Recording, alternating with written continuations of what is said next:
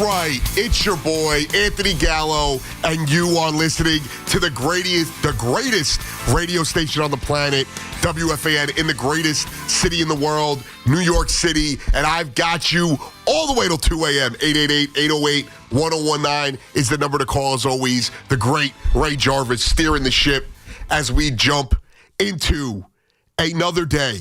You know, when the football season ends, you think, as a non-New York football fan, that we couldn't have to talk about this team, the Giants, the Jets, any longer.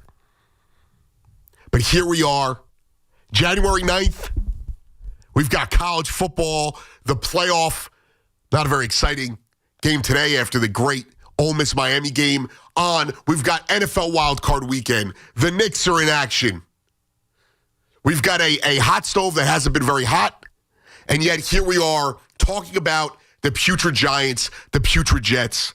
And before I jump any further, I wanted to shout out the great Chris Carino, who, you know, obviously we're following the Nets. And Chris just won New York Sportscaster of the Year, one of the all-time great guys in this industry.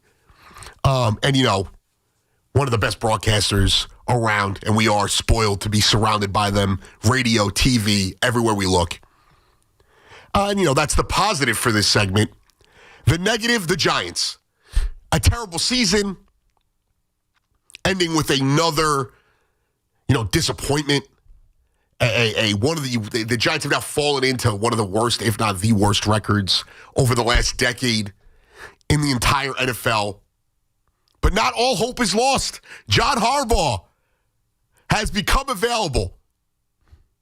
But I'm also here to tell you that not all hope is lost, because there is a stacked group of coaches out there that even if Harbaugh, who should be the target, is not gotten, if they cannot hire the Super Bowl winning head coach, the winningest head coach in the Ravens organization, there are other guys to point to. But make no mistake, the Giants must go all out to get Harbaugh.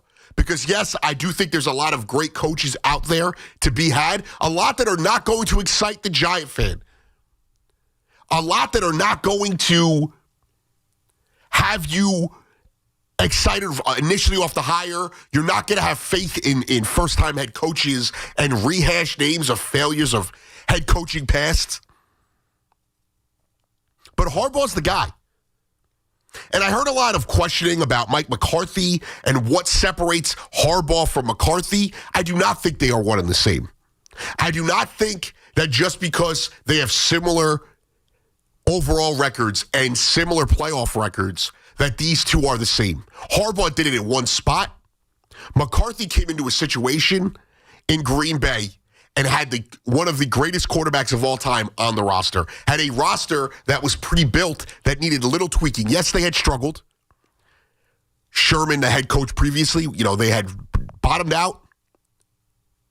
And he had to take what was given to him, which was Aaron Rodgers, and a stable franchise, and was able to build that into what was a winner. Harbaugh had and then obviously goes to Dallas, which was, again, already built up and was contending and was not able to get them over the hill. Harbaugh had to not only rebuild the Ravens, but then rebuild them again by getting another quarterback. Going from Flacco, which was a risk, and he got killed for drafting him out of Delaware, and then turning around and being smart enough to trade up to that 30th pick, or 31st, whatever it was, to select Lamar Jackson. One to this day that I cannot believe that guy was allowed to slide to where he was. To this day, I will not forgive my own organization. Although, you know, number one seed, they got Bo Nix. It took some time, 8 years, and they got it figured out. But I will not forgive them for not being able to select Lamar Jackson. He had the wherewithal to do that. He built up the defense several times. He built up the offense several times. Was able to get a lot out of guys who were not great. How many times up until this last 2 years where you added Derrick Henry? And yes, we all know DeAndre Hopkins, but it is not like he had much left in the tank. How many times did that Ravens offense have a lot of guys whose names were not great, but he got the most out of that talent. Harbaugh is the guy. But I heard a lot on this station that he's the only choice. And if they whiff on him, they are somehow in trouble. No, they are not. And no, they aren't the most attractive job in football. That would be the Ravens. I think the Dolphins are neck and neck with the Giants. But I do think the Giants can get Harbaugh, and that drastically flips the entire thing on its head. And he is the guy. They must go all in if that means firing Joe Shane. If that means bringing him in and he says, I don't like the roster, that means bring him in. He's not going to do that. But if he told you, hey, I don't think Jackson Dart's the QB, well, then you take the coach over the quarterback, in my opinion. But that's not going to happen. Jackson Dart has shown you he's definitely better than anything coming out of this college class, and I'll die on that hill. I wasn't even a big Jackson Dart fan last year. But what I've seen out of these college QBs, that guy is better. He would be the number one overall selection if he was in this year's draft. But John Harbaugh is the guy.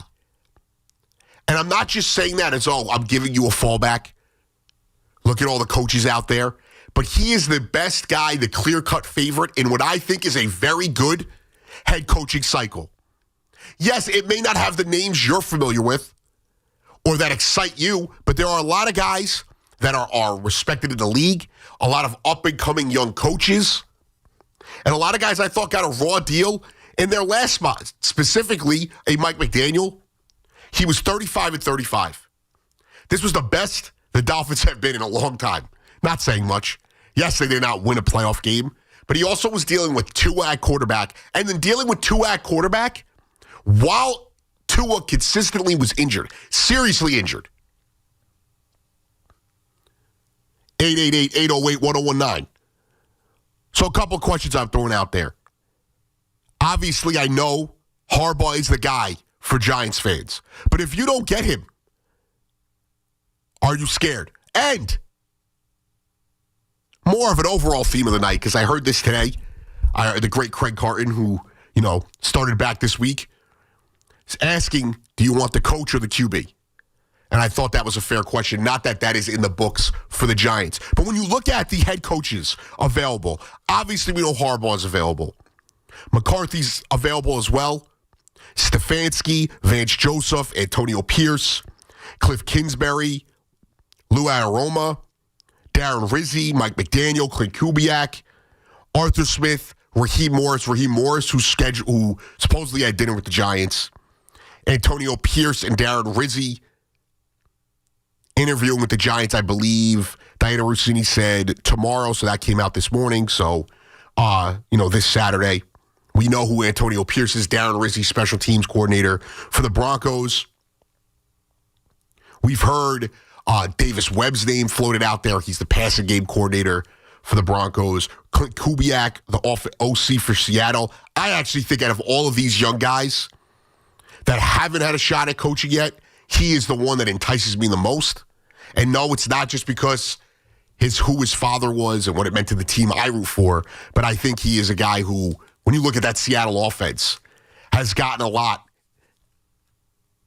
them to the number one seed. And that's with Sam Darnold at times not being as great as the numbers have shown. Arthur Smith, I'm not crazy about him. A lot of people have high regards for him. Cliff Kingsbury knows how to pick an offense. Not crazy about him as a head coach. I actually like Mike McDaniels. I think Vance Joseph is deserving of another shot. Again, a guy that when he was head coach, it's not like the Broncos bottomed out. He had Trevor Siemian starting at quarterback and Paxton Lynch starting at quarterback. Kevin Stefanski, who at times I haven't been very high on, but he is an accomplished coach in the sense that he's won awards. He also kind of got screwed with the Deshaun Watson case. I think he kind of shot himself in the foot this year while the way he managed Shedeur Sanders and felt like he actively hated the kid. But I do think he is a good coach. So there are guys out there that I think are enticing. And these are not pipe dreams. You don't have to look to college. You don't have to look and pray that Mike Tomlin somehow gets fired. But Harbaugh's the guy, and he stands far ahead of all of these guys. And they have to do everything to go and get him. As someone who's been very critical of Sean Payton and my team, there's no doubt that Sean Payton has done a fantastic job with the Broncos. I question his play calling at times. When you get a guy in there who has done it before, has remade rosters not once but twice, you can argue 3 times, but I mean quarterback, defense, offense, the entire boatload. Knows how to build an offensive line. Knows how to put the right staff in place. Has worked with masterminds when it comes to picking skill. Ozzie Newsome, when he was the Ravens GM for 20-odd years, is one of the best GMs to ever do it. You don't think you pick up something from working with a guy like that? And if he wants complete control of the staff, of the roster, you give it to him. If he doesn't want to work with Joe Schoen, you get rid of Joe Schoen and you get a guy in here he wants to work with. Now, I don't think it's out of the realm of possibilities that he does like Joe Schoen and wants to work with him. We've seen it happen before. We've also seen the flip side. Liam Cohen didn't want to work with Trent Baalke. They got rid of Baalke. They brought in the guy they wanted. And this is the guy that the fans want, the organization wants. 888-808-1019. We got a lot more to get into. Not a lot of time. We'll react to the Knicks' loss or win. They're losing right now. I hope I didn't just jinx it, but maybe I reverse jinxed it. They are down 9 right now. We'll react to that. We'll get into the Jets.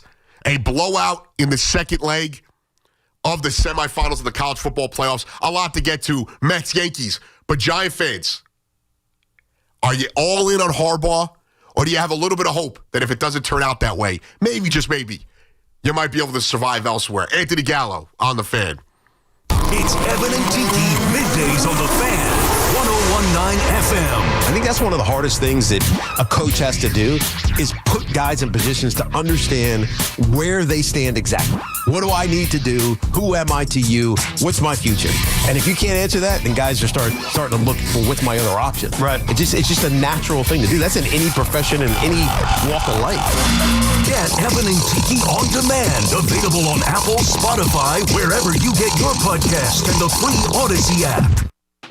Salicata here, and wow, are we thrilled with the incredible job CertaPro Painters did on our house.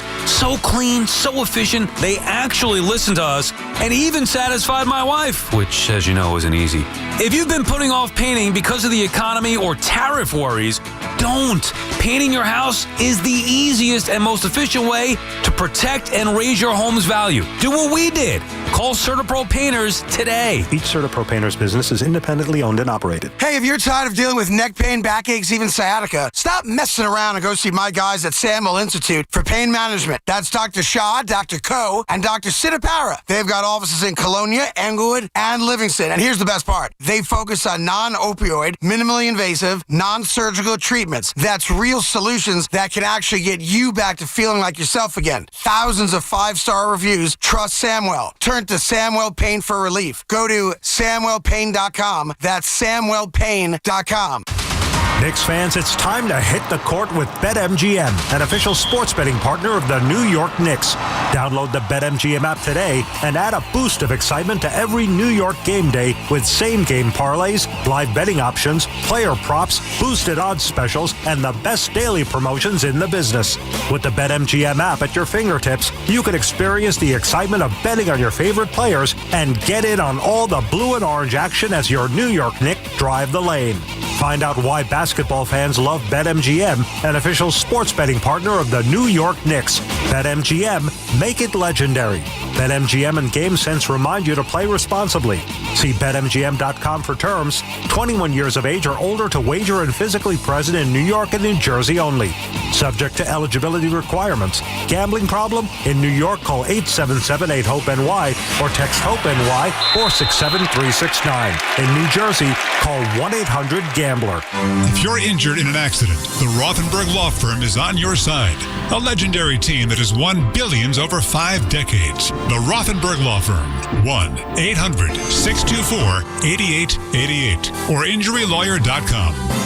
Town Fair Tire sells Continental winter tires for the guaranteed lowest price because we stock more Continental tires than any other tire dealer. So we buy for less, and we sell Continental winter tires for less. Plus, you always get more from Town Fair. Yes, more free services than any other tire dealer. Now with over 120 locations and still growing. Nobody beats a Town Fair tire deal. I mean, nobody. Name brands at discount prices. Town Fair Tire. Visit your local Kia dealers to discover what happens when rugged capability meets true performance. It's the perfect balance of quality, dependability, power, and style. Learn more at kia.com. Kia, movement that inspires. It all comes down to this, folks. Yep, the entire season is on the line. But my throat has officially thrown in the towel. Sounds like you need Vicks VapoCool drops. They're max strength and vaporize sore throat pain. Whoa! These VapoCool drops hit fast. Speaking of fast, did you just see that play? Yeah, he vaporized that ball. That pun should have come with a penalty. Vaporize sore throat pain with Vicks VapoCool drops. Use as directed. I know that hiring can be challenging. You need someone to match your role perfectly. Well, now you can meet them fast on ZipRecruiter. Build your team, build it sooner. Meet your match on ZipRecruiter. Just head to ZipRecruiter.com/free right now to try it for free. That's ZipRecruiter.com/free. Meet your match on ZipRecruiter. Try it free. Cars for Kids, your trusted charity for car donations, also accepts donations of boats, RVs, motorcycles, and real estate. Call today, 877-CARS-FOR-KIDS. Got something to say about your team? Call 888-808-1019.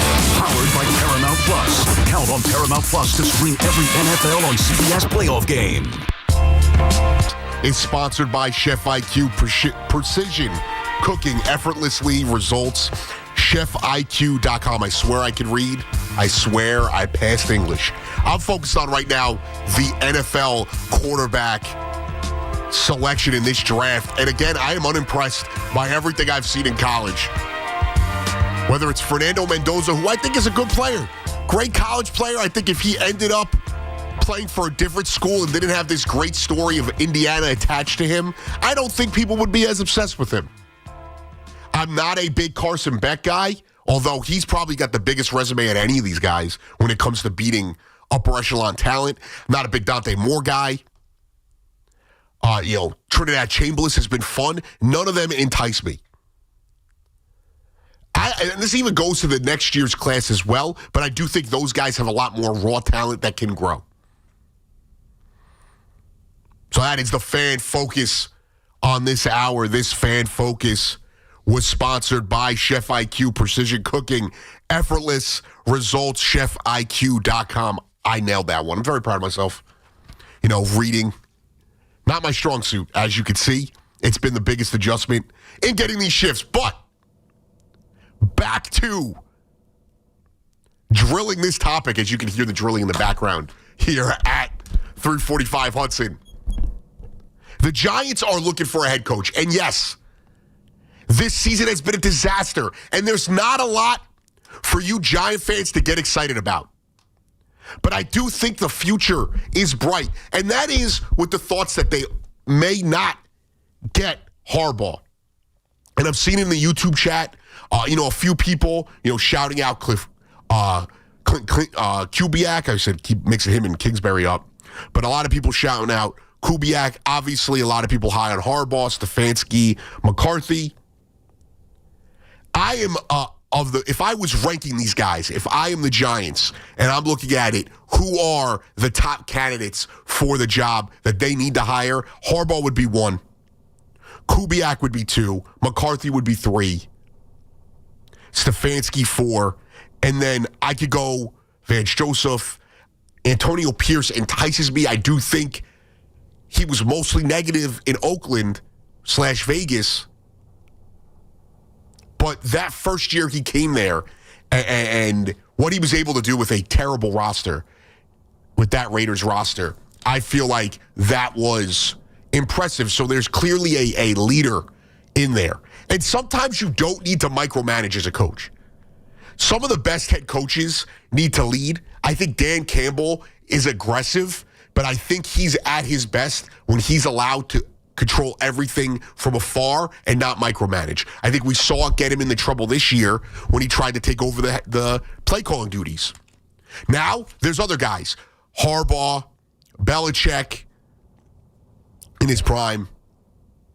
I think Sean Payton, guys like that, who when they micromanage their main skill sets, they've really flourished. I think the CEO type, it's a trait, and it doesn't necessarily mean you're impacting just one facet of coaching. I hate when I hear, the one thing I have to say is, I hate this, you had a defensive coach. Now you need an offensive coach. That is the dumbest thing. You need the best coach. You need the best coach. And there's tons of defensive coaches in the league that flourish. And the funny thing is, when I look at a lot of the offensive coaches, take Andy Reid out of the equation. When I look at a lot of the offensive coaches that flourish, it's usually because their defense is ridiculous. Look at Sean Payton. Yes, the offense at times is very good. But he's had the best defense the last 2 years. Or, one of the best. Arguably the best defense over the last 2 seasons. Ray calling me Homer. Arguably. If I'm being objective. Even at times, Andy Reid's second win with the Chiefs, when they were plowing through it and getting back to the Super Bowl, yes, the offense mattered. The defense was upgraded exponentially. So there are guys out there that you can win with that are defensive coaches. So I hate that notion. Yes, you want to take the most, it doesn't matter what Harbaugh was. He's the best coach available. But I don't want to just see people saying, they have to hire this coach because he's an offensive mind. I think it's ridiculous. Also, shout out to the chat. A few people saying Antonio Pierce could be defensive coordinator. Again, would be very smart to have a fully fleshed out staff. 888-808-1019. James in North Arlington. What's going on, James? Well, thank you for taking my call. Thank you for calling. The one thing about the New York market, this is going to really throw you off a little bit. I just came from the bull riding at the Garden. Okay. They had about 4,000 people there. So obviously, in the New York market, people will come out. What can I say? They'll come out and see bull riding, which is a pretty cool sport. But the thing with the Giants... Okay, I was a bit afraid. I thought you were about to give us a bull riding take. I was like, sorry, bud. Out of my element. But what's your Giants take? Well, no, but my take is that the fact of the matter is that, unfortunately, in some ways, because the Giants, the Jets, the Yankees, they do so well in attendance. They definitely do need the right coach. They need to win. But does it really matter anymore, unfortunately, because it seems like in this market with 8, 10, 20 million people, I think that makes it a little bit harder. Harder is the wrong word. They're making so much money that if they don't do well with who they pick, they're still going to have sellouts. And I think that sort of changes the dynamics of other parts of the country where if the team doesn't do well, like in Carolina, they're finally drawing a little bit. Look at the Pirates. They never I appreciate the call, but I was just going to go, and I'm sorry I cut you off there. I was just going to go to the extremes there and say the only sport that really struggles with attendance with certain teams, and it's not all teams, because if you really looked at it, a lot of the sports have done well with attendance over the last few years after recovering in 2020.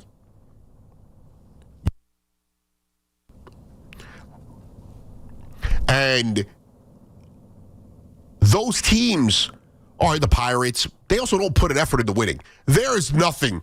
The money is not the reason why these teams have a lack of urgency. Maybe Woody Johnson at times, if you want to go that way, but I'm sure he wants to win.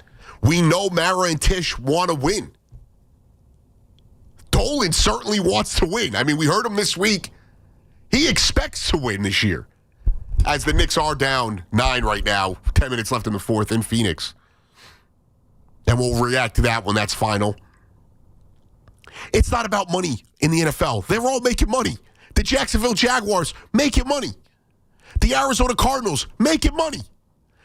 The Jets, the Giants, they're putrid. They're making a lot of money. The Giants are a proud organization. And they may have fallen from the top. You know, one of these, historic franchises that your grandfathers and your fathers tell you about, the glory days. Those days are long gone. But it does not mean they are not a proud franchise. It doesn't mean they're not trying to grasp back at what is the ultimate goal. And yes, the Super Bowl is what matters most, but also competency on a level of, year in, year out consistency.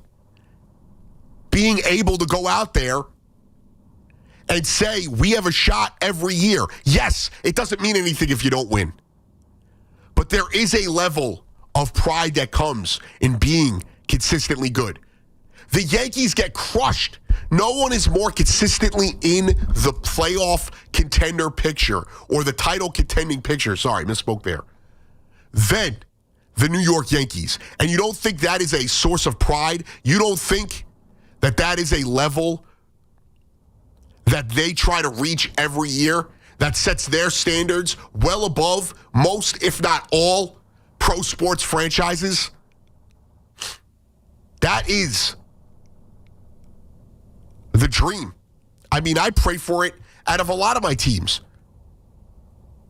888-808-1019. We'll take a quick break. We'll come right back. Should the Jets even ponder taking a quarterback in this year's draft? We'll continue the Giants conversation as well. Anthony Gallo, back after this. Wake up with Boomer and Gio. Mornings 6 to 10 on WFAN, WFAN FM, WFAN FM HD1, New York, and Odyssey Sports Station. Talk sports here. 888-808-1019. Powered by Paramount Plus. Count on Paramount Plus to stream every NFL on CBS playoff game.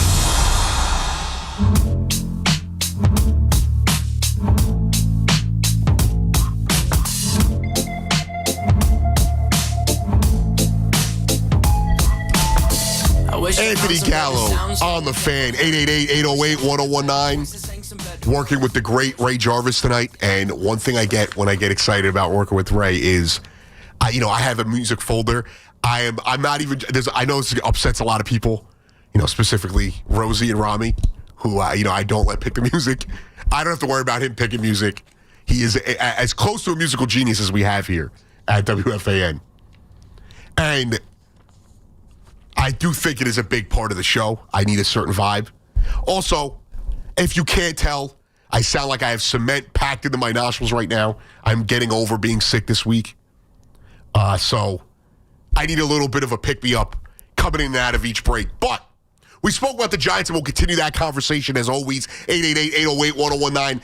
But the one thing I've noticed, and I'm not the all-time biggest college football fan. I watch all the big games. I love, whether it's the Iron Bowl, Ohio State, Michigan, the playoffs, the conference championships, whatever the primetime matchup is, earlier in the year, whether it was like an Oregon, Penn State type matchup, all those things. I do get excited for that in the college football season. I watch every Rutgers game. Growing up in that area, I became more of a fan of that team. Grew up a Florida fan, so I watch a lot of their games, pick and choose players I like. But watching this year and being invested because of what the last 2 years have meant to this market quarterback-wise, whether it's the Giants this previous year, the Jets this year, maybe the Jets next year, I have focused in on a lot of the QB prospects. A lot of them have been flops early, and then we've had guys like Mendoza and Trinidad Chambliss who have kind of skyrocketed, and Chambliss has rejected his 6th year of eligibility, so he'll be in the draft this year. Jets picking 2, Raiders are picking 1. So the Jets will have a choice at a quarterback. But does that mean they should take a quarterback? No. In my opinion, and again, I am talking about this stuff. I do not get paid to build a roster. Now, if I'm sitting at home late at night playing franchise mode, tell me a different story, because I'm the greatest GM in the history of the virtual universe. But I don't get paid to do that. I get paid to criticize the guys who actually do it. But watching these quarterbacks, I am unimpressed by any of these guys said to be day one prospects. Ty Simpson, not a fan. Dante Moore, I probably like him more than anyone else in this draft, but also not a fan. Chambliss, great story, not a fan. Fernando Mendoza, good quarterback, not a fan.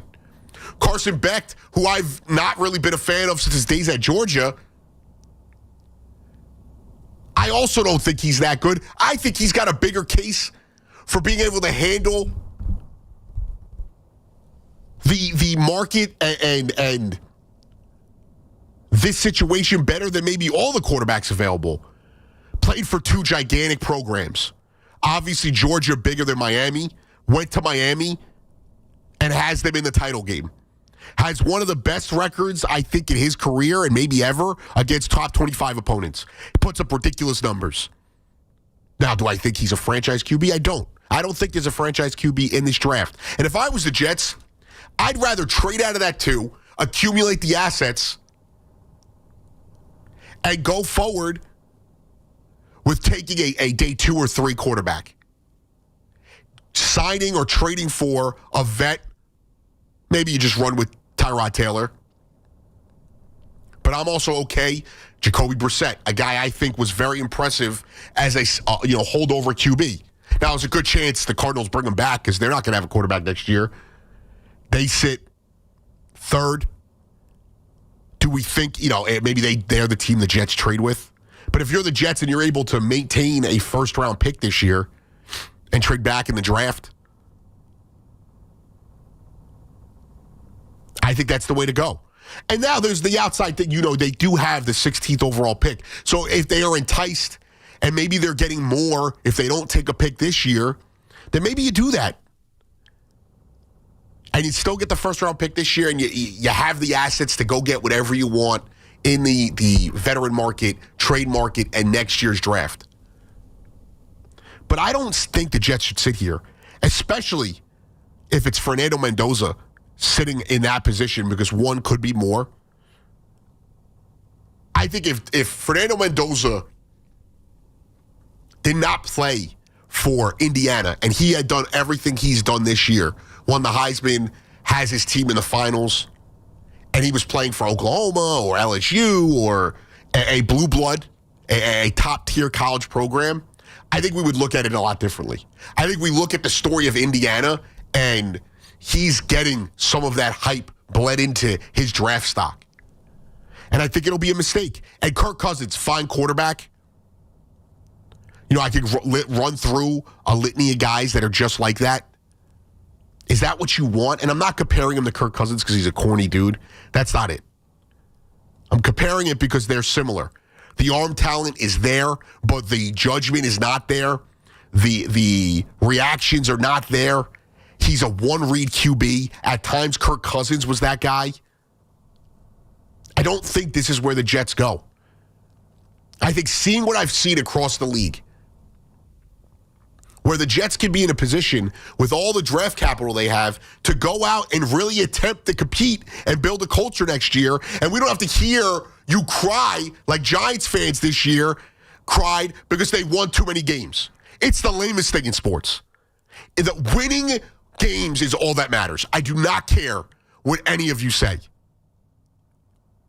If the Jets had gotten Trevor Lawrence that year, would their situation be much different? Sure, maybe they're a 7-8-win team consistently. You have to build the culture, the foundation, the product, the program, if you will, lack of a better word. The quarterback is not just going to bring you there if he is not the guy. But you can supplement decent quarterback play by having a great culture and roster. Coaching. So the Jets have the ability right now. If that organization, if Muji and Glenn actually believe in Mendoza or whatever quarterback it is in this draft, sure, you take the guy you love. I hated the Bo Nix pick. Again, clearly, I have a track record here of not being very good at reading the quarterback situation. But I hated the Bo Nix pick. But the one thing I said was, The Broncos came into that draft, and it was Caleb Williams and Jaden Daniels as their top two guys. And I said, if they truly loved Bo Nix and were just taking him because he was the next best quarterback available, then I was like, fine, I'm going to trust their judgment. Sean Payton's been doing this a long time. So if Glenn and Muji truly love a guy, fine. You have to trust it because that's what they get paid to do. Muji was a part of that Bo Nix process in Denver. He was a part of building playoff teams. He didn't just get there with Sean Payton. He was there for a while. Different roles, but he was there. Part of scouting. They can do anything they want, whether they trade this pick or not. But if they trade this pick and they are able to, let's just dream a little bit. Let's say the Cardinals at 3 or New Orleans, maybe they don't go after it, but let's just say the Cardinals at 3, maybe Cleveland at 6. One of those teams want to trade with you. You swap picks, you add, whatever it is, a second, maybe a next year third-round pick. You build up that draft capital. You still have your pick in this draft. You get the best player on the board that's not a QB. Second best player on the board that's not a QB. You need players. Your roster's terrible. It's the worst in the league. I'd argue tooth and nail that the Jets have the worst roster in the league. I think they have a good offensive line. That's something to be hopeful about. They have 2, 3 receiving targets. I think Mason Taylor's a good player. I think A.D. Mitchell is a guy with a lot of potential. Garrett Wilson, one of the best wideouts in the league. Breece Hall, if he comes back or not, again, doesn't do anything for me. I don't think he's a game changer. I think he's a great, 5 to 15 type running back.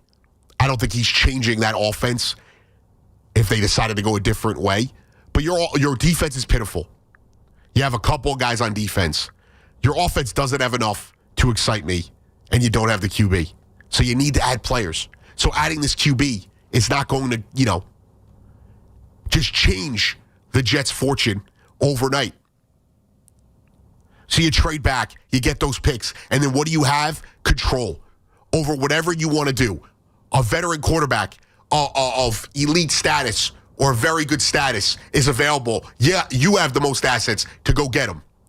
Next year, you win too many games. You're at 7, 8. There's no such thing. You win 8 games.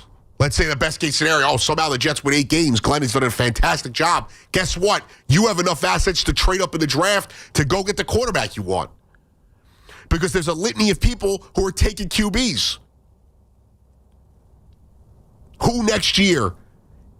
The Cowboys, you own their first-round pick next year. To do a lot of the forecasting in the NFL, you either have to predict trades or injuries for a lot of next year's who's going to need a QB situation. Sure, the Falcons could want to move on from Penix. Maybe Cam Ward bottoms out. I don't think so. I think the guy has a lot of talent. So the Jets do not need, and in my opinion, shouldn't take a quarterback at number 2 this year. But what do you think? 888-808-1019.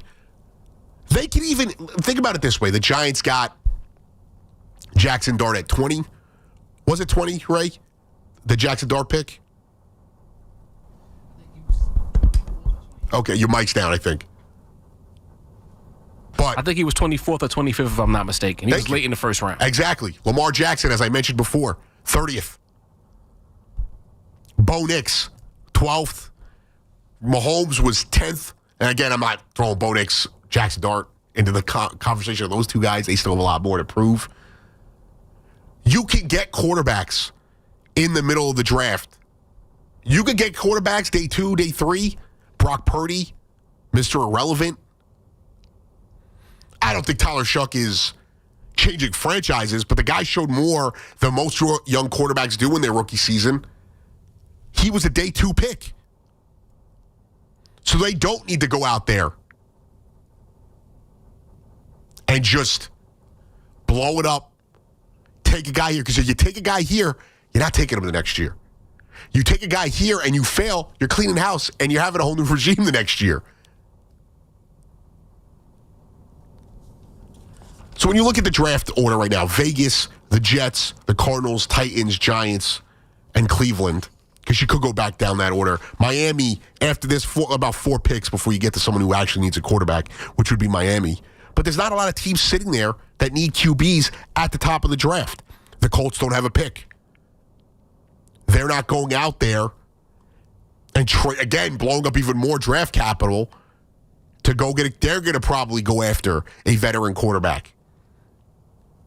In the playoffs, is there anyone really you're looking at saying, oh, they need a quarterback?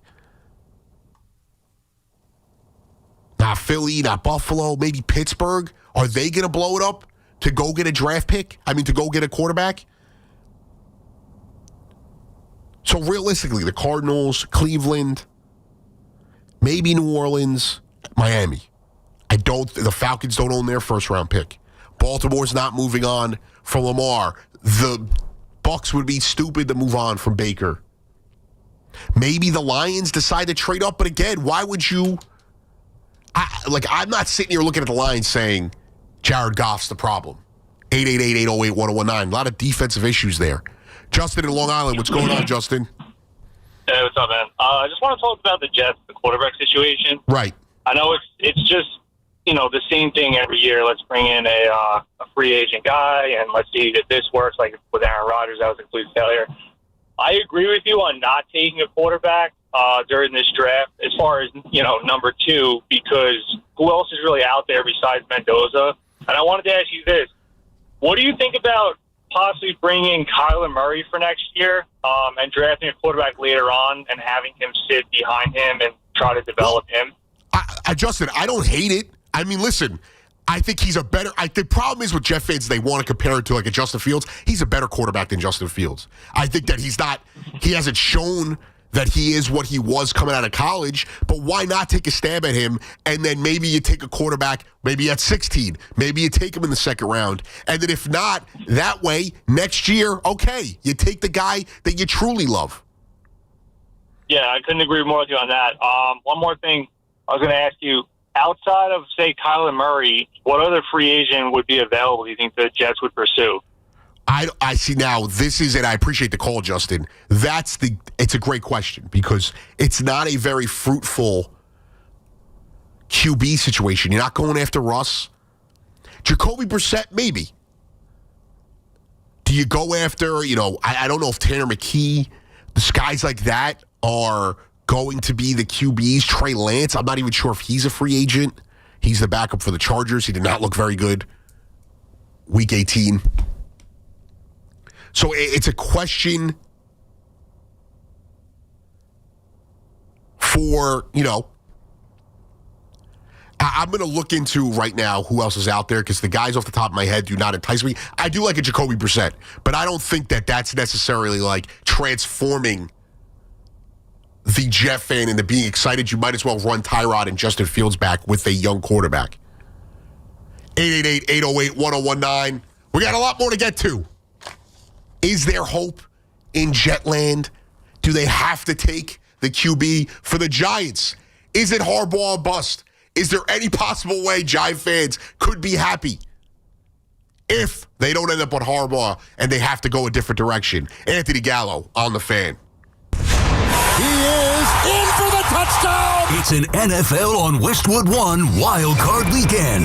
4:30 tomorrow with the Rams and Panthers, followed by the Packers and Bears. And it is good! Sunday, we kick off at 1 with the Bills and Jaguars. Then it's the 49ers and Eagles, followed by the Chargers and Patriots. Touchdown! The home of Super Bowl 60 is the Fan. 101.9 FM and always live on the free Odyssey app.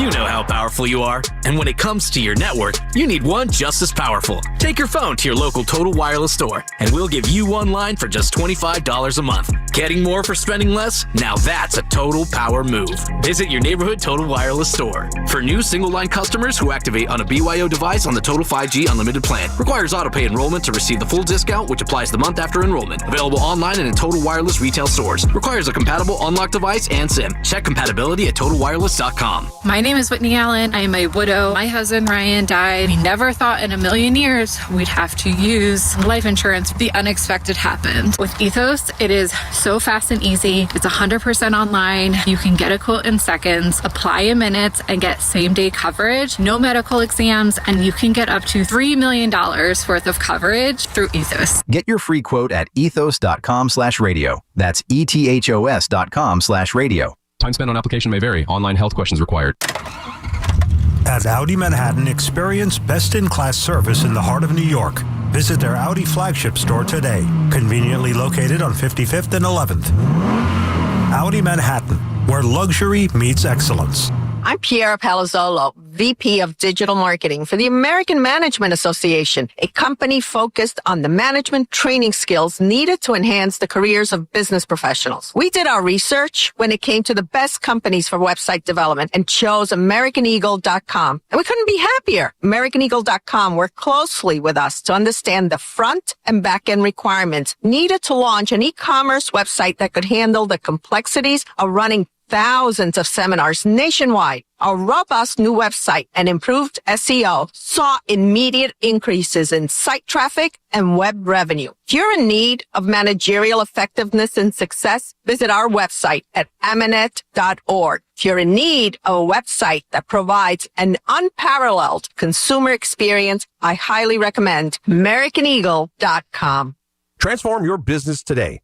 Dial 877-WebNow1 for a free digital consultation with AmericanEagle.com. I'm Piera Palazzolo, VP of Digital Marketing for the American Management Association, a company focused on the management training skills needed to enhance the careers of business professionals. We did our research when it came to the best companies for website development and chose AmericanEagle.com. And we couldn't be happier. AmericanEagle.com worked closely with us to understand the front and back end requirements needed to launch an e-commerce website that could handle the complexities of running thousands of seminars nationwide. Our robust new website and improved SEO saw immediate increases in site traffic and web revenue. If you're in need of managerial effectiveness and success, visit our website at amanet.org. If you're in need of a website that provides an unparalleled consumer experience, I highly recommend AmericanEagle.com.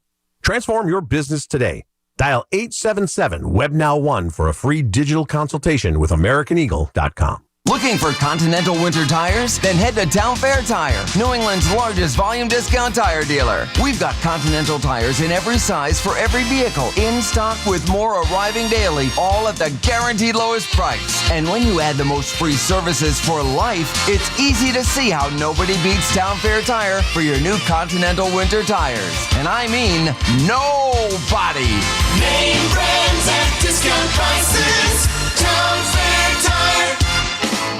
Orgavatazona? Is that a word? In the 2026 Kia Sportage Turbo Hybrid, it might as well be, because it can be one road trip.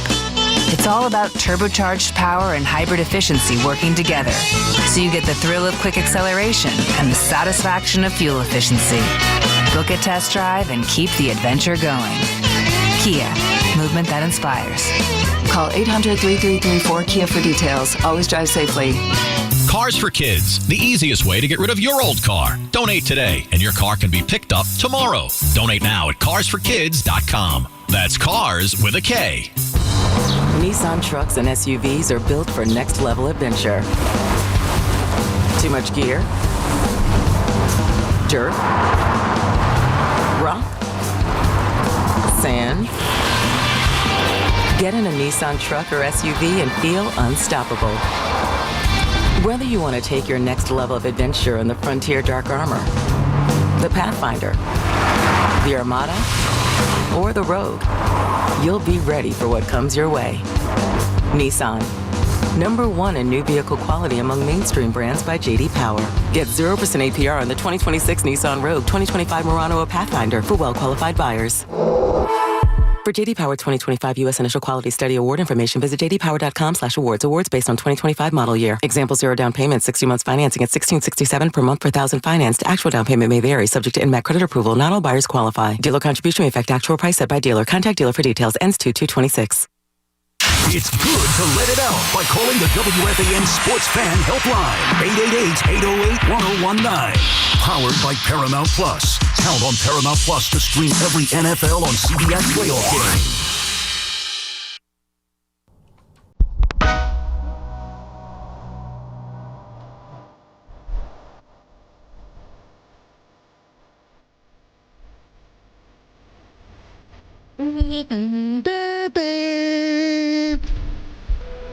Feeling like I never ever felt before today.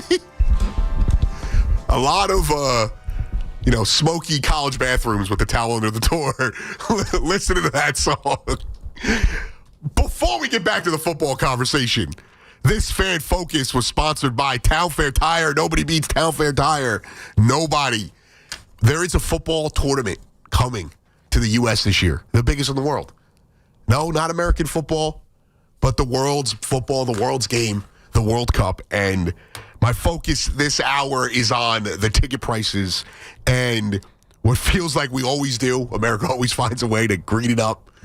And I'm trying to go to some games. I got a lot of, interests in that sport. And ticket prices for games like the Ivory Coast versus Curacao are $500 get-ins. My girlfriend's family, she is Haitian and African-American. We're trying to go see Haiti play Scotland. You're talking about two teams that may not play a fourth game in this tournament, $500 get-in price. To go see the U.S. play a group stage, $1,000 get-in price. The greed is insane. There is not, and we think that these sports organizations here are somehow corrupt. Look at the FIFA. There is not a more corrupt organization in the world than FIFA. Now, I'm going to be hyped up. I'll tell you that much. I'm going to watch every game because I'm a sheep. Just like I told you before. If this is an MLB lockout, I'm going to watch the replacement players. Why? Because I'm a sheep and I'll drink the Kool-Aid. Whatever flavor it is. But it is frustrating, especially when we are on the world stage.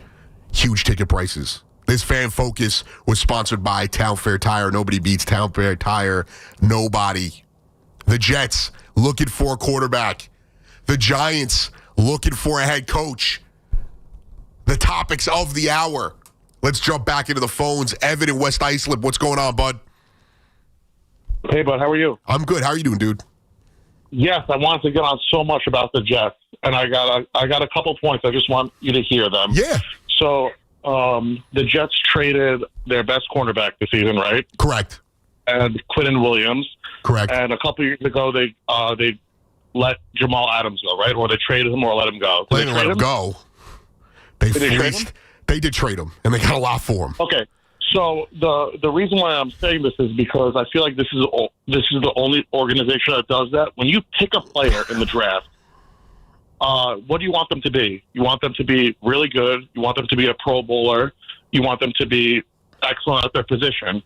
So the reason why I'm saying this is like they're letting players go that are young and really, really good. So when you pick a cornerback, who's going to be better than a Jamal Adams that was a Pro Bowl player, and who's going to be better than? Wow, who's going to be better than the person that they traded to the Colts? Who's going to be better than Quinnen Williams? Like, what do you expect with these draft picks if they're already really, really good? I'm not understanding why they're trading away young assets. Well, they're not young, though. Sauce Gardner's the only young player they traded away. Quinnen Williams was here for almost he's 28, 29 years old. And I get you. I get your point. Williams was the problem? No, but he also wasn't the solution. Now, Ev, you're not wrong. I'm not telling you you're wrong. Now, Jamal Adams stunk. He was the most overrated player, and I mean this respectfully. You Jet fans did it to yourself, but you know what? You fleeced the Seahawks, and you got a ton for him. Sauce Gardner was a great corner. He was one of the 5 to 10 best corners in the league. Now, do I think that they had to trade him? No, you got to haul for him. And the one thing I will say, Evan, is Sauce Gardner was not going to be the piece that made or break the Jets next season. I will say this. Quinton Williams, again, also an elite player. He was older. He also didn't want to be here. So do you want a player who did not want to be here? No, I agree with that. But I'm saying he didn't want to be here because the team sucked. Yeah, but there's guys who play for. You bring in Justin Fields, and the offense being terrible, and Garrett Wilson being upset. Like, Justin Fields got benched on the Steelers after he didn't lose a game. Like, he wasn't the answer. Like, the Quinton Williams and Sauce Gardner weren't the problems. I feel like they should have kept them. But then they're missing a QB, like you're saying. Like, they're not a quarterback away, though, Evan. That's my point. And I appreciate the call. You're not wrong. Your sentiment, and I will agree with you on Sauce Gardner. Like, they didn't need to trade him. They got a lot for him. Who's to say the Jets even offered him to anybody? Well, it sounds like the Colts just called. And they were like, hey, we'll give you this. And the Jets are like, wait, really? And they did the trade.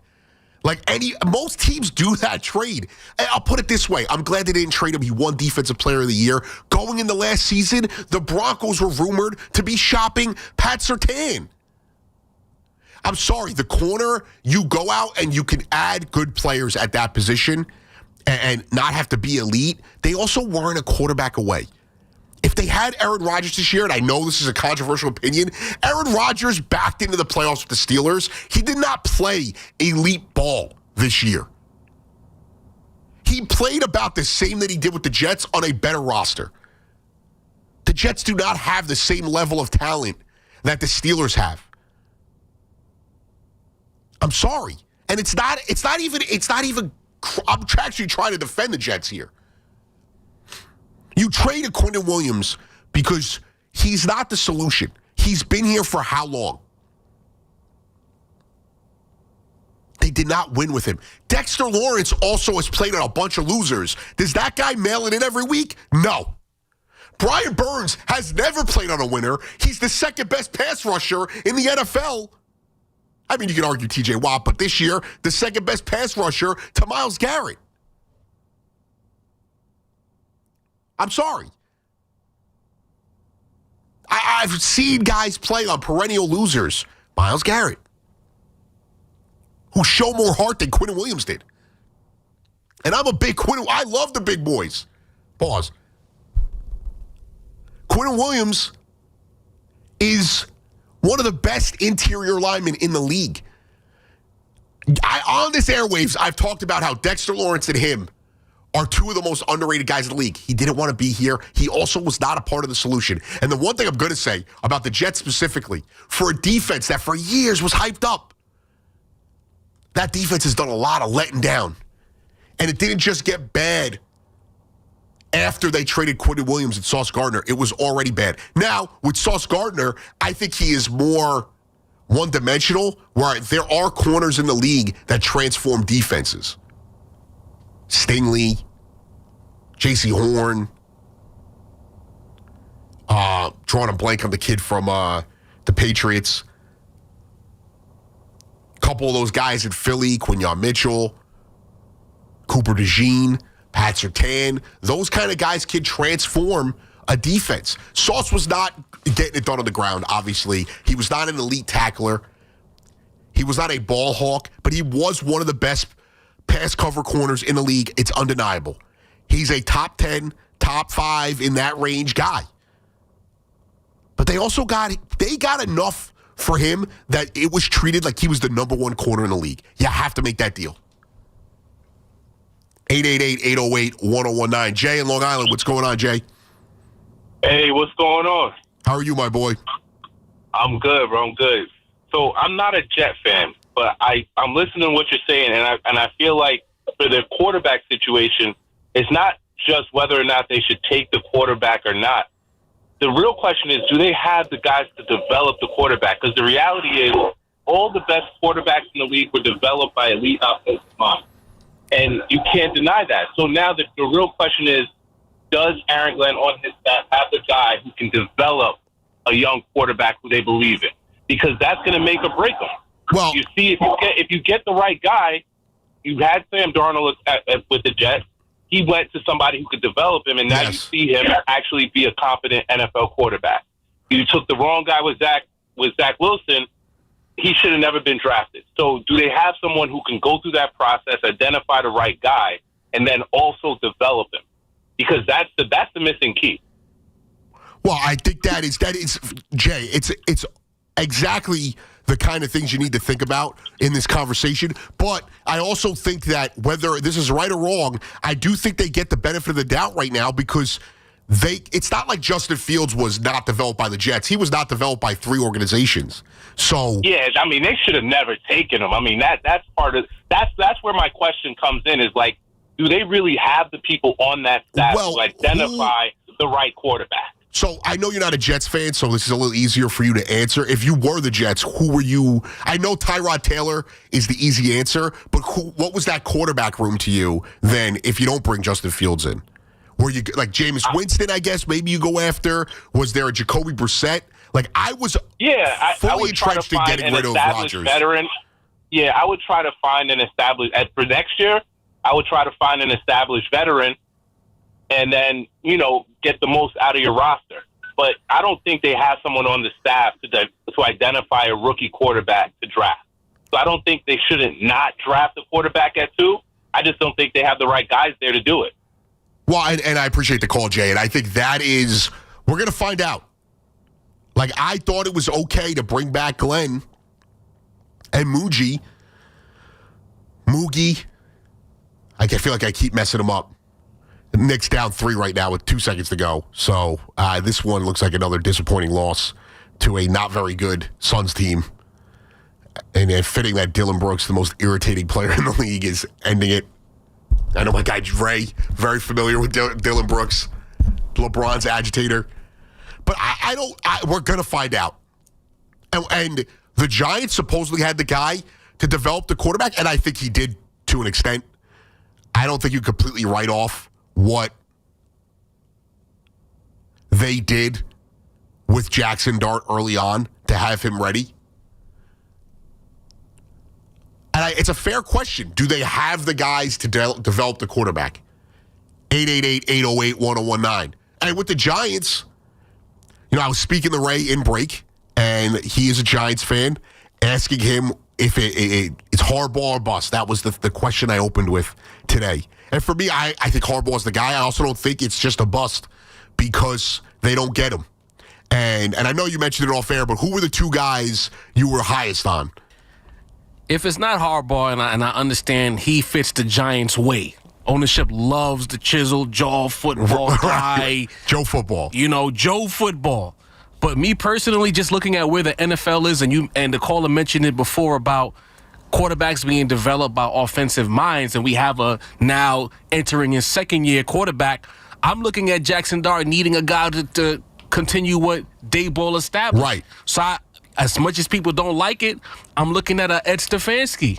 I think he's proven with poor quarterbacks over the years, winning multiple coaches of the year, that if you give him the right situation, and people would say the Giants are the right situation right now, and a young quarterback, young talented wide receiver, we have to see what he looks like coming off the ACL. The Giants are a prime position for Ed Stefanski to continue and maybe change the narrative after everything that happened with Shedeur Sanders. But for me, my sleeper pick and the guy that I've had my eyes on the entire time. Kevin Stefanski. Kevin Stefanski. I said Ed Stefanski. Yeah. I don't know why I did that. Well, but nevertheless, probably still better than Kafka. So listen, Kafka, any person that's as easy to draw as Kafka is, we don't want him coaching football. Right, no. fair.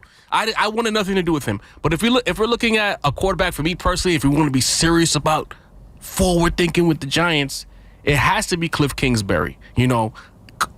Al might not like me saying this, but I like what he did in Arizona. Things didn't quite work out the way we wanted it to, but the quarterback in Arizona, Kyler Murray, had his best years alongside Cliff Kingsbury. He did, and he has proven. Again, I like him more. And again, it doesn't mean he can't come here and be an OC. I do think he's going to end up being a head coach. Pipe dream, maybe. Oh, yeah. But even a guy like Stefanski, again, was a good offensive mind. Not necessarily a good offensive coach. I do agree with you that you need someone to come in and develop a QB. Now, if they go get Harbaugh, maybe there's a potential that a guy like, and again, you're going to call me a homer, a Davis Webb, who was the QB coach, passing game coordinator, could come in and be the OC under Harbaugh. Okay. And again, Harbaugh's probably, handling those duties, but you have a guy who has been a part of developing a quarterback. Yeah. So there are those aspects. I don't hate it. And I said this to you all fair, too. I hate the notion that you failed with a first-time head coach or a coordinator type, that you can't go back down that route. And it's not true. Like, you don't just go after the shiny object. If you don't get Harbaugh, it doesn't mean you're going after Stefanski because he has experience. You're going after him because you think he's the best guy for the job. Right. And whether it's in my opinion, I like Clint Kubiak. There's a couple of other guys out there that could be, some of the names have faded, but I don't hate it. But I also don't hate the two guys you mentioned. My only thing with Kingsbury is I don't know how he'd handle the market. Right. I don't think Kevin Stefanski is going to be struggling with that, because what he dealt with this year with Shedeur Sanders and Dylan Gabriel, there was a lot of media around the Browns this year. I did the Sunday show on the network. You mentioned Shedeur Sanders' name, and a wildfire starts. Exactly. So that guy was dealing with the media pressure. Obviously, a whole new ballgame here, but I don't hate it. I'm not the biggest fan of either of those guys, but again, if they hired them, I'm not going to crush the Giants for that. Right. I think, and that's the thing that the Giants are up against as well, where every decision becomes an opportunity to crush the Giants because they don't have the equity they once had as an NFL brand. And going back to Kingsbury, I just look at him. He's a pipe dream for me personally because I just think he's too pretty to be a Giants head coach. I don't think they bring in the fly guy to coach the football team here in New York. But I would like to have him. I think him and Jackson Dart are almost tailor-made for each other as an offensive mind and forward thinking. But if you're telling me that I have to live with Jim Harbaugh as the Giants head coach, and it's not like it's a downgrade by any stretch, I do want a coordinator on the offensive side that's forward thinking. And if no one wants to hire Mike McDaniel, I was just going to say, come on down to New York City. Maybe he's got to take a year off and be an OC. Maybe he doesn't want to be a head coach again. I love the Dolphins playbook. I don't think the issue was ever X's and O's. I think that, as you mentioned, Tua, and I just think Mike McDaniel, call it what you want. NFL is the ultimate machismo sport. I think a guy that looks like him, that carries himself the way he does, call it what it is, he has a hard time grabbing the locker room, standing on the box in the locker room. The locker room, you know? So, but if you're telling me AP, Antonio Pierce, defensive coordinator, Mike McDaniel, offensive coordinator, chiseled jaw Harbaugh as our head coach, sign me up. I'm here for that. I don't hate, I honestly, the McDaniels thing, I hope that if the Broncos lose one of these guys on their staff, they bring in McDaniels to help out Sean Payton, who sometimes annoys me with the play calling. But it's right. It's a possibility. If you go get Harbaugh, whoever is the best coordinators that don't get head coaching jobs, they're going to be lining up to go work with him. Now, the one guy which I think is, if you're going defense, the guy I think out there that's not a Harbaugh would be Flores, but that's not happening with the Giants. There's 3 teams in the league. Bad relationship there, the lawsuit, everything like that. There's 3 teams he's never coaching for until that lawsuit's gone. The Giants happen to be one of them. So I don't hate it. I don't hate it. And I do think, again, this conversation is the exact reason why, if you're a Giants fan, you shouldn't be nervous about this coaching search if you don't get Harbaugh. And so there's a lot of candidates out there. Again, I'll read them out to you. Obviously, we know Harbaugh, Stefanski. We mentioned Kingsbury, McDaniels. I don't think he's going to be the head coach. Maybe, again, he takes another year off and becomes an OC. Maybe he just takes a year off. Clint Kubiak, I like him. Lou Anarumo, I know a lot of people are high on him. Darren Rizzi, that would be a terrible. Listen, I'm a homer, yes, for the Broncos, but that would be a terrible selection. Again, there's a couple of these special teams guys that end up being the coaches of the future, and you never see it coming, but I can't get behind that. I do think, here is my homer, I do think Vance Joseph should get another shot eventually. I think what happened to him the first time in Denver was not a complete debacle. I think that second year, they had crazy, personality types in that locker room. Specifically Russell Okung and Aqib Talib fist fighting in the locker room reportedly, did not end well. I do think he also got screwed because they never had the QB. Whether it was Trevor Siemian or Paxton Lynch, it was a disaster. So I do think he's a guy who could get another shot. And you bring in a Harbaugh. We mentioned McDaniels. If the Giants go out there and get Harbaugh and a guy like McDaniel and, Pierce are your coordinators, if you're a Giant fan, you are high-stepping to the moon. 888-808-1037. 1019. We got a lot more to get to. I got you all the way till 2 a.m. Coming up next, we'll continue the Giants conversation, the Jets conversation, and so much more on The Fan. It's The Carton Show with Craig Carton and Chris McMonagle. Afternoons 2 to 7 on The Fan, 1019 FM. Live in studio, Rob Manfred. I want to ask you about realignment. Can we envision a time where Yankees and Mets are in the same division? I think if you did it, I think you would try to keep the two-team cities separate. Get The Carton Show on demand. Available on Apple, Spotify, wherever you get your podcasts, and the free Odyssey app. I'm Bob Burke, founder and chairman of Burke America Parts Group, a family of brands that includes RepairClinic.com, an appliance and HVAC parts solution company that's grown into an international brand. Before AmericanEagle.com, we partially launched a new technology platform developed by another firm.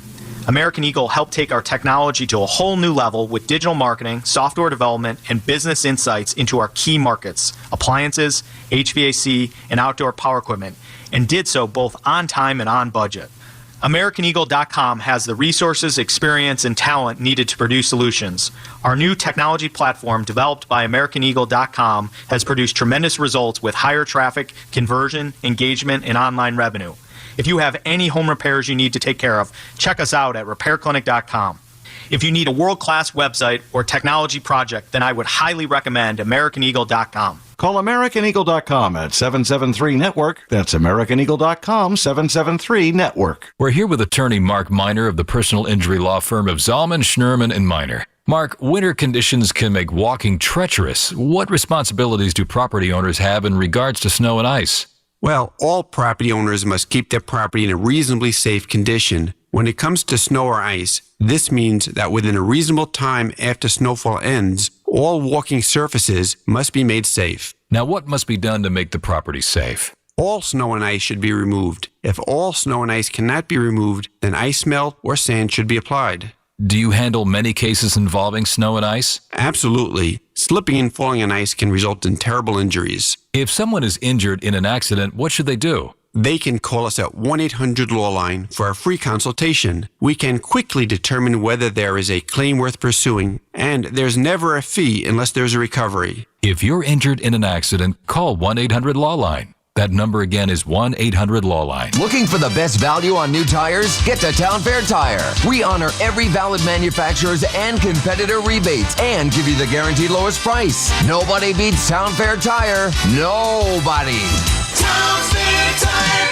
RU fans, it's basketball season. Make sure you catch all of the Scarlet Knights hardwood action this season on WFAN. Scarlet Knights basketball is presented by RWJ Barnabas Health, the official healthcare provider of Rutgers Athletics. Let's be healthy together. This is Jim Orozco from Schwartz Mazda to offer you a holiday greeting straight from the heart. Please let these times bring us closer together. From our entire Schwartz Mazda family to yours, may this holiday season bring you health, happiness, and peace. Visit your local Kia dealers to discover what happens when rugged capability meets true performance. It's the perfect balance of quality, dependability, power, and style. Learn more at kia.com. Kia, movement that inspires. I'm Bob Burke, founder and chairman of Burke America Parts Group, a family of brands that includes RepairClinic.com, an appliance and HVAC parts solution company that's grown into an international brand. Before AmericanEagle.com, we partially launched a new technology platform developed by another firm. American Eagle helped take our technology to a whole new level with digital marketing, software development, and business insights into our key markets, appliances, HVAC, and outdoor power equipment, and did so both on time and on budget. AmericanEagle.com has the resources, experience, and talent needed to produce solutions. Our new technology platform, developed by AmericanEagle.com, has produced tremendous results with higher traffic, conversion, engagement, and online revenue. If you have any home repairs you need to take care of, check us out at RepairClinic.com. If you need a world-class website or technology project, then I would highly recommend AmericanEagle.com. Call AmericanEagle.com at 773-NETWORK. That's AmericanEagle.com, 773-NETWORK. When it comes to buying Continental winter tires at the guaranteed lowest price, there's only one place to go, Town Fair Tire. Plus, when it comes to getting more free services, when you buy Continental winter tires, there's only one place to go, Town Fair Tire. So for the best deal on Continental tires, there's only one place to go, Town Fair Tire. Because nobody beats a Town Fair Tire deal. Nobody. Name brands at discount prices. Town Fair Tire. Pizza's here. Oh, great. I'd love some, but I'm worried about my stomach issues. If you're worried about having diarrhea, gas, bloating, stomach pain, or loose, oily stools, it may not just be stomach issues. It could be a condition called exocrine pancreatic insufficiency, or EPI. With EPI, the pancreas doesn't release enough enzymes to break down food, but EPI is manageable. Use the symptom checker on identifyepi.com and talk to your doctor. That's identifyepi.com. Sponsored by AbbVie. If you're sitting in traffic, you need to do something. Might as well call the fan. Let's chat about it now. Call the WFAN Sports Fan Helpline at 888-808-1019. Powered by Paramount Plus. Count on Paramount Plus to stream every NFL on CBS playoff game.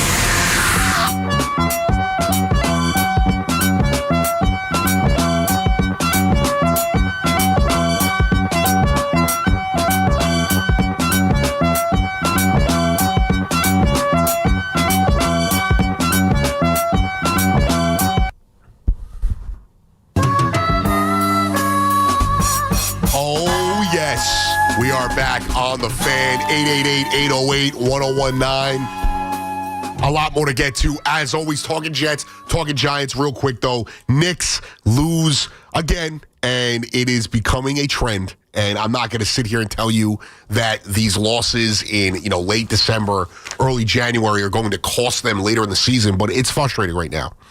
I do think they've hit a little bit of a low. Tonight was one of those games where you didn't get what you wanted out of, Cat yet again. McHale could have been better. I thought OG, I missed a lot of the fourth quarter, so I can't go off of what happened in the fourth quarter, obviously on air with you guys. They are just right now, they're not gelling to the point that they should be. I do think what we thought was a positional need at backup point guard has been filled by Tyler Kolek, and I think now they have to address the backup big man situation. Mitchell Robinson, obviously, great.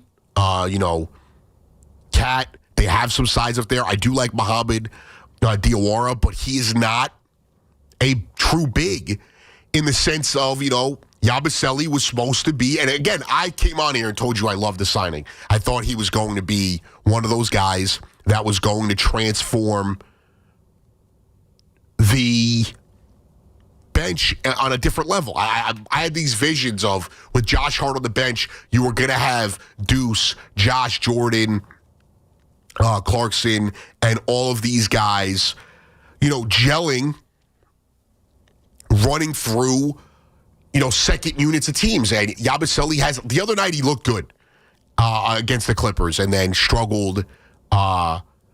He's on and off. I actually don't even know how much he played tonight, if at all. So I can't blame him for tonight either.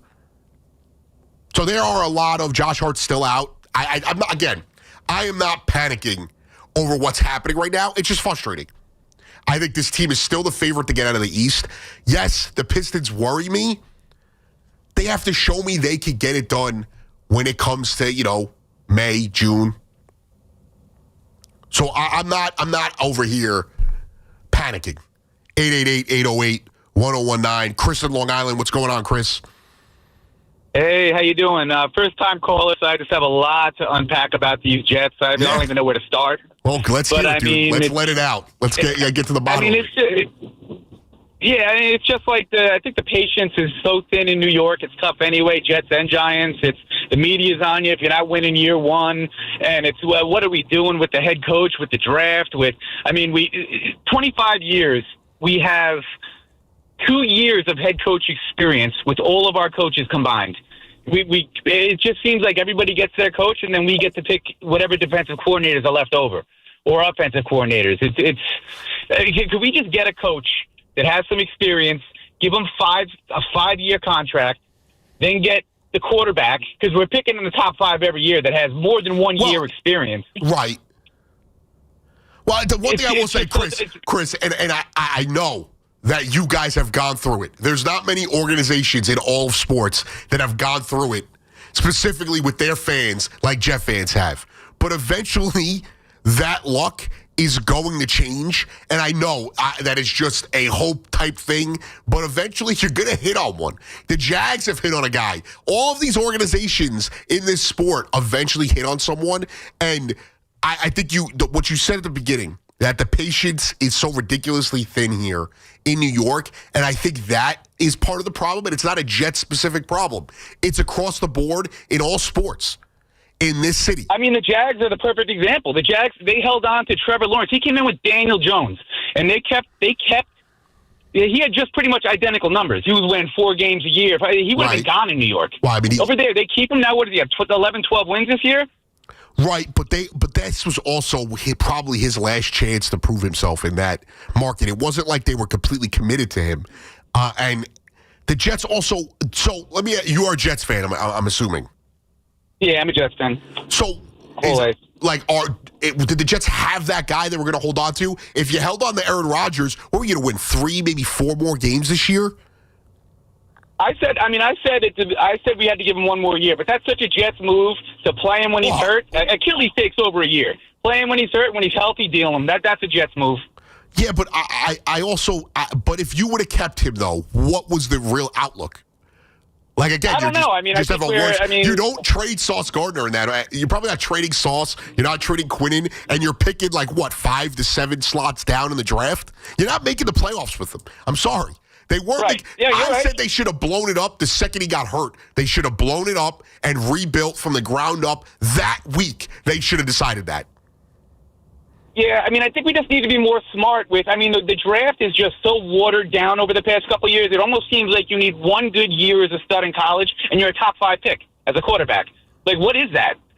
Mendoza is the only quarterback that has 3 years of experience in college. Everybody else, doesn't mean anything, though. But that doesn't. But let me ask you this, Chris. What do you what do you love about Fernando Mendoza? I like that he's done 3 years and he's done it at a high level and he crushed it. Well, he didn't do it at a high level though. Last year he was not one of the top quarterbacks. They were a 500 team at Cal. That's my thing. If he was playing if he wasn't playing with Indiana, and I appreciate the call, Chris, and I get it. You're frustrated. And listen, I could be wrong about Fernando Mendoza. That's totally fine. What do you guys actually love about this kid? College football disparity is so crazy nowadays. Take away the logo that it's Indiana, and you're not used to seeing Indiana win. I hate to break it to you, Indiana did not win all these games just because of Fernando Mendoza. They were in the playoff last year. They spent the most money, not the most, but they were one of the teams who spent the most NIL money this year to bring in players. He's been good. He's the Heisman. Yes, that means nothing on the NFL level. Do we want to go through the list of Heisman winners? Charlie Ward, Tim Tebow. I know Joey Harrington didn't win the Heisman. But this is what I'm talking about. Do you love him because of the story, or do you actually watch him and think? And I'm not sitting here telling you I'm breaking down the film. I'm not trying to do that to you. Perfect example was Drake May, some elite college quarterback. Bo Nix was super unimpressive in college. Fernando Mendoza has made some throws, yes, that I think are incredible. He's also a guy who has been labeled as a one-read quarterback. A guy who, if he doesn't have the most talent around him, is he going to succeed? And that's, of course, any quarterback we put in that situation. There's a lot of guys who succeed despite the talent. And again, he could be good. Is he the number 1, blow it all up for pick that everyone says he is? Is he a franchise-altering quarterback? I do not think so. I do not think that guy exists in this draft. 888-808-1019, 2 hours down, 2 more to go. I got you all the way till 2 a.m. until the great Pete Hoffman joins y'all. We'll keep it going. We got a lot more to get to. We'll jump back into the Giants-Jets conversation. We'll talk Knicks. We got to get to the Yankees and Mets, and a disaster of an offseason for both teams keeps getting worse as the players sign elsewhere. Anthony Gallo, back after this. He is in for the touchdown! It's an NFL on Westwood One Wild Card Weekend. 4:30 tomorrow with the Rams and Panthers, followed by the Packers and Bears. And it is good! Sunday, we kick off at 1 with the Bills and Jaguars. Then it's the 49ers and Eagles, followed by the Chargers and Patriots. Touchdown! The home of Super Bowl 60 is The Fan. 101.9 FM and always live on the free Odyssey app. Knicks fans, it's time to hit the court with BetMGM, an official sports betting partner of the New York Knicks.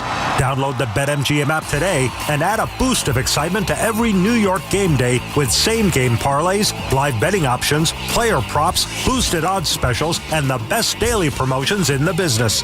With the BetMGM app at your fingertips, you can experience the excitement of betting on your favorite players and get in on all the blue and orange action as your New York Knicks drive the lane.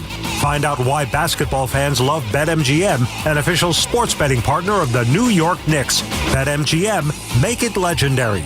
BetMGM and GameSense remind you to play responsibly.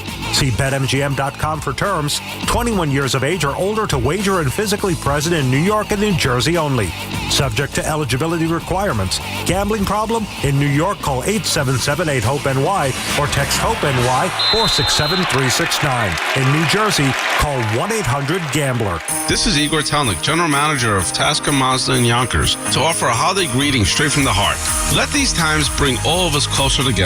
From the entire Tasca Mazda family to yours, may this holiday season bring you joy, health, happiness, and peace.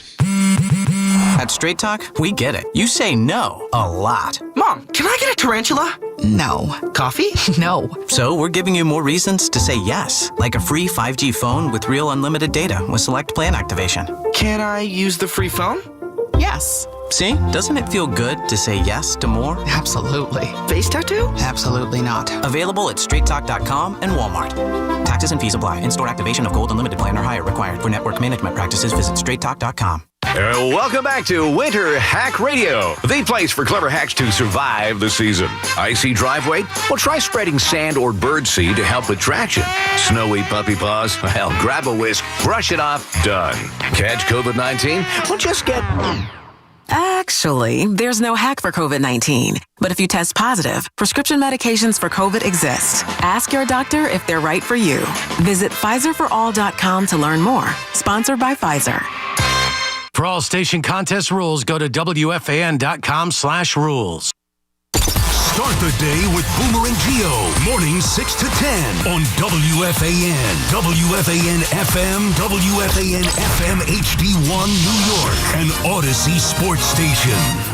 Are you crazy about your team? Let everyone know about it now at 888-808-1019. Powered by Paramount Plus. Count on Paramount Plus to stream every NFL on CBS playoff game. Sunday on The Fan.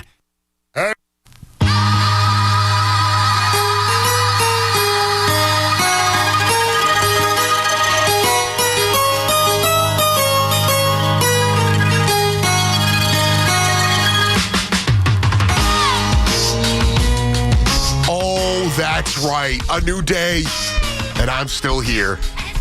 We've now entered Saturday, 888-808-1019. We've got a lot more to get into, as always. Mets, Yankees, the Knicks lost, the Jets, the Giants, all of that. We've got Wild Card Weekend upon us. It's nice. I don't got to work this Sunday. You know, the football show that I do, Gridiron Game Day, ends after the regular season. So my Sunday opens up. I don't have to stress about the Broncos, being in a 3-point game, 10-7 at half. And I can enjoy the NFL product this weekend, like most of you. A little pizza, maybe I'll treat myself, do a little prosciutto and melon, whatever it is. Get a little fancy. I got the Soda Stream for Christmas. I'm out here making all different types of sodas. Like a child, my girlfriend laughing at me. She got it for me. She's like, I've never seen you this excited. Well, the simple things in life. My guy C-Mac, also a SodaStream guy. Also, you missed any of this week's action. We had so much, a new era of WFAN starting this week. Familiar faces, but a new era. Evan and Tiki back to middays. Craig and Big Mac kick it off. Afternoons this week. Loogie, after hours with the Loog Hour.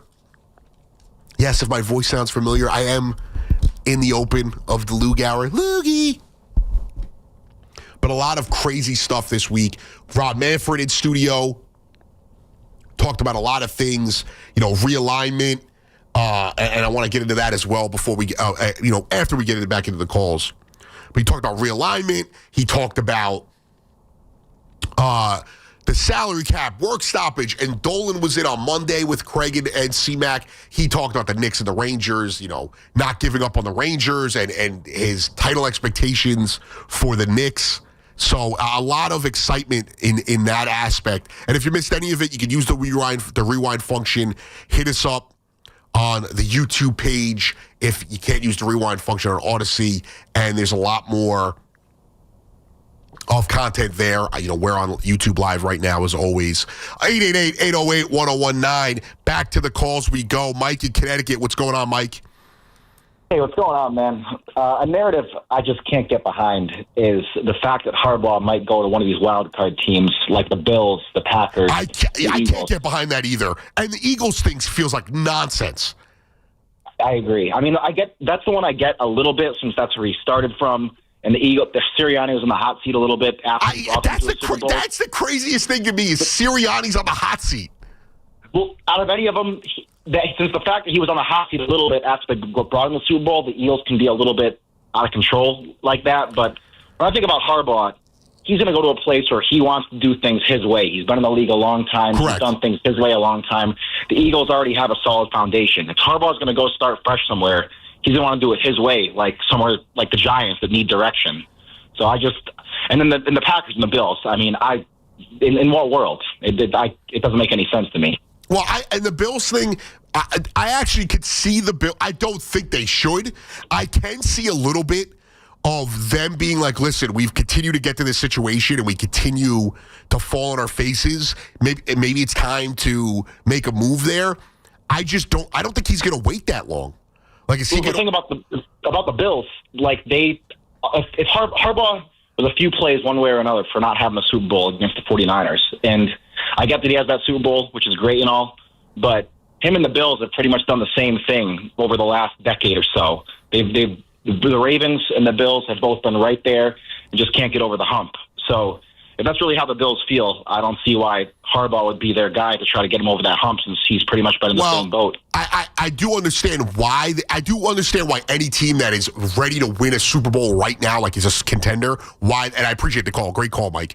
I do understand why anyone who is a Super Bowl contender is looking at, Harbaugh, but I don't think there's a lot of teams out there. The one team is the Ravens, and they're not hiring him back.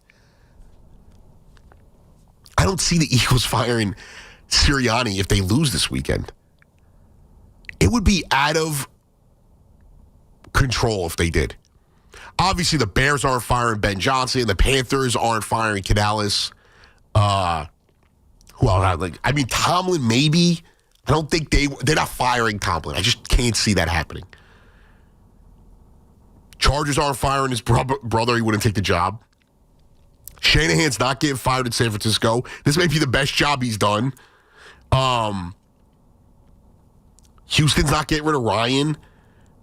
The list, I don't have to read through all of them. You know who they are. A lot of these guys are not getting fired. I just don't see it.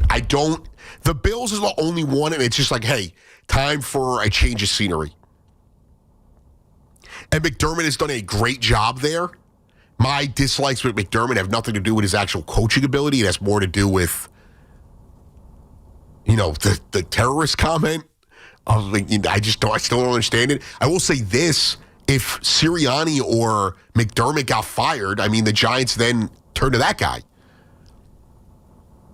Harbaugh's got to be the guy. We spoke about it with Ray earlier.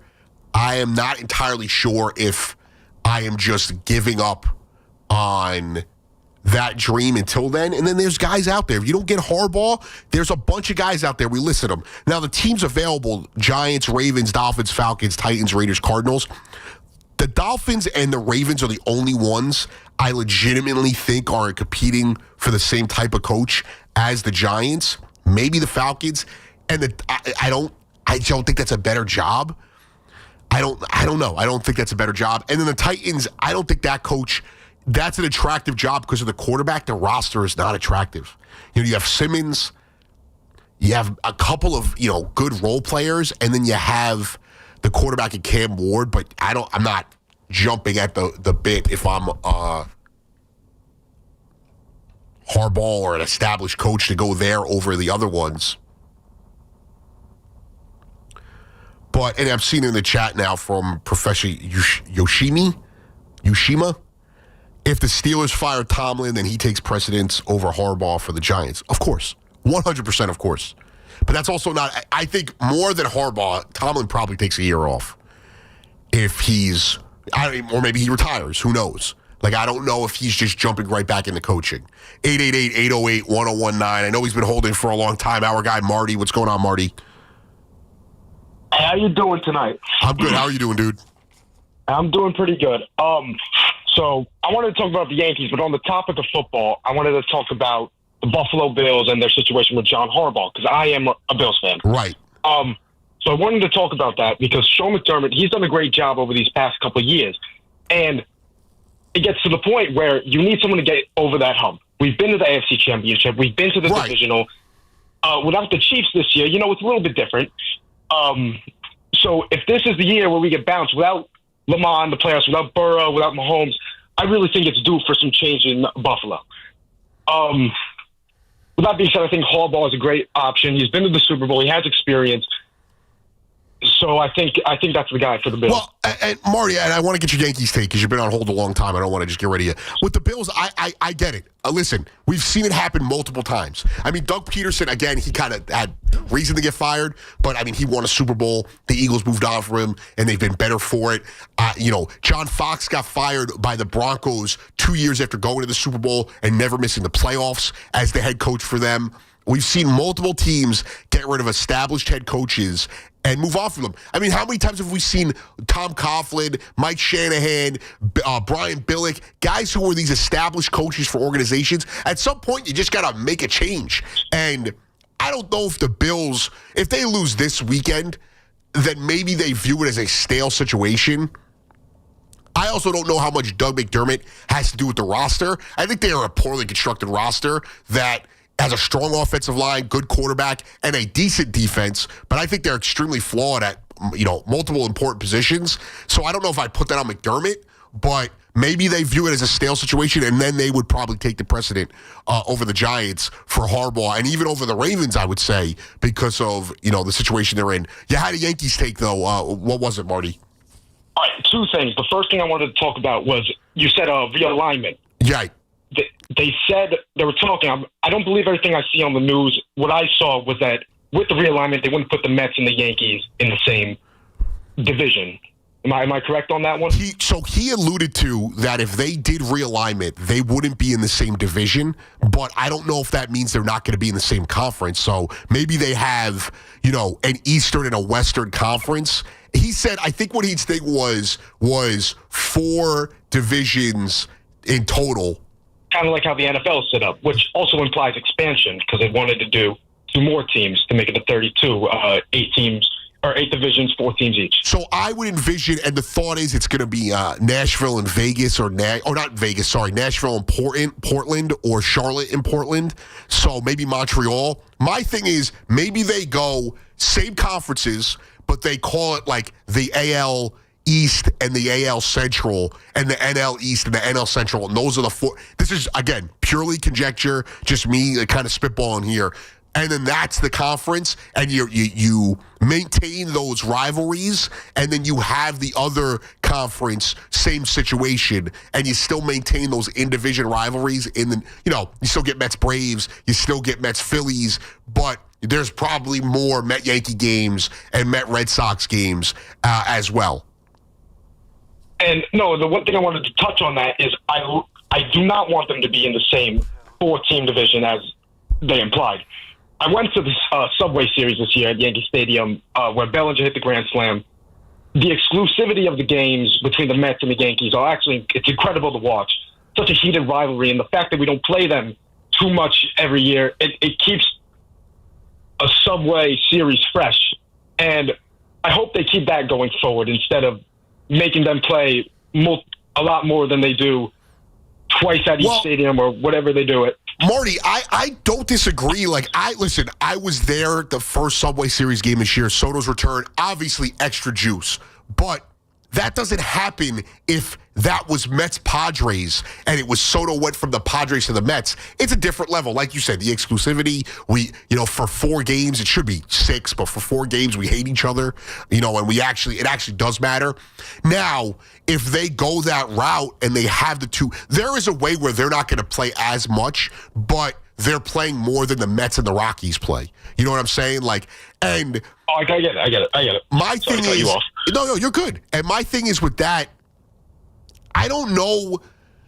I love the way baseball is right now. I'm also one of these people who's willing to change stuff. I don't want to change everything to continue to grow the game. And I understand his point of view that when you have Mets Dodgers on a Wednesday in the wild card round, whatever it is, and you're alienating one of those audiences if the game's at 1 o'clock on the East Coast or the game's at 10 o'clock on the West Coast on a weekday. So I understand that.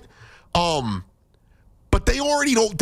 If they're going to do this, they'd supplement those games you play against the NL West and those farther out West teams in the Central than, taking away the Mets, Phillies. That's my fears. I don't want to play the Braves less. If you do these divisions and it's all geographical, it doesn't make sense for the Mets and the Braves to play as much. And that's a division rivalry. In my opinion, I know it hasn't been the same in a long time. St. Louis and the Mets, that's a rivalry to me.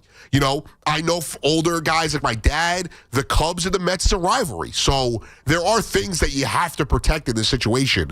But I think we're going that way. It sounded like the commissioner was all in on it, Marty. I agree with you. I like the rivalries that aren't technically right next to each other, a little farther apart from the country, that would get affected by realignment by geographical location. And the real thing I wanted to get into was the Yankees. What they need to do to get over this hump. We've seen them in the playoffs for the past couple of years. Again, I think you said this maybe an hour ago. Yankees are always one of those teams, top of the postseason rankings. Right. But they can never seem to get over that hump. I think it comes down to this offseason. I really think this offseason could be the one that gets us over the hump into the World Series, hopefully taking it back to the Bronx. But I don't disagree, because I don't think the Yankees, I think what's frustrating me about the Yankees offseason is they haven't done anything because they're waiting for Bellinger. They don't need to do a lot. So my point of view is why are you just waiting for Bellinger? Fix the other needs you have and then pounce on Bellinger. If you whiff on him, maybe they pivot to Kyle Tucker. I don't think they are. And I ultimately think Bellinger's coming back to the Yankees. But I don't know why they're not being more proactive in getting bullpen arms and getting, if they need a starter, I don't think they do, but a lot of fans seem to want one, and getting a starter, lengthening the lineup or filling out the bench. These are things you can do. You're not going after a top-line starter while you're waiting to get Bellinger.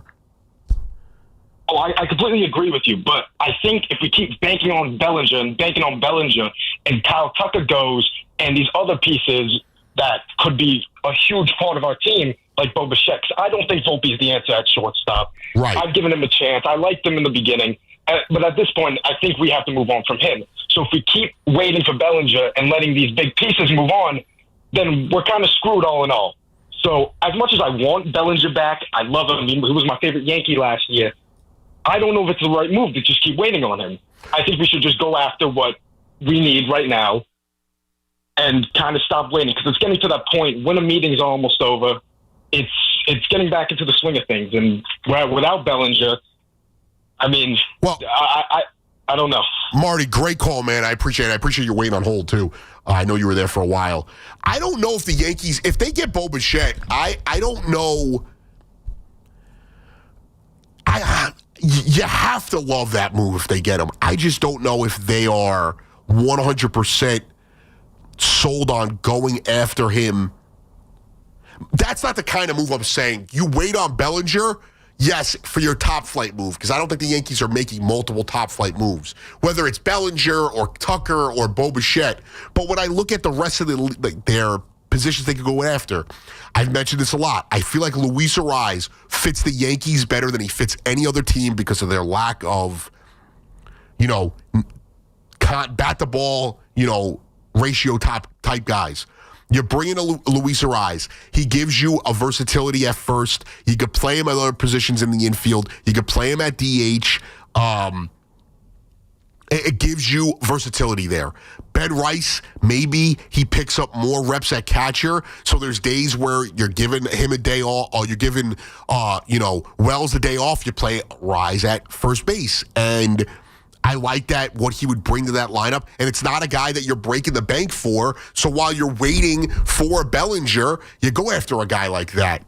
There other pieces, if you wanted to bring in a shortstop, I think, Volpe was hurt last year, and I think he played through it. I don't think he's a star. I do think he's good enough to be an everyday role player type. So I wouldn't hate them, going out there. If he's healthy, he's proven to be an elite shortstop when healthy. There's other guys that go out there and get, like a Kike Hernandez could add. He adds veteran experience, postseason experience. He's a good locker room guy. You have a guy now that's a utility guy off the bench. As far as outfielders go, I don't know if they just really need Bellinger. You're not trying to fill out that outfield more than you already would, but there are other players that can be had. I like Miguel Andujar. I know, obviously, why would you go and retread that? But he was really good for the A's last year. So there's a lot of possibilities for them. And there's all the big free agents are still out there. Tucker, obviously, Schwarber and Alonso are gone. But Tucker's still out there. Bellinger's still out there. Bregman, Eugenio Suarez, Bo Bichette. There's a lot of options to be had. Willie Castro, a guy I really like for the Yankees, not a game changer, also not a guy you're breaking the bank for. He could play shortstop, he could play second, he could play third. He had a 3.5 WAR last year. That's the kind of guy you bring in as a role player type while you're waiting to sign Bellinger. When it comes to starting pitchers, Cole is obviously still kind of on the mend. Rodon on the mend. But you have guys like, you have Schlittler, you have Max Fried, Clark Schmidt, Luis Heel. You have arms. They have a ton of young talent in the minors. Carlos LaRange. I don't know if Elmer Rodriguez is considered a starter or not. They have young starting pitching in the minors as well. Spencer Jones, outfield type. So there's guys out there to go get. So starting pitching wise, Valdez and Suarez very highly sought after guys the Mets are both tied to. You don't have to go out and get those types of guys. You could go out and get a Zach Gallen, who's 30, coming off of 2 down years. But what the Yankees have been able to do is resurrect guys, and it feels like what they've done in that pitching, not the pitching lab, but what they've done in that pitching development, like whatever their program, however you want to say it, they've done a great job. Why can't you resurrect a guy like that? Zach Lytle, I've mentioned his name a bunch. He's, again, not a guy who blows you off the charts, but an Eric Fady, Miles Mikolas, they don't need a front-end starter. So you don't have to go out there and break the bank for some of these guys like and again, I don't even want to break the bank for Valdez or Suarez, and that's a conversation we'll get into when we speak about the Mets. But they have the ability to really move forward and get better while waiting for Bellinger to make a decision. It's different than the Mets, where the Mets now have to get a big dog. They have to swing and get multiple big dogs in free agency or the trade market. Whereas the Yankees, it's Bellinger, and then you pick up the ancillary pieces. Now, I'm a little concerned about their bullpen, but they made all those moves at the deadline because those guys were controllable. So the Mets took over their old bullpen, and now the Yankees have a new bullpen. But I would like to see them add more. 888-808-1019. Mark in Kings Park. What's going on, Mark? Hey, I want to actually talk a little bit about the Mets. Yeah. Just one very quick thing. I live in New York. I live in Queens. Right. Denver Broncos season ticket holder, man. Oh, you've messaged me before, right? Huh? You said you're a Broncos season ticket holder, right? Yes. Yeah, you hit me up before on Instagram, correct? Yes, I did. Yeah, awesome to speak to you, dude. So, that's partially why I wanted to lead with that, so you know who I am, Well, but, I was... Yeah, so my question... I'm very excited, obviously, for next week. Of course. Me too. I actually drove to Buffalo, last weekend to see the Eagles play, because I wanted to go to the stadium, one last time. I love going around different stadiums, But my question for you was, who do you want to play, being a Bronco fan, in the next round? Oh, Chargers. 100% the Chargers. And we can't play the Patriots. And I hate to break it to Patriot fans. You're chop liver. Like, if by any chance they end up playing the Broncos, they're chop liver. Like, they are dog food. That team, the Giants have more wins against over 500 teams than the Patriots do. But it's the Chargers. I don't want to play the Jags. I don't want to play the Bills. I don't want to play the Texans. I guess the Steelers too, but I don't think the Steelers are winning. Mostly. Yeah, I agree with you. I was just kind of asking a question. Mostly, I was curious if you were going to say the Bills. That's all. That's kind of the main reason I was asking the question. Well, I am on next Sunday morning, so the Saturday and the Sunday. So if the Broncos play that night, if they had played Saturday and I wasn't working, I was going to fly out there and go to the game because I was fired up. I haven't been out there since 2021 for a game, so I won't be out there for the divisional round. Do me a favor. Let's stay connected on Instagram. I'm actually going out. I haven't used my season tickets in a bit. I'm going out next year for the Bills game. Unless it's Christmas or Thanksgiving, man. If you want to tag along, whatever, bro. I'm going with someone from Sirius XM. I'm going with another buddy of mine. Well, keep me up on whatever. We'll link up, dude. Out there. Well, you had a Mets point though before you go. Yeah. So the other thing is that when you talk about Bellinger, when you talk about Tucker, right? These right, not right-handed. You're gonna pull Soto or one of the other guys, not Bellinger, but Tucker out of position. And Tucker is not. As much as everyone wants to talk about how good he is, the guy's played 150 games, over 150, I believe 1 or 0 times in his career. He's had over 100 RBIs, 0. Right. So it's I still don't understand. They're not getting better defensively by playing Tucker or Soto out of position. I have no idea what the Mets are doing. Well, Mark, and the AAV on Tucker is going to be insane. Why didn't you just give Alonso the money for it? Well, Mark, we are lockstep, dude, and we'll definitely connect about the Broncos for sure. I appreciate it, dude. And you're not wrong. Mark is not wrong. I like Kyle Tucker. I will say this. I think if you're talking about all of his tools together as a player, I do think he's a little bit better than Alonso because he has the ability to run. He's a better fielder. But he's right. He's played 150 games twice in his career. He is only 28. He's going to be 29 this next coming season. He's only had over 100 RBIs, again, in those 2 seasons that he's played. So now you're hoping that he's healthy. And this year, his biggest slump came because he was injured. At one point, we thought he got benched just because he got benched. And it turns out he was injured. And Counsell didn't say anything. He steals bags. He's stolen 20 bases, 25 bases, 3 of the last 4 years. He has played, I will say this, 4 of the last 5 years, he has played at least 136 games in those times. But I don't think that absolutely changes what you're doing in right field. He has played left field. I think he's been more of a right fielder, but he has played left field. He's played 72 games in left field. He's mostly been a right fielder, 5 games in center. And I think those were mostly with the Astros. Yeah. Most of those were with the Astros, so you can't even say that he's a center fielder. I don't think the Mets are DHing Juan Soto. I don't think he wants to DH. I don't think he is DHing. Now, do they think Carson Bench can play center field if they sign Kyle Tucker? Are they going to move Juan Soto to first base like Bryce Harper did? And they haven't really been open. I don't think they want to be open because they don't want to give away their hand. Maybe they spoke to Juan Soto when they were in negotiations with him and said, hey, we will look at you as a first baseman, and maybe he agreed. I'm giving them a lot of credit when they don't deserve it. And also for Cody Bellinger, and this is not the same for the Mets and the Yankees. I think there's a fit there with the Yankees. I think the ballpark plays into his strengths.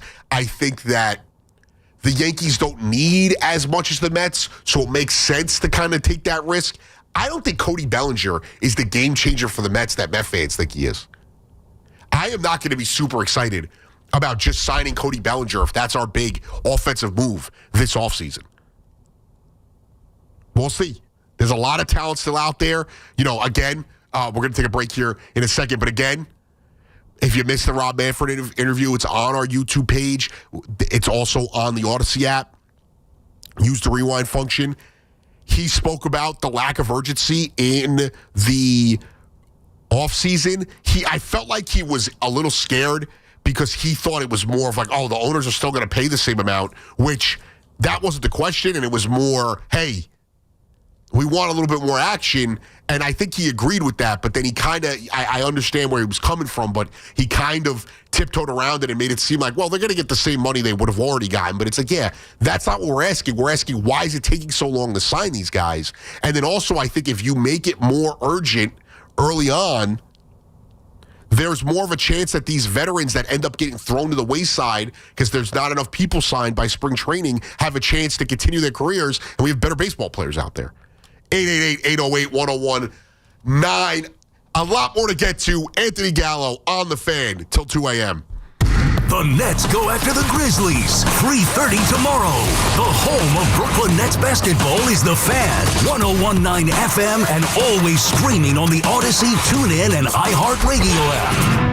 This is Alex Shulman. And this is JJ Hill of Shulman & Hill, New York's premier injury law firm. We'll always fight for you if you're injured at a construction site. If you've ever wished you had a lawyer in the family, now you will. At Shulman & Hill, it's never one and done. Once you're a client, you're always part of our family. We'll always go the extra mile for you. New Yorkers in every borough and on every block know us by name. Shulman & Hill. Get your free consultation at hurtny.com. That's hurtny.com. Everybody knows Town Fair Tire is New England's largest name brand discount tire dealer, beating all the local competitors with our guaranteed lowest prices. And now, with over 120 stores throughout New England, we beat all the competition, including the warehouse clubs, the online sites, and the local dealers. Yes, we beat them all with the absolute guaranteed lowest price on name brand tires. Nobody beats Town Fair Tire. Nobody. Name brands at discount prices. Town Fair Tire. We all hear the radio ads about the IRS. They tell you to be afraid, to be scared, and they try to frighten you into calling. I'm not here to do that. Tax Relief Advocates is different. TRA is here to tell you that if you owe money to the IRS, whether it's $5,000, $50,000, or $500,000, we have a solution. It doesn't matter if you're sitting in your car, at work, or with your kids. No matter where you are, call now. 800-575-9834. Don't lose hope. TRA can eliminate or reduce what you owe to the IRS. Generous programs are now available that can give you a fresh start. Our passion is taxes and helping individuals fix their IRS problems. We have over 1,000 5-star reviews on Google and an A+ with the Better Business Bureau. You don't need to be afraid of the IRS any longer. End your tax nightmare today by visiting us online at TRA.com or call 800-575-9834. That's 800-575-9834. Tax Relief Advocates. Real solutions for real people. D'Agostino, Law Bite Back. I'm injury attorney John Ryan D'Agostino, nicknamed The Closer, continuing D'Agostino and Associates' legacy of helping the injured for over 35 years. My father, John D'Agostino, built this injury firm to help accident victims. This is John D'Agostino, and this is a family firm. For us, it's about doing what's right and making sure somebody pays for your pain. Call us first at 1-800-BITE-BACK. That's 1-800-BITE-BACK. They call me The Closer because big or small, in court or out, I'm fighting to get the job done, to win, to get you every dollar you deserve. D'Agostino and Associates has offices throughout New York and New Jersey and will come to you. I've been there and I'll be there for you. Call us first at 1-800-BITE-BACK. 1-800-BITE-BACK. That's 1-800-248 3222. Right now, police are stepping up patrols to make sure drivers and pedestrians obey our crosswalk laws. Why? Because every year in New York, people are injured or killed just crossing the street. So remember, pedestrians, obey traffic signals and use crosswalks. And drivers, yield to pedestrians in crosswalks. If you don't, we will educate you on the law, and you may get a ticket, because tickets get attention, and that saves lives. A message from the Governor's Traffic Safety Committee. If you are an athletic supporter, call now. 888-808-1019. Powered by Paramount Plus. Count on Paramount Plus to stream every NFL on CBS playoff game.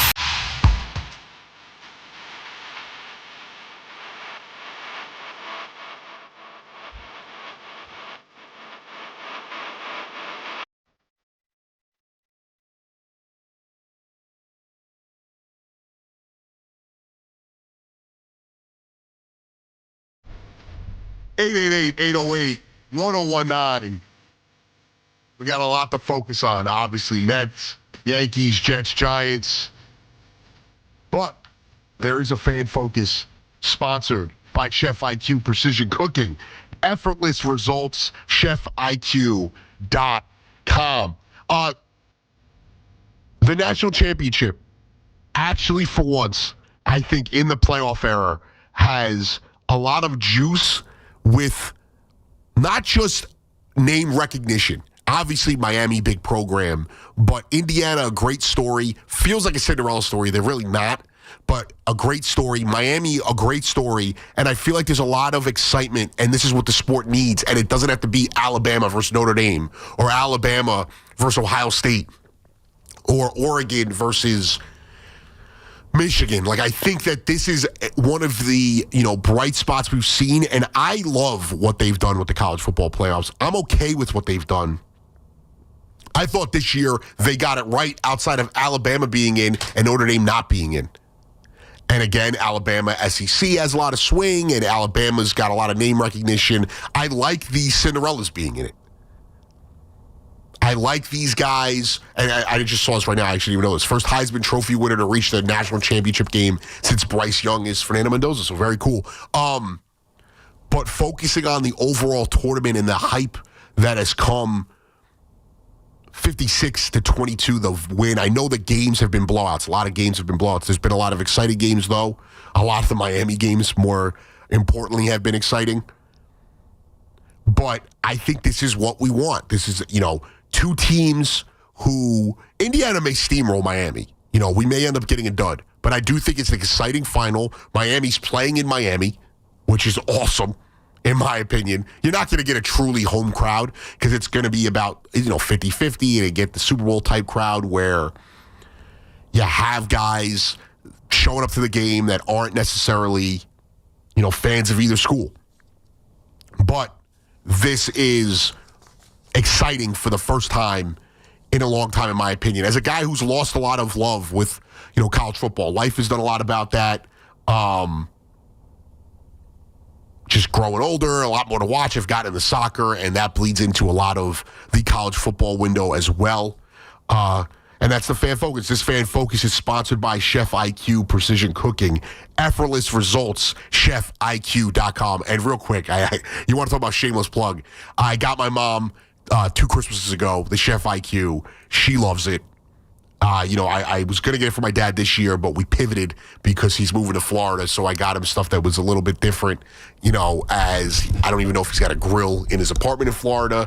But awesome device. I'm definitely getting myself one, as especially somebody who doesn't want to continually monitor the oven. I'm a little lazy like that, but I do love to cook. You throw it in there, pop it on the app, and it's perfect for somebody like me who's very forgetful also. Like I said, I like to play games, or I watch a show or something, and we're rewatching Sopranos, or my girlfriend's never seen it, but I'm rewatching it with her. Sometimes you knee deep in some Sopranos and you forget you put something in the oven and you got to check to make sure it's okay. So Chef IQ is perfect for that. A lot of getting back on topic, though. We were talking Yankees, Mets. We talked Giants and Jets earlier in the show as well. Giants head coaching search, what the Jets should do at quarterback. And as much as I praise Mendoza and the college game right now, I'm actually not in love with any of these teams or any of these players as far as quarterbacks go. Talk about the Yankees, Bud Selig's realignment conversation as well. You can all look at all of that. Listen back to it on the Odyssey app using the rewind function. But I wanted to get into the Mets a little bit because now that we're on the topic and it's fresh on my mind. And we got a call from Mark last segment talking about somebody says don't make vacation plans in October in the YouTube chat. That got me. Tommy Lugauer, catch him every day after hours on the Fan. But the Mets are not one move away from exciting me. Kyle Tucker does not change what I feel about this offseason. And a lot of people have said it. You had to blow up the core. I agree. I did not think they were going to just eviscerate it. Bang. All four guys out. Boom. Nimmo, McNeil, Alonso, Diaz. I didn't think that was going to happen that quickly. And McNeil's not really, and I didn't bat an eye at that one. I was high-stepping around the newsroom when that news broke. But looking at the Mets, they're not a Kyle Tucker away from changing my opinion about the offseason. They're not a Kyle Tucker and a Framber Valdez or Ranger Suarez away from changing my opinion about the offseason. I think you're going to overpay a guy like Valdez or Suarez, but you didn't want to pay up to get a guy like Diaz or Alonso. Or you didn't, the Diaz thing, I don't even think that they weren't willing to pay. I think that he didn't give them a chance, but you didn't make it hard for him to leave. And for Alonso, you truly didn't want to pay him. And maybe part of that is the right decision, but it feels like they are taking 10 steps backwards to make 2 steps forward. You brought in 2 guys who are good middle relief pitchers. I don't trust either of them in Devin Williams or Luke Weaver as closer. The Yankees bullpen was a problem with those 2 guys at the helm that they had to go out and make a million moves, get Bednar, get Bird, get Duvall, amongst other guys to fix that bullpen. So I don't like that. You let Alonso walk and Diaz walk, and there's no plan to replace them, and you bring in Kyle Tucker, sure, it's great. I do think overall he is a better player than Alonso, but not by a lot. If we're giving it like a percentage, 5% better, 10% better than him, I don't think he's I don't think it's like you're going from a role player to a superstar. You're going from a very good all-star from an all-star who's one of the best power hitters in all of baseball.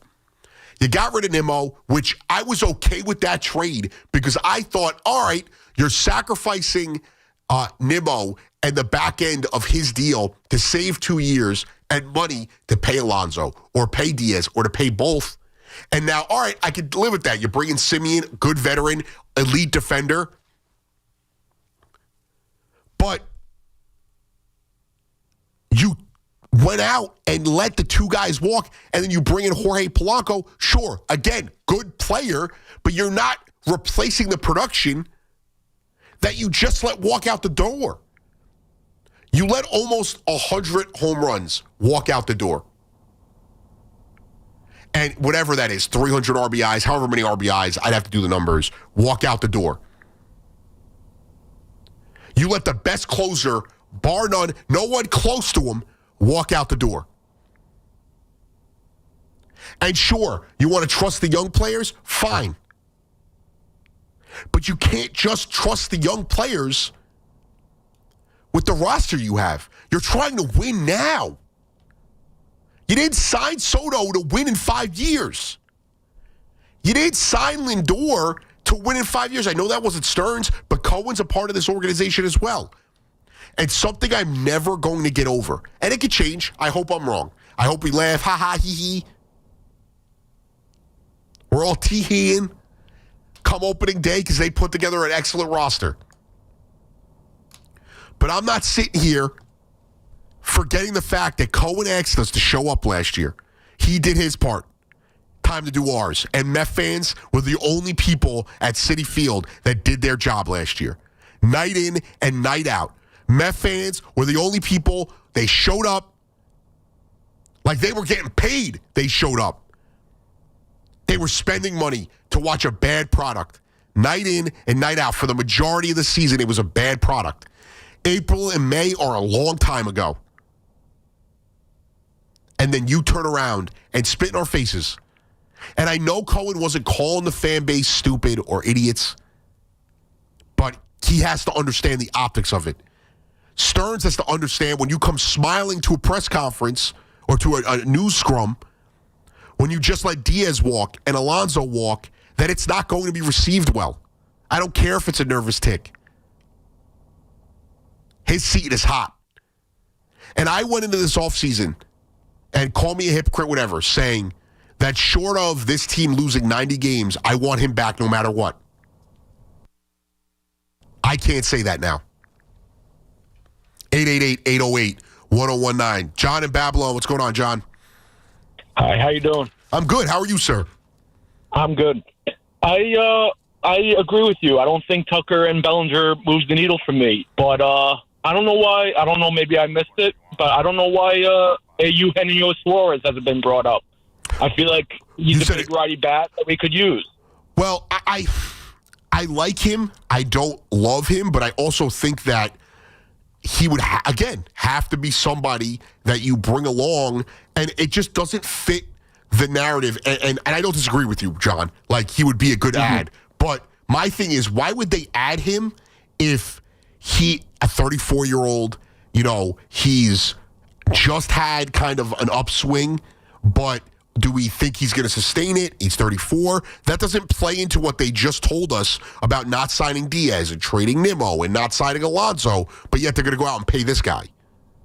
No, I agree, but especially since he's getting older, that's your DH spot right there, because we don't even know what Vientos is really anymore, Like, can he provide that bat? Well, I don't know.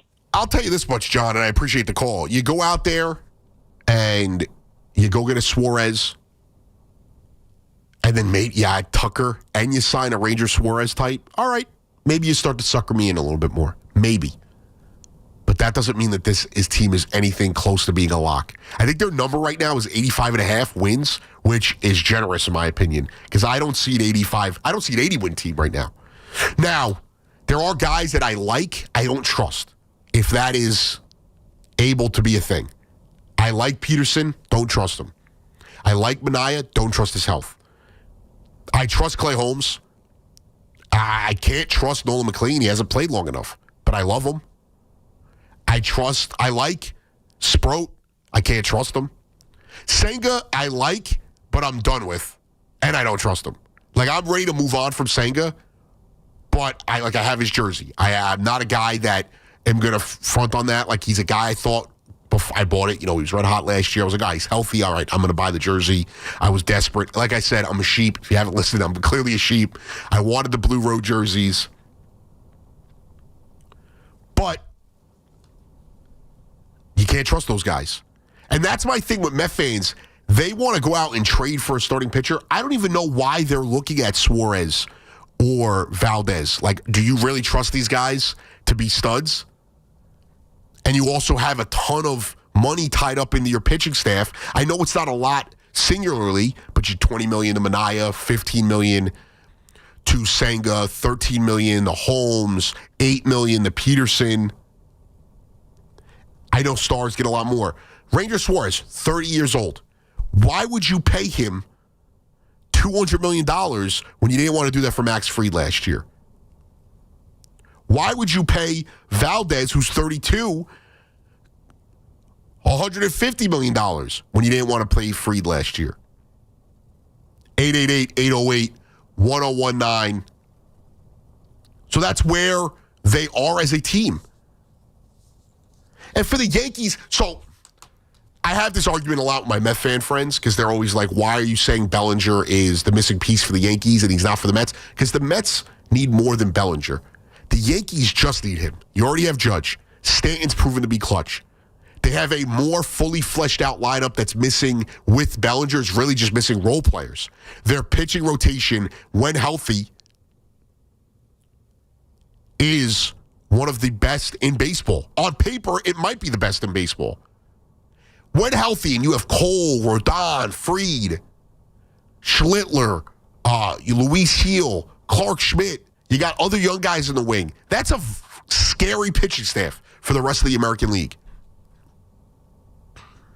And then your bullpen, I don't love it. I think it's the thing that needs the most work. It's still got pieces in there. Bednar, closer, Duvall, closing experience. You brought in Jake Bird. They have other pieces. That lineup is just Cody Bellinger. He plays better for that lefty, favorable Yankee Stadium.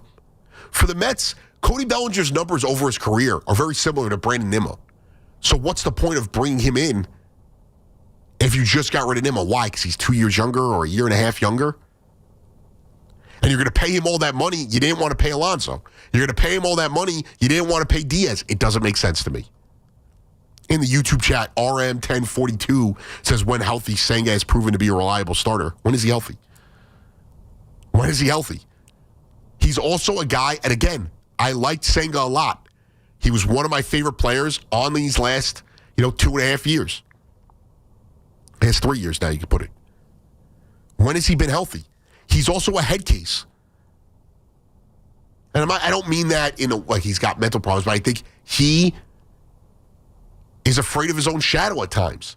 The guy tweaks something and that needs him to sit out 2 or 3 starts, and he sits out 15 because he doesn't want to be 100%. Or he wants to be 100%. He doesn't understand in the major leagues, you can't just wait to be 100% to pitch.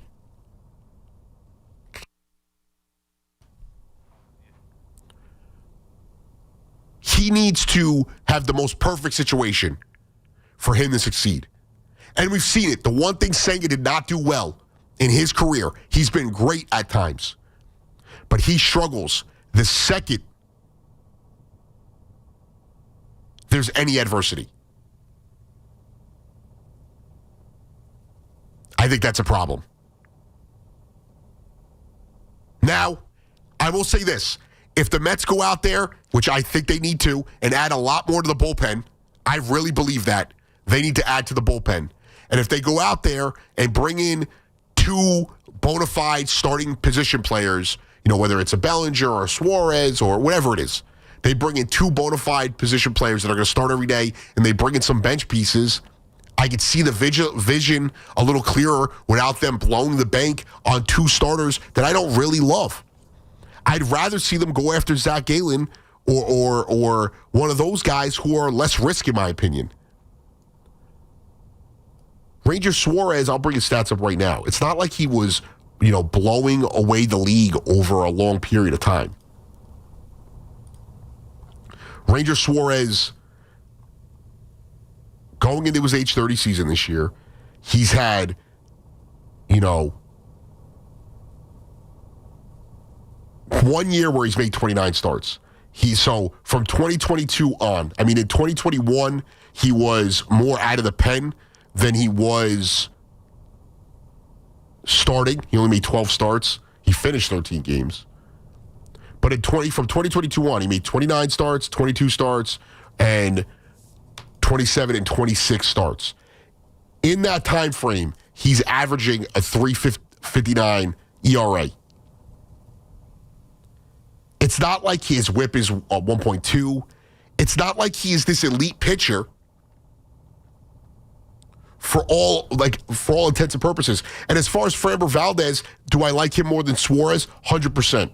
I'm not as worried about him, throwing at his catcher in that game, if you guys didn't see it. He does have a 3.36 ERA over his career.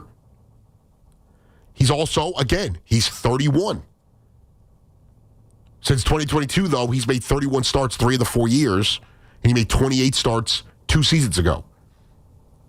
201 innings, 198 innings, 176 innings, 192 innings. He's got 9 complete games in his career, 8 of those over the last 4 seasons. So he does intrigue me more than Suarez does. But at 32, are you willing to pay him? Now, I think it was Buster Olney said, it feels like the Mets are coming away with Suarez or Valdez. I have to see. I guess it doesn't matter. It's not my money, but I kind of need to see the price that they're paying with the years. What is something that would make you happy as a Mets fan? What do you need to see? Yankee fans, are you in the same boat as me that you feel like you just need Bellinger and a few ancillary pieces? Or is it more than that? Can you survive without Bellinger? And again, Met fans, what is turning your opinion around this offseason? If you're somebody like me who has thought they've had a terrible offseason. If you're not and you're someone who believes in the vision and you see the vision, why? And what do you want to see them do? And again, for the negative Met fans out there, how exactly can you become positive again going into pitchers and catchers? We got a lot more to get to.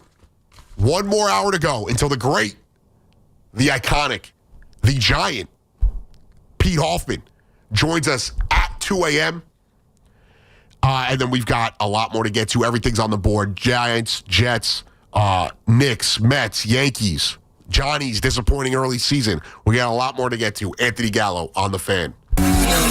It's After Hours with Tommy Lugauer, 7 to midnight on The Fan, 101.9 FM. Derek Jeter had it perfect throughout his playing career. Like, he played it perfectly. You're a big star, you play on the Yankees, you're in New York, you stay single throughout your career, or single meaning not married. Get After Hours on demand, available on Apple, Spotify, wherever you get your podcast, and the free Odyssey app. As cold weather arrives, snow and ice follow, making it extremely difficult for police officers to safely do their jobs. Private and municipal building owners, commercial store owners, residential homeowners, police precincts, and precinct parking lots in the city of New York have legal responsibilities within a certain time frame to make sidewalks, entranceways, and parking lots free of snow and ice. Unfortunately, many of these property owners fail to maintain their premises free from ice and snow, thereby creating dangerous conditions for members of the law enforcement community. Many officers have been seriously injured by these dangerous conditions. Decolator, Cohen, and DePrisco has brought numerous successful lawsuits on behalf of police officers injured by the negligence of property owners failing to keep their premises free from snow and ice. Examples of these results are featured on their website, policeofficersrighttosue.com. If a member of the law enforcement community is injured as a result of a property owner's failure to remove snow and ice from their premises, contact DCD at 800-901-1-LAW or visit them at policeofficersrighttosue.com. There are 90-day time limitations to file a notice of claim if a municipality is at fault for causing the injury. Looking for the lowest price on name brand tires? Get to Town Fair Tire and get the guaranteed lowest price on any name brand tire.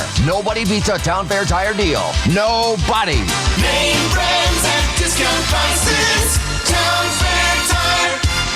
Attention. Have you racked up $10,000 or more in credit card debt? Are you barely getting by making minimum payments?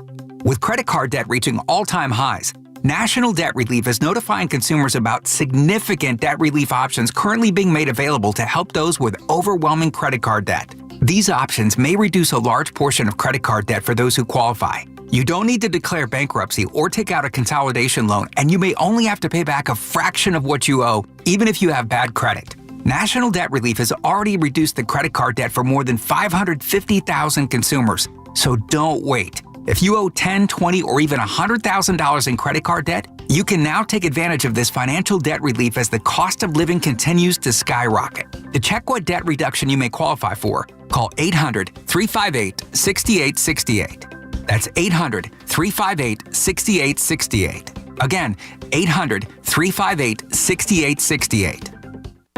This is Alex Shulman. And this is JJ Hill of Shulman & Hill, New York's premier injury law firm. We'll always fight for you if you're injured at a construction site. If you've ever wished you had a lawyer in the family, now you will. At Shulman & Hill, it's never one and done. Once you're a client, you're always part of our family. We'll always go the extra mile for you. New Yorkers in every borough and on every block know us by name. Shulman & Hill. Get your free consultation at hurtny.com. That's hurtny.com. Everybody knows Town Fair Tire is New England's largest name brand discount tire dealer, beating all the local competitors with our guaranteed lowest prices. And now, with over 120 stores throughout New England, we beat all the competition, including the warehouse clubs, the online sites, and the local dealers. Yes, we beat them all with the absolute guaranteed lowest price on name brand tires. Nobody beats Town Fair Tire. Nobody. Name brands at discount prices. Town Fair Tire. hear the radio ads about the IRS. They tell you to be afraid, to be scared, and they try to frighten you into calling. I'm not here to do that. Tax Relief Advocates is different. TRA is here to tell you that if you owe money to the IRS, whether it's $5,000, $50,000, or $500,000, we have a solution. It doesn't matter if you're sitting in your car, at work, or with your kids. No matter where you are, call now. 800-575-9834. Don't lose hope. TRA can eliminate or reduce what you owe to the IRS. Generous programs are now available that can give you a fresh start. Our passion is taxes and helping individuals fix their IRS problems. We have over 1,000 5-star reviews on Google and an A+ with the Better Business Bureau. You don't need to be afraid of the IRS any longer. End your tax nightmare today by visiting us online at TRA.com or call 800-575-9834. That's 800-575-9834. Tax Relief Advocates. Real solutions for real people. D'Agostino Law Bite Back. I'm injury attorney John Ryan D'Agostino, nicknamed The Closer, continuing D'Agostino and Associates' legacy of helping the injured for over 35 years. My father, John D'Agostino, built this injury firm to help accident victims. This is John D'Agostino, and this is a family firm. For us, it's about doing what's right and making sure somebody pays for your pain. Call us first at 1-800-BITE-BACK.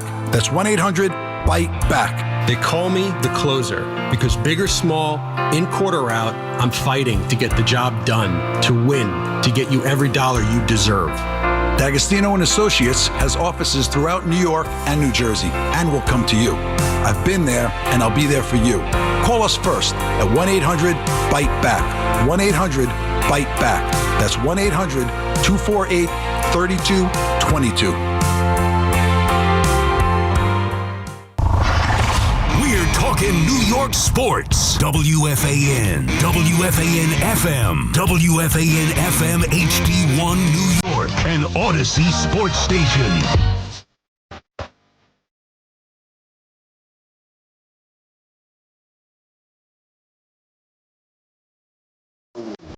Oh, cheater. Anthony Gallo back on the Fan. 888-808-1019. Got a lot more to get into. When we were going to break, I was asking you guys, Yankee fans, can you live without Bellinger? Can they succeed without Bellinger?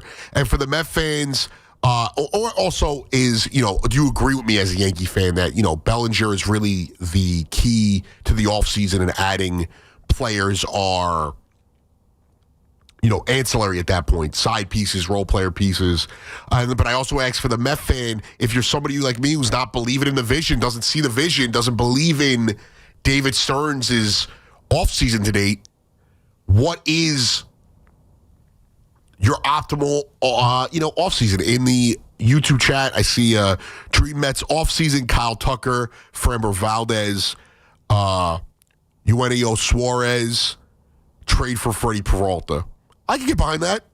It's not happening. I can get behind it. The thought of this Mets team not paying Alonso, yes, we can all agree they had to blow the core up. You could have got rid of Nimmo and McNeil, and still that's blowing the core up. But the thought that they're going to pay Kyle Tucker, Valdez, and Suarez, hard to believe. Freddie Peralta, I like him more than any of the other starters in free agency. What do they want? If they lower their asking price and you could go out there and give up somebody that's like an 8 to a 15 prospect, I'm not giving up McClain, not giving up Benj, not giving up Tong, Sproat, Jacob Reamer. I, don't want to give up the kid they drafted last year because you just drafted him. So that's where they're at right now. And we've got a lot of players left. Not a lot of offseason, though. It's January 10th. Yesterday, January 9th, we were on, since 10:30, was the anniversary of the Mets signing in 2005. January 9th, 2005, Carlos Beltran for $199 million. What a time that felt like. What a time. Pedro, Beltran, Ramon Castro. That's dumb. He's just one of my favorite players growing up. Who didn't love, a fat catcher? Was my guy. Also, side story real quick, and we'll get back to the calls.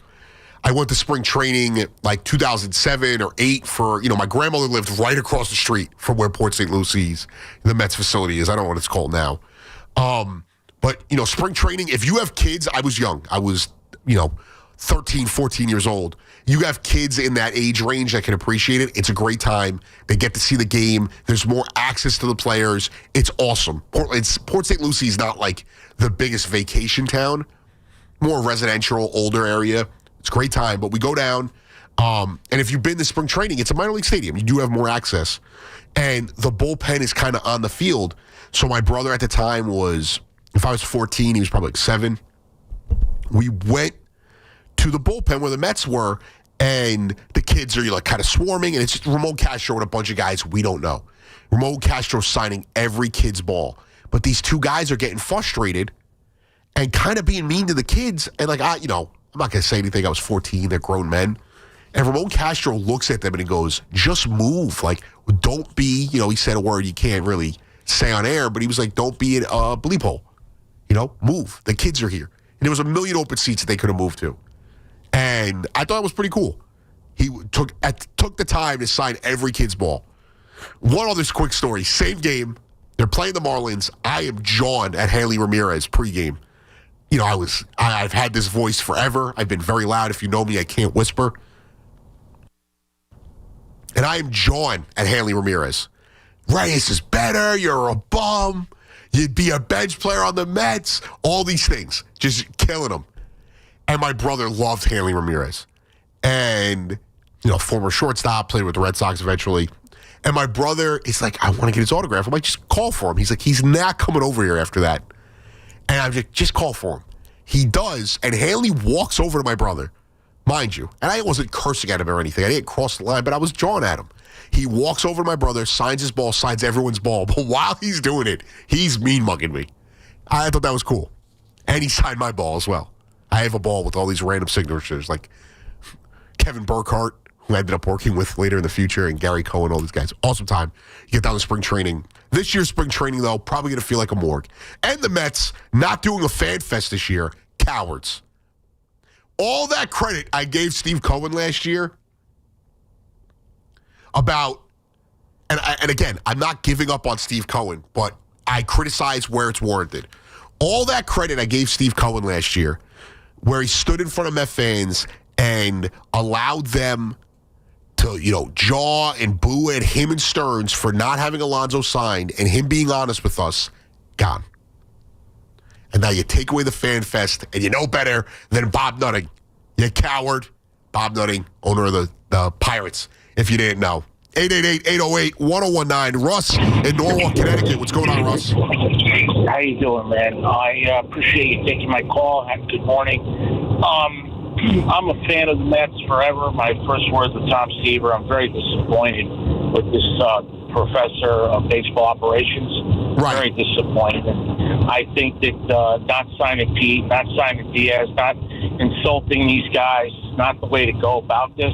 They needed pitching. Joe Benigno, who's a legend on your station, used to be anyway, he said it best. He said all you needed to do was go get some pitching. Last year, they never got pitching last year when they needed to, starting pitching. This year, they haven't done anything with the starting pitching. So to me, this team is going to go from 83 wins right now to about 73 wins. Yeah, and Russ, the craziest part about it is Vegas has them at like 85.5 wins, and I'm like, where are they getting this number from?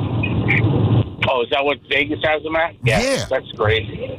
Yeah, I don't know what they're going to do, even if they make a move for something. But the fact of the matter is I think Stearns wanted to show everyone how smart he is, but we're not in Milwaukee anymore. We're in New York City, guys. This is the big city.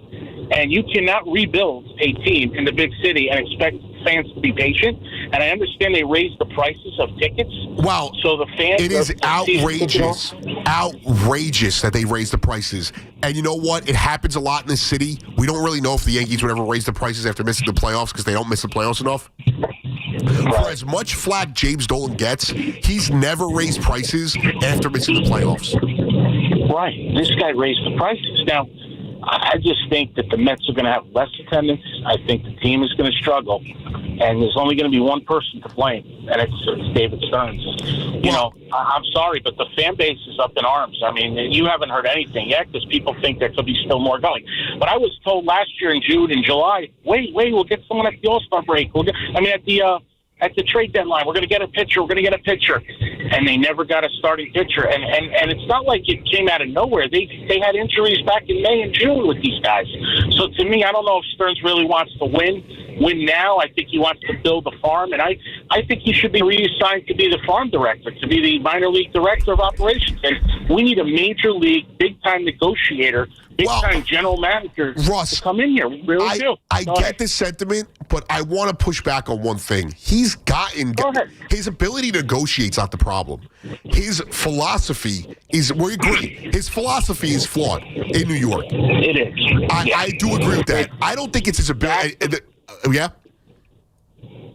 Go ahead. I'm sorry. No, I don't disagree with that. I do think his philosophy is flawed. I don't know if it's him trying to prove how smart he is. I just think these are the things he believes in, and they only work at getting you to a certain point. You're not getting over the ceiling. I got to let you go, Russ. There's a lot of noise, but I appreciate the call, man. Really great call. I don't think it's his negotiating abilities. I think it's the fact that he believes in his philosophy and doesn't want to get away from it. He believes in, I am going to do it this way, and it's my way, and it's the way we're going to do it. But my thought was, I love that, and now you're going to have money to get the big dogs. And when he goes out there and gets Juan Soto, and you're spending all this money, you're like, wow, look at what he's done. He clearly is going to spend while building the farm system up, which he did. And then this year happens. They fall flat on their face, and I was still believing in Stearns.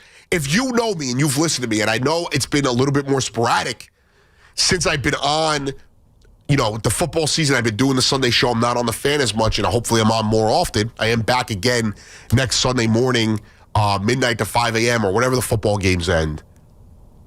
But I'm sitting here trying to make sense of his offseason, and it doesn't make sense. He gave us nothing, and it's shocking because I truly think this guy is a great baseball mind. But what he's done has completely lost I've lost all trust in him. Now, I do think that he believes in his mentality, and maybe he truly didn't like what the Mets had here. Fine. But he's not going to get a chance to get it right next year if he doesn't get it right this year. Laura Albanese was on my on the great Subway to Shade podcast with my guy, Anthony Ramon. And sorry, excuse me for the way I sound. I know it sounds like I have cement jammed up my nose right now, but I am getting over a cold, so I am still a little congested. But she was on Subway to Shade podcast. I tried to catch where I was with my thoughts. And she said, this doesn't feel like a guy who is getting another year if he gets it wrong. If the Mets go out there and they win 90 games, they make the playoffs, they lose in the wild card game, cool. He deserves to be back. He was able to completely flip the roster and come back and put together a playoff team. It does not mean that he's completely saved from all criticism. But if they go out there, they win 87 games, 85, God forbid, less than being over 500, and miss the playoffs, gone. See ya. Goodbye. 888-808-1019. Sal in Vegas, what's going on, Sal? Hi. I just watched the Oregon-Indiana game, basically the two top picks in the draft going at each other. Right. And I have some trauma and some PTSD as a Jets fan that after seeing how poor and how just rattled Dante Moore was on the big stage in his most important game of his career, he was so bad. And please, God, I will overreact all I want because I'm a fan and I'm allowed to, but you cannot draft this guy number 2. Well, so let me ask you this, Sal. Let's assume I am also not a fan of Fernando Mendoza. I don't know why I said Fernando Martinez either, but let me ask you this. Is there another guy in the draft that you are comfortable taking? Ty Simpson, Trinidad Chambliss, Carson Beck, like one of those guys? Or no, you would just rather forego taking any QBs? Right now, Mel Kiper has Dante Moore number 1. So maybe you get your wish. I wouldn't be too excited about it. Maybe it's Mendoza, but like, where are you leaning, Sal? There's no chance that the Raiders mess this one up and not take Mendoza. I don't know if there's any type of draft. I hope there's a chance. I mean, because Mendoza seems like the safe Raiders play. are the Jets in black. Yeah, after watching that performance plus the week prior, there's no way Mendoza's not going number 1 unless the Raiders do something, unorthodox, looking for a quarterback, one of the, someone that's already established in the league. But either the Jets put together the greatest trade package ever to go up one spot and swap, or possibly I think that would be a drastic mistake if they traded up to get Mendoza. Yeah. I don't think he's that guy, Sal. I just don't. Sure. I never thought I'd say this, but I was really impressed with Carson Beck. I was too, and I was not a Carson Beck fan.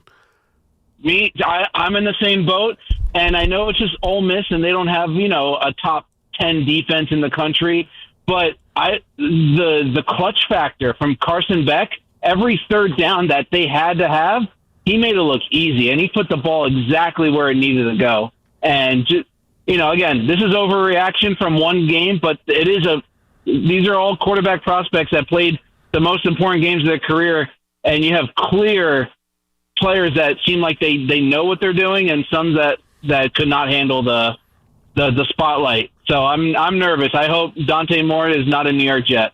Well, Sal, enjoy Vegas, and I appreciate the call. Just getting to be late there in Vegas. I'm sure he was having fun. He would sound a lot better if I called into a radio station and I was in Vegas right now at whatever the local time is, 11 o'clock, 10 o'clock. To his point, I wasn't a big Carson Beck fan either. The one thing that jumped out to me is going into the game, they showed Carson Beck's stats. I was in the gym in my apartment, running on the treadmill, and they were saying he had over a 4-year span, like the best numbers against top 25 teams. He excels against top 25 teams. So it means in pressure situations, he's excelling. When it comes to the level of competition he's played with, he played at Georgia. There's a lot of pressure as the quarterback for the Bulldogs, and he was starting. He didn't start his sophomore year. It's so tough with college the way it is. This guy's 6 years in college technically. I know 2020 doesn't count because the COVID year, and he only played one game, not even a full stat. But he had back-to-back national championships, and then becomes the starter. Actually is amazing, 72% completion percentage, 3,900 yards, 24 TDs, 6 interceptions. They end up losing to, I'm trying to look, they won the Orange Bowl 63-3 over Florida State. And I think, did they miss the playoff that year? I think that was before the... I think that was that was Jordan Travis year. Right. So they played an undefeated Florida State, beat them 63-3. He didn't get a chance at winning the national title that year. Goes out there the next year. They don't play a bowl game because they missed the bowl altogether, I believe. And I think they went the route of not taking, they played the Sugar Bowl and they lost to Notre Dame. All right, I was wrong. And then this year with Miami has them in the final after, 3 big games this year. Goes out there, beats Texas A&M, doesn't play well, but beats Texas A&M, beats Ohio State 24-14, and then beats Ole Miss in one of the best games in the last decade in college football. I don't think that's hyperbole. I think he was amazing. They would get punched in the mouth, and he would march down the field and punch Ole Miss right back. Do I think he is a game-changing quarterback? I do not.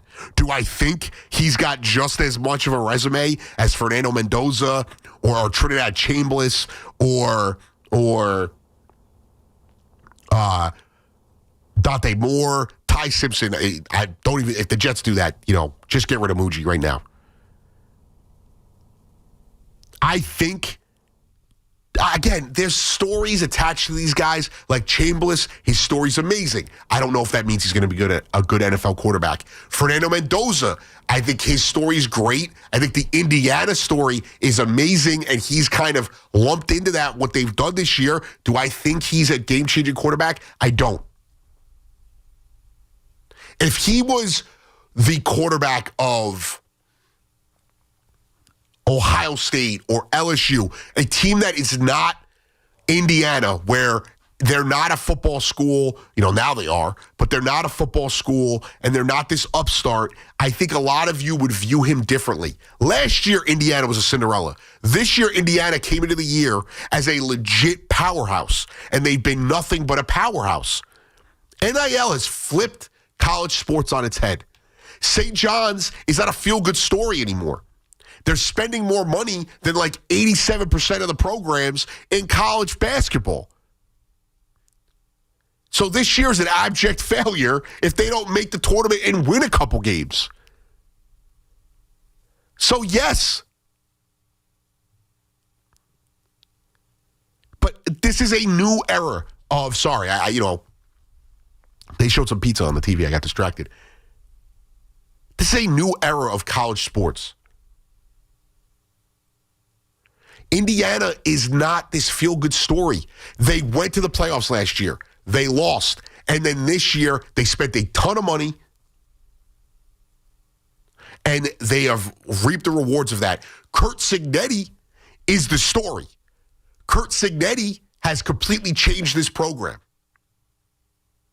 Fernando Mendoza jumped in halfway through and has been phenomenal. Won the Heisman. But it's not like I think a lot of what we're seeing is he is the quarterback of the best team in college football right now. But that team is the best team in college football without the name recognition. So we're all thinking he's doing it with a Cinderella-type team. It's not the case. 888-808-1019. We got 40 minutes to go until the great Pete Hoffman takes over at 2 a.m. Anthony Gallo on The Fan. The Nets go after the Grizzlies. 3:30 tomorrow.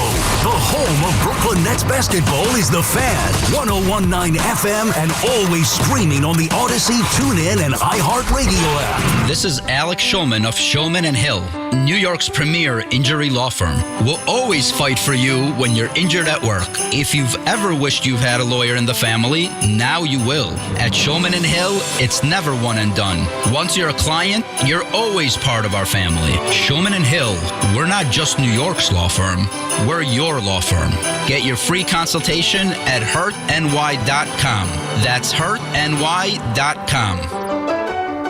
At Town Fair Tire, New England's largest name brand discount tire dealer, you get it all. The guaranteed lowest price, the most free services, and we accept all valid rebates from any manufacturer and from our competition. Yes, we accept them all, even competitor rebates. Town Fair Tire, New England's largest discount tire dealer, now with over 120 stores from Connecticut to Maine. Nobody beats Town Fair Tire. Nobody.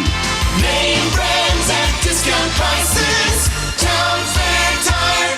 My name is Whitney Allen. I am a widow. My husband, Ryan, died. We never thought in a million years we'd have to use life insurance. The unexpected happened. With Ethos, it is so fast and easy. It's 100% online. You can get a quote in seconds, apply in minutes, and get same-day coverage, no medical exams, and you can get up to $3 million worth of coverage through Ethos. Get your free quote at ethos.com/radio. That's ethos.com/radio. Time spent on application may vary. Online health questions required. As the owner, coach, and quarterback of your small business, you call the shots. From inventory to payroll and more. Now it's time to bring in LendSeek, your funding MVP. No delay of game here. Get up to $2 million in as fast as 24 hours for business lines of credit or term loans. Let LendSeek's AI marketplace assist you in making the winning play and score that touchdown. Apply at lendseek.com. LENDSEEK.com. If you or a loved one has been a victim of nursing home abuse, call the law offices of Kelly and Grossman at 1-800-ELDERLY.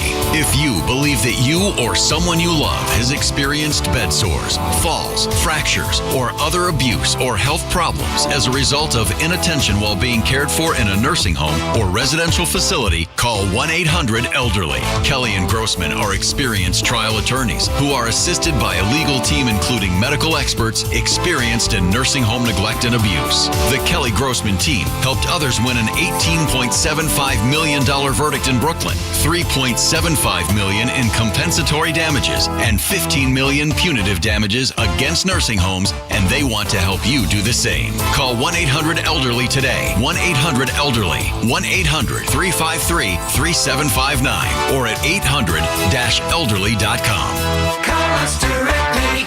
1-800-ELDERLY. Happy birthday. Hey, take a look outside. No way. An electric bike? Can I take it for a ride? We have a car versus electric bike crash on Main Street. Victim is a 17-year-old male and unresponsive. No sign of helmet use.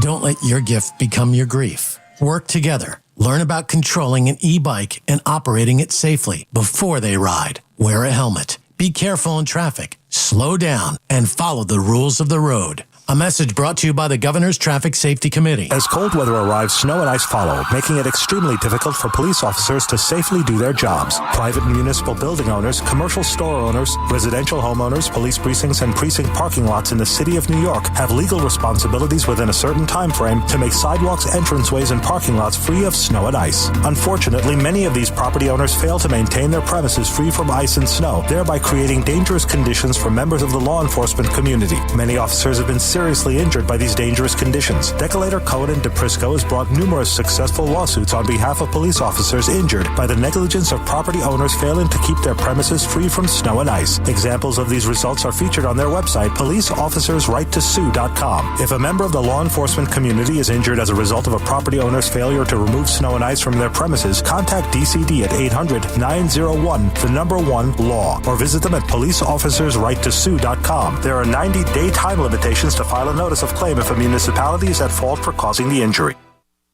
Your silence about your team is your consent. You better say something by calling 888-808-1019. Powered by Paramount Plus. Count on Paramount Plus to stream every NFL on CBS playoff game.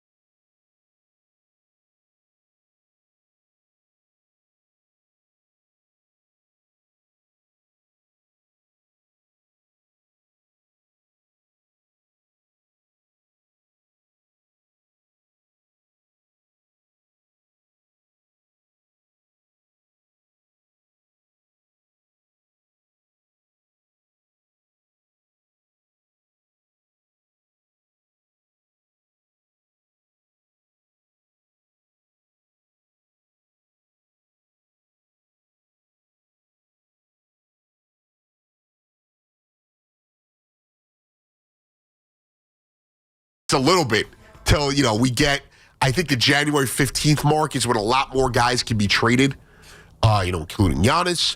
We've already seen Trae Young get traded. He gets shipped to the NBA's version of Siberia, the Wizards. So good luck with that.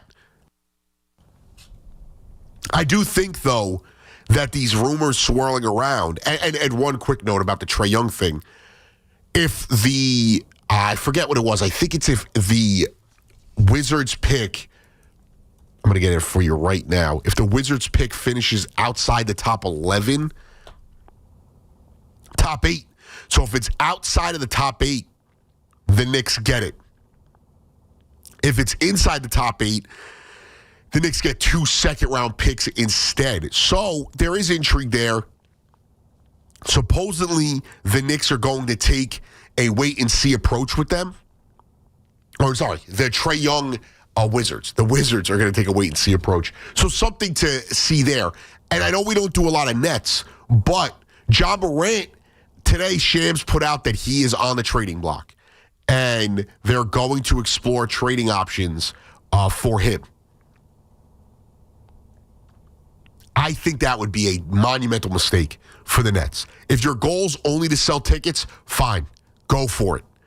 If you're trying to truly build a winner, and I know the Nets haven't been consistently good, but they are starting to build something, I think that would be a disaster. You got some good young players on that team. You've been playing good ball over the last 2 months. They're 11-24, so they're not doing anything crazy, but they have been playing good basketball over the last 2 months. They've lost 4 of their last 5 or 5 of their last 6. But before that, they had won, 5 of 6. So like there is something to, hang your hat on, and they're a toe away from beating the Magic a few days ago. I think the John Morant move would be ridiculous. And the fact that you didn't want to go after Trae Young, but you'd go after John Morant makes no sense to me. I know Trae Young isn't the most likable player. He is a guy who could win with less talent around him. John Morant is a culture killer. He is immature, makes poor decisions, and he got his coach fired. I don't think that guy is the guy you want to build your franchise around. And I was saying it to Craig earlier when we were leaving out, he was headed out. I still had to do a couple more things, and I was helping with some stuff downstairs. And I was like, one of the reasons, we always talk about the American basketball player, there's no star, there's no face of the league when it comes to American ball players. And I think because you have a ton of these guys. John Morant can't stay out of trouble. He's not buying in. Jason Tatum got hurt. Zion Williamson can't stop eating. I sympathize with that. There's a lot of things like these guys are. LaMelo Ball is underwhelming, and when he's not, he's hurt. So the younger next generation guys, Jalen Brunson doesn't really resonate with the rest of the league. Same thing with Tyrese Maxey. Like, these two guys are 2 of the most talented guys in the league. They don't really resonate. So that Fan Focus was sponsored by Chef IQ, Precision Cooking, Effortless Results, ChefIQ.com. Back to the phones we go. We've talked about everything. Everything's on the docket for today. 888-808-1019. I spoke about the Giants. And is it really Harbaugh or bust? Or could they actually get a secondary option that could be not just as good, but just as great of an option? Should the Jets draft a quarterback? I don't think they should. I think they should trade down, build up, take a quarterback at 16, take a quarterback on day 2, day 3, and go from there. The Mets, the Yankees, disaster. The Knicks, another disappointing loss. And no, even if I'm not panicking, and I don't think this is going to be what decides their season in May and June in the playoffs, I do think it's frustrating. I think Cat has been inconsistent and frustrating. I think the loss of Josh Hart has shown how important he can actually be to those stupid fans that think that he's not important. And it feels like every time they get healthy, they're only healthy for a few minutes. We lost OG earlier this season. We lost, Josh Hart for times. I think they need to find a backup big to replace Yabusele if he doesn't end up turning it around. But I still think this Knicks team is a contender, and I still think they should be the favorites to get out of the East. So it's all there. All the chatter about right now. 888-808-1019. Roscoe in Brooklyn. What's going on, Roscoe? What's going on, Anthony? Yo, that kid in Indiana's the truth. He's the 2.0. He's the 2.0 Manning and Tom Brady combined. Oh, listen. Roscoe. No, Roscoe, listen. I thought the same way as you. Did you hit the dispensary tonight, Roscoe? Nah, kid. I thought about it as well. I've been listening. Mendoza, this and that. I've sat down and watched the kid. Not only that, his IQ is different than a lot of these quarterbacks. That's fair. Listen, he is it seems to be he understands the game very well. That is a fair point. There you go. 2.0, Manning and Brady. And you don't think Brady's going to... Listen, the Jets kick 06 picks, and Brady's not going to give up that opportunity to have that kid as a Raider. That kid is going to be a Raider, believe it or not. I don't think the Jets can pull it off, and they're not going to pull it off. Plus, I wouldn't want to go to that organization.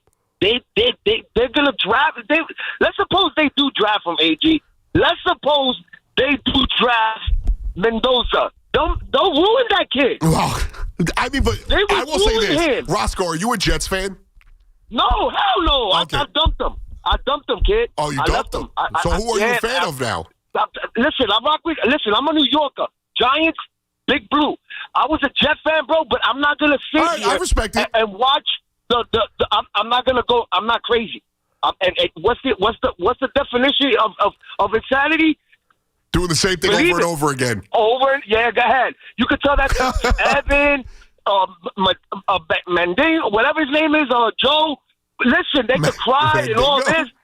You could bring whoever you want. You could bring. Listen, we even brought what's his name? That's playing with Pittsburgh now. We even brought him. He couldn't even save us. Well, why would I root for that? Why would I root for that? Well, Roscoe, I wasn't taking a shot at you. The one thing I want to say is we're acting like the Raiders are a excellent franchise. So if anything, they got the number one pick. They do, and I agree with that. But they are also. You want to talk about somebody ruining someone? They are just the Jets with a black jersey. You got Brady there though now. He's got a little. Listen, man. Brady's only behind that television till his contract run out. You don't think Brady's going to be in it? Come on, man. He's going to be in there making the decisions. Now another thing. Before I let you go, man. I don't know what it is with this with Cat, but homie, all this flopping and complaining, doggy, that's not going to get it done in the playoffs, man. He complains too much, man. I do agree. My thing is, Roscoe, and a great call. My thing with him is, it's not that he doesn't have the ability. He's so talented. What changes night in and night out with him? That's what frustrates me. It's like what he said at the beginning of the season, where he fits. Remember, they interviewed him and they said, "How do you feel about what's his name's strategies, offensive, the coach's strategy?" Mike Davis' strategy, and he said, "I don't know. I got to fit in where I." Mike Brown, right? Yeah, Mike Brown. Come on, dog. Like, what you talking about? Listen, man. If whatever we got to do to get rid of him, I'm with it. But you know what?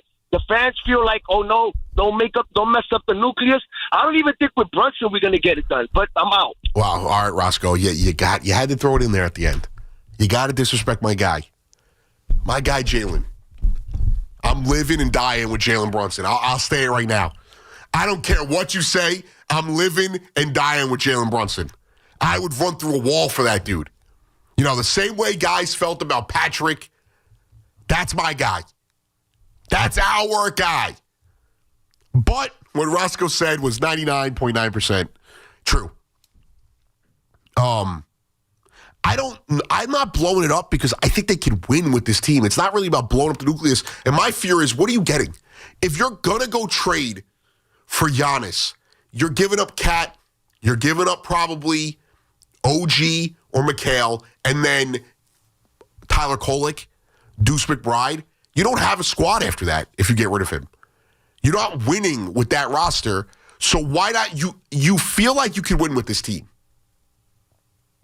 I can't tell you I know we can win because you don't know. But when you look at this squad, when they are playing on all cylinders, there's no one in the league outside of maybe the Thunder who are struggling now as well.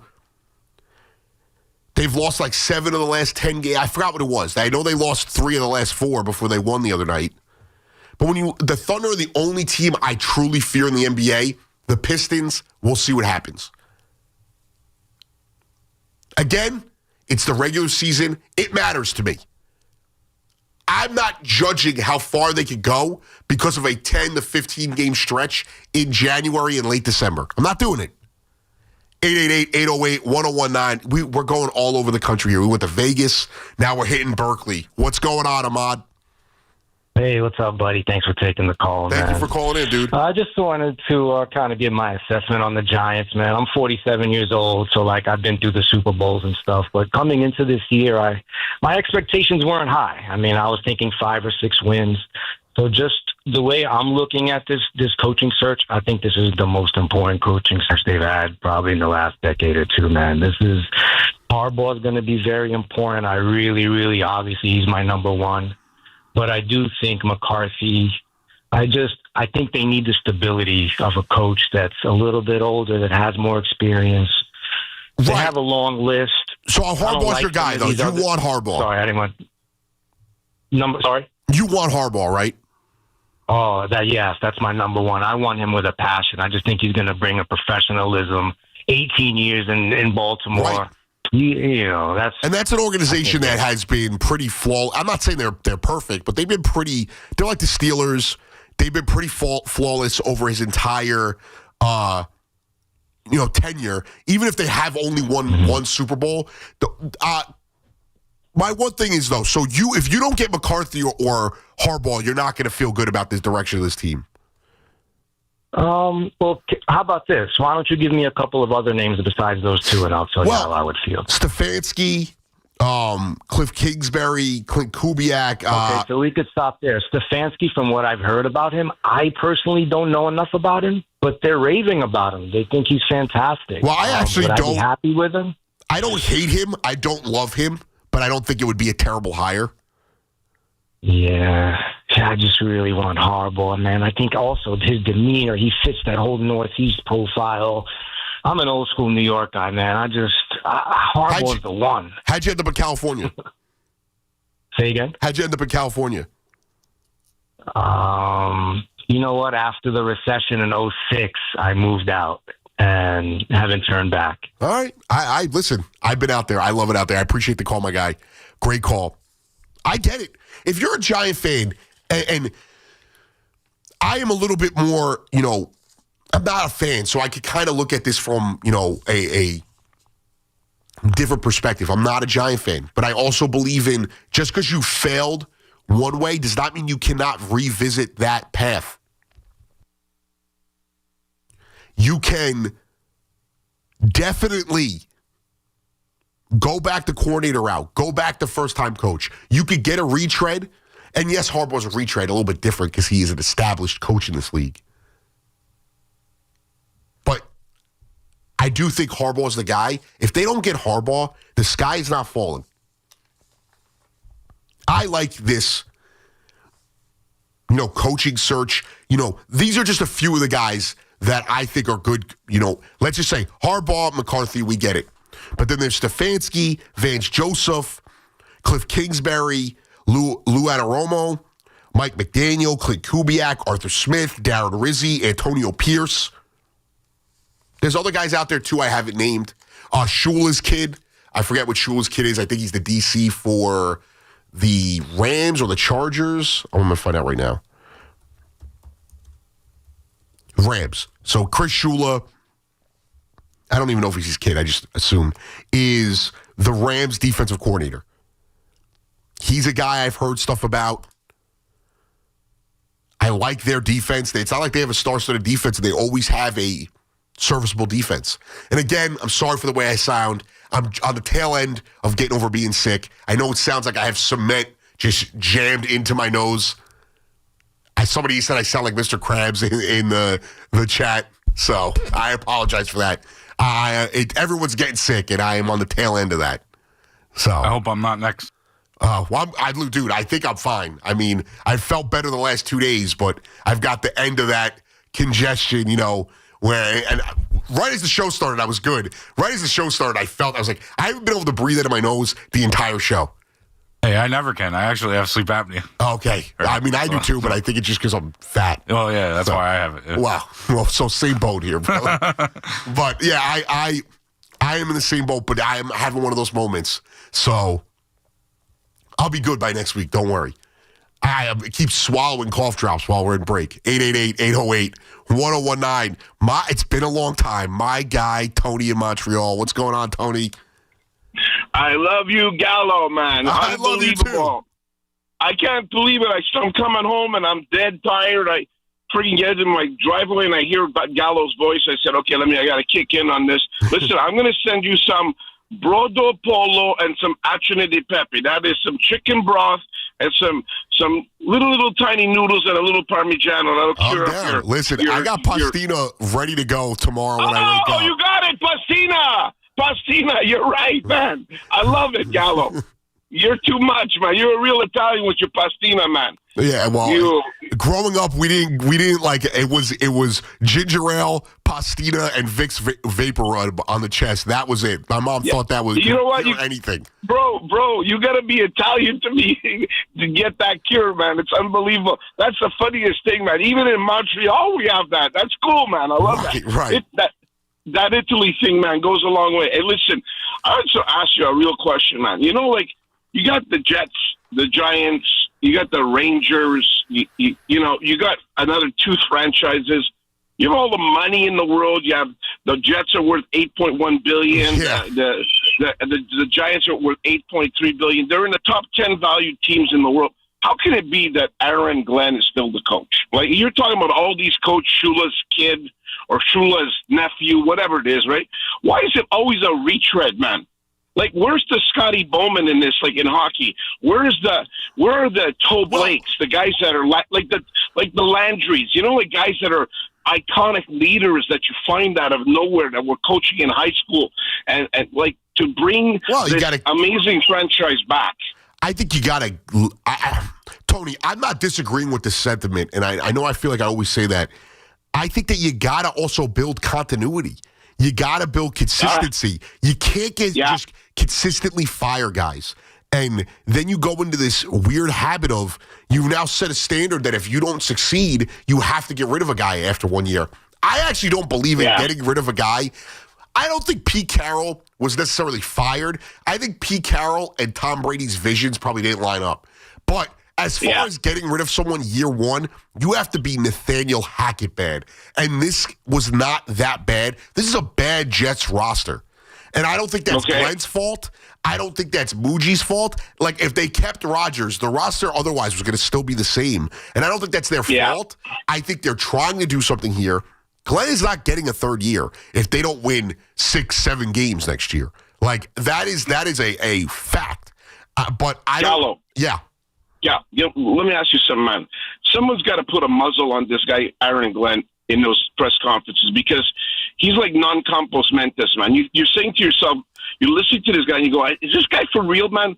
Like, just the stuff he says. You know, like, I don't care about whether, you know, this guy or another guy starts. But imagine a Montreal Canadiens coach telling the press in Montreal, I'm not telling you who's starting. I'm not telling you which guys.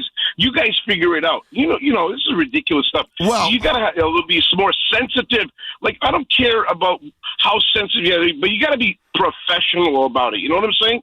But don't you think if he was winning games, we wouldn't have cared how he reacted to the media? And I get it. Listen, you have to build in that cachet. Win, I get that. Gallo, if you win, it's like your wife. You buy her a gift, you're the best. You know what I'm saying? Wow. You're always the best when you make your wife happy, right? Fair. The minute you ask her back for something, it's a disaster. If he's winning, he can walk into there wearing a tutu. I could care less, man. I could care less what he's saying. You win, and you're Mike Ditka. You could be like Mike Ditka. You could say what you want to. Listen, Mike Ditka was an animal when he did the press conference, but nobody could touch him, man, because he won, man. He just win. Winning does everything for you. Like, you think about the old Ranger coaches, the guys in the 70s, okay? Right. They were like I'm talking about like way back. And those coaches they didn't take any guff from anybody. They didn't care about anybody. When you were coaching Rod Gilbert and Hatfield and all those guys, you had to be a tough SOB of a coach. And it just seems like we're always looking for the guy that's like, I don't know, man. I appreciate the call. It was so good hearing from you, man. I love you, man. I love you. I'm on next Sunday, so give me a call then as well. My guy Tony in Montreal. I will say this. I can't disagree with you if you don't like the way he's talking to the media. I didn't take it as someone being, mean. I take it as this is their job. I get it. He's talking to the media. He is talking. He's not like he's not speaking. This isn't like the Knicks where they don't speak to the media. Obviously, we don't really care because they've been good. They've been the most competent franchise over the last 5 years in the city. But Aaron Rodgers' problem is not the way he talks to the media. Aaron Glenn's problem is not the way he talks to the media. reasons how they've not put the results out there. The one thing I'll say is their roster's bad. They were never going to win more than, 4 or 5 games this year at the most. But the last 4 to 5 weeks, you go through it. We can bring it up right now. Their end of the year schedule, how badly they were losing games. You end the year, you lost to the Bills, week 18, 35-8. You lost to the Patriots 42-10. You lost to the Saints 29-6. You lost to the Jags 48-20. And you lost to the Dolphins 34-10. That is not good. That got progressively worse. The games looked progressively worse. And I get it. The Jags, the Patriots, the Bills, those are great teams. The Bills were playing for seeding. The Patriots are still playing for the number 1 seed. I got it. It was a rough end of the year schedule. And you had that stretch. Realistically, I'm more upset about the way it ended, but if there was 2 games I want to get mad about, it's the Jets-Broncos game in London. I was there. It was one of the worst games I've ever watched. And it was the following week the Panthers lost 13-6. And the Panthers made the playoffs. But you lost 13-6.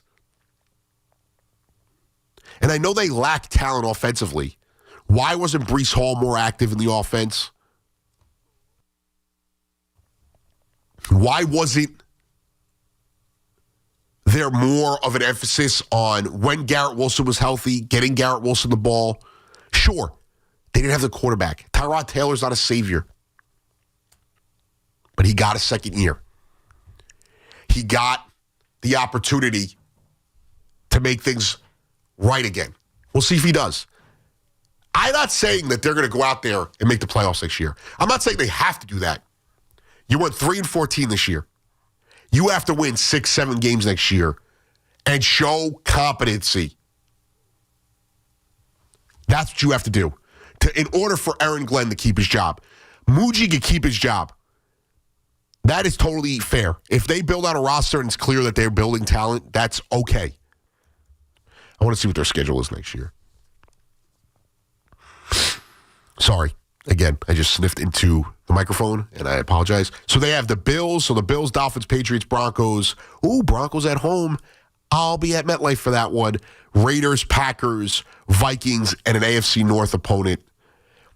Bills, Dolphins, Patriots, Chiefs, Chargers, Bears, Lions, AFC South, NFC West opponents. I wonder why those are the ones that are listed where they are.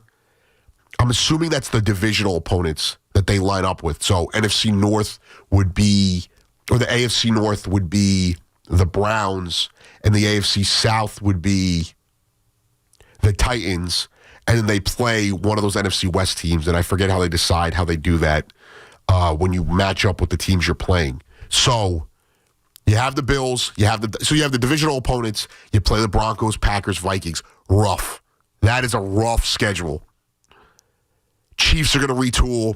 Chargers are going to be healthier with a better offensive line as well. You're playing 4, 5, 6, 7, 8 playoff teams. The Lions, the Chiefs, and the Vikings. And potentially, yeah, that's rough. That is a rough schedule for the Jets there. That is brutal. For a last place team, this is why I laugh when everyone's like, it's a last place schedule. Like everyone's saying with my Broncos, they're going to lose and then they play a first place schedule. It's like, okay, they're playing the Jets. They're playing, I'm not worried about the schedule. This is a rough schedule for a Jets team that's potentially going to be working in a young quarterback. Obviously, anything could change.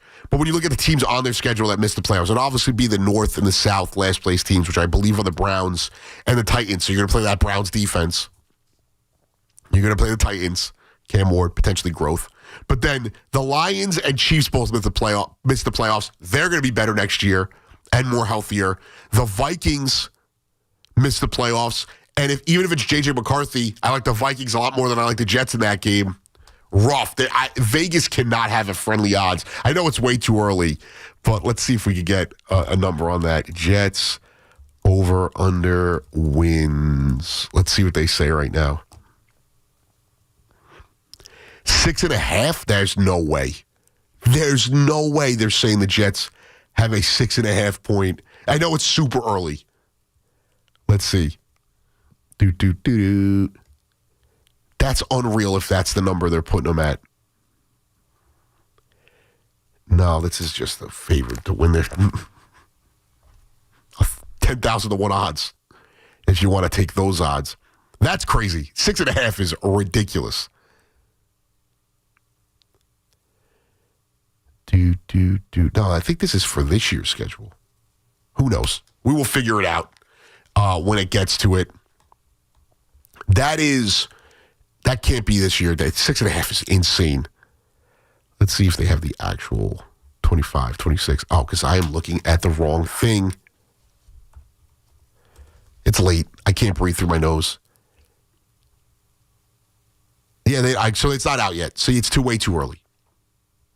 You know, I got ahead of myself there. I'm seeing in the chat here, Christopher Gibbs says Chambliss is clearly QB2. Is there much of a difference at this point? I don't think there's much of a difference between 1 and 5.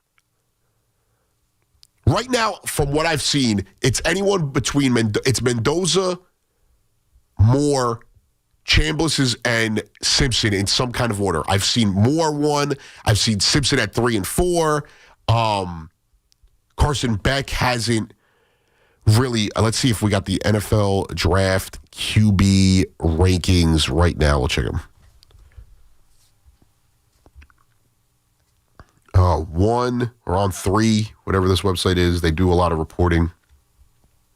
Moore, Mendoza, Simpson, John Maytier, but he may stay. I don't know if that's been announced. Carson Beck, Chambliss, Garrett, Nussmeier, I don't forget how his name is, the LSU QB, and then Drew Aller, who got hurt, and I kind of like Drew Aller, Diego Pavia, and Talon Green of Arkansas. We will see. We will see, because that, I don't know if that is going to be the case with that team going forward. The Jets are picking 2. Do you trust the Raiders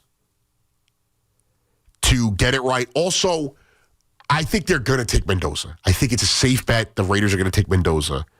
But if the Jets, if we flipped it, the media would look at it differently in this market because it's the Jets and they're local and we view them as a disaster. The Raiders are just as big as a disaster. Yes, I know there's been more playoff appearances.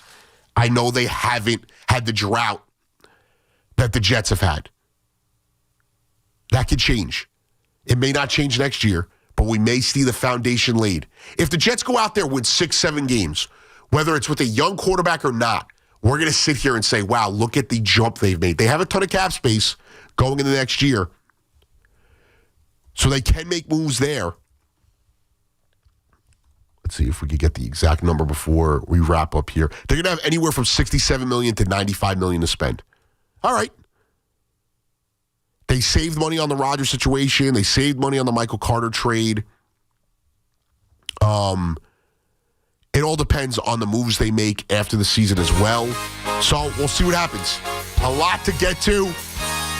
I may be done, but the great Peter Hoffman joins us later in about 4 minutes. Shout out to Nick Theodoro and Ray Jarvis as well. You missed any of the action from the show, hit the Odyssey app rewind function. And if you want to follow me, you can check out my YouTube page, the official Anthony Gallo YouTube. Also, check me out on X or search Anthony Gallo, WFAN, Pico Day _Gallo or Pico de Gallo 24 on IG. I will be back next Sunday following the Saturday night action of the divisional round right here on The Fan. I'll have you for 5 hours, 12 to 5 in the morning.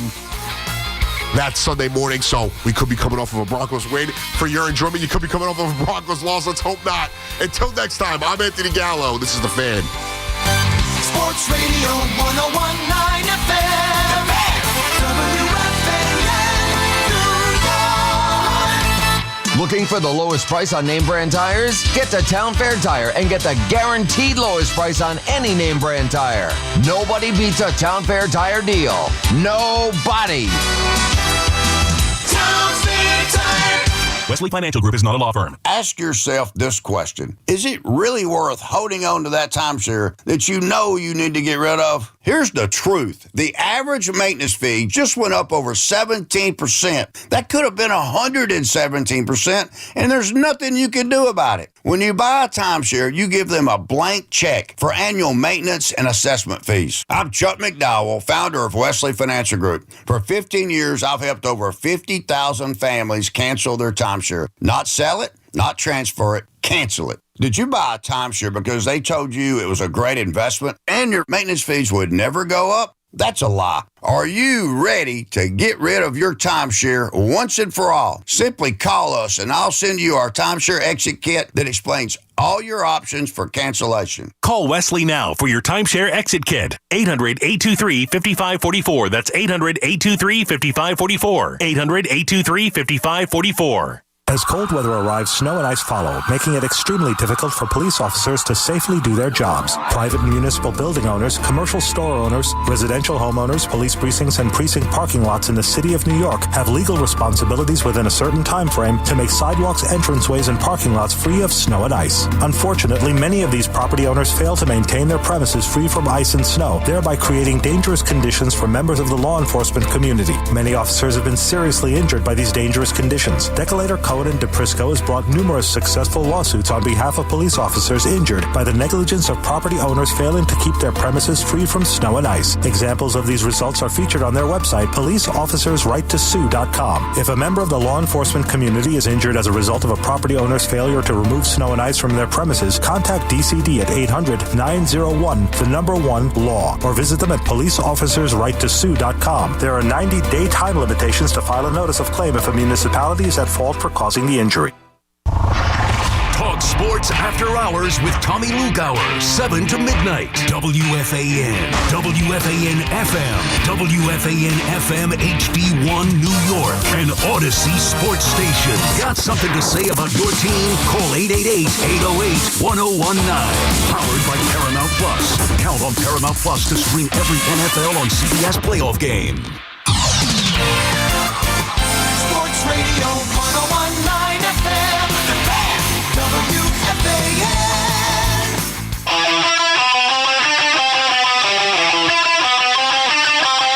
It's the Pete Hoffman Show on WFAN. Well, it's the weekend and I'm still here. I'm still on the air. Thank goodness. And we have a lot to get into in these next 3 hours as it's wild card weekend, baby. We got football. We got good football. But we got to start with the coaching search here because I know the talk has been about John Harbaugh and how the Giants and him are a perfect match. And that is so accurate. It makes so much sense. And things are lining up in the Giants' favor, and that's beautiful. And I'm not worried about John Harbaugh going anywhere else but the New York Giants. Maybe that's just me being delusional. But the fact that they have the quarterback, the fact that they have these young superstar players offensively, skilled player offensively. The offensive line was getting fixed. There's a defense that actually has listen, the front line, you can say what you want about Abdul Carter and criticize how the first half was not as good, but the second half he turned it on. Second half, he looked like a really solid football player. Someone who, when Mike Kafka push come to shove, he had to kind of discipline him a little bit. He looked really good. Brian Burns was a beast all season long. So defensively, you have some really good pieces. And now all you got to do is bring in that head coach. Because in a season where the team played its best football in probably a decade. Yeah, they went to the playoffs a few years ago with Daniel Jones. But the Giants, over the past decade, haven't played in close games like the Giants did this year. Every single game was tight. They weren't blown out in maybe 1 or 2 games this season. They only won 3. They won 4 games. They won 4 games. But tell me which game they were blown out from the start to finish. Tell me which game they weren't in on. Tell me which game going into the fourth quarter, it wasn't like, the Giants have a chance to win this, or the Giants are winning this. I hope they don't blow it. That was actually more of the scenario. 5 times this year, the Giants lost on the road after being up 10-plus points going into the fourth quarter. Like, they had a really good, I'd say, if you want to go percentage-wise in a season, I'd say 75% of the season, they played really well or good enough to be winning. That fourth quarter was always a dagger. But that being said, I'm not worried. This is making too much sense that John Harbaugh is going to come to the Giants. There's nowhere else to go. I'm not worried about Philadelphia. I'm not, especially after listening to all the demands that Harbaugh wants. Like, the Giants are the only fit. I mean, there's maybe other teams that are saying, hey, listen, I'll be willing to do whatever you want me. I'll remove my GM from his position. I'll do whatever you want so that we can bring you in. We'll pay you the money. But tell me those teams that are set up for the future. Giants are set up for the future. There's no doubt about it.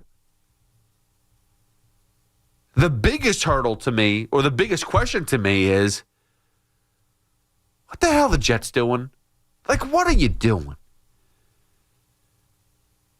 You're so uber confident that you're going to hold on to Aaron Glenn. You got to give him the opportunity to shine. Give him the opportunity to kind of rise above this one year. It was his first year. You stripped down the team. I get it. Or stripping down the team, because you still have players, that were here from previous regimes that, Breece Hall, I know, is turning into a free agent, or is a free agent now. But there was other players that came from the Joe Douglas regime. That being said, you had a perfect opportunity. This is what the Jets have been waiting for. To have that opportunity where coaches like John Harbaugh, Kevin Stefanski, potentially Mike Tomlin,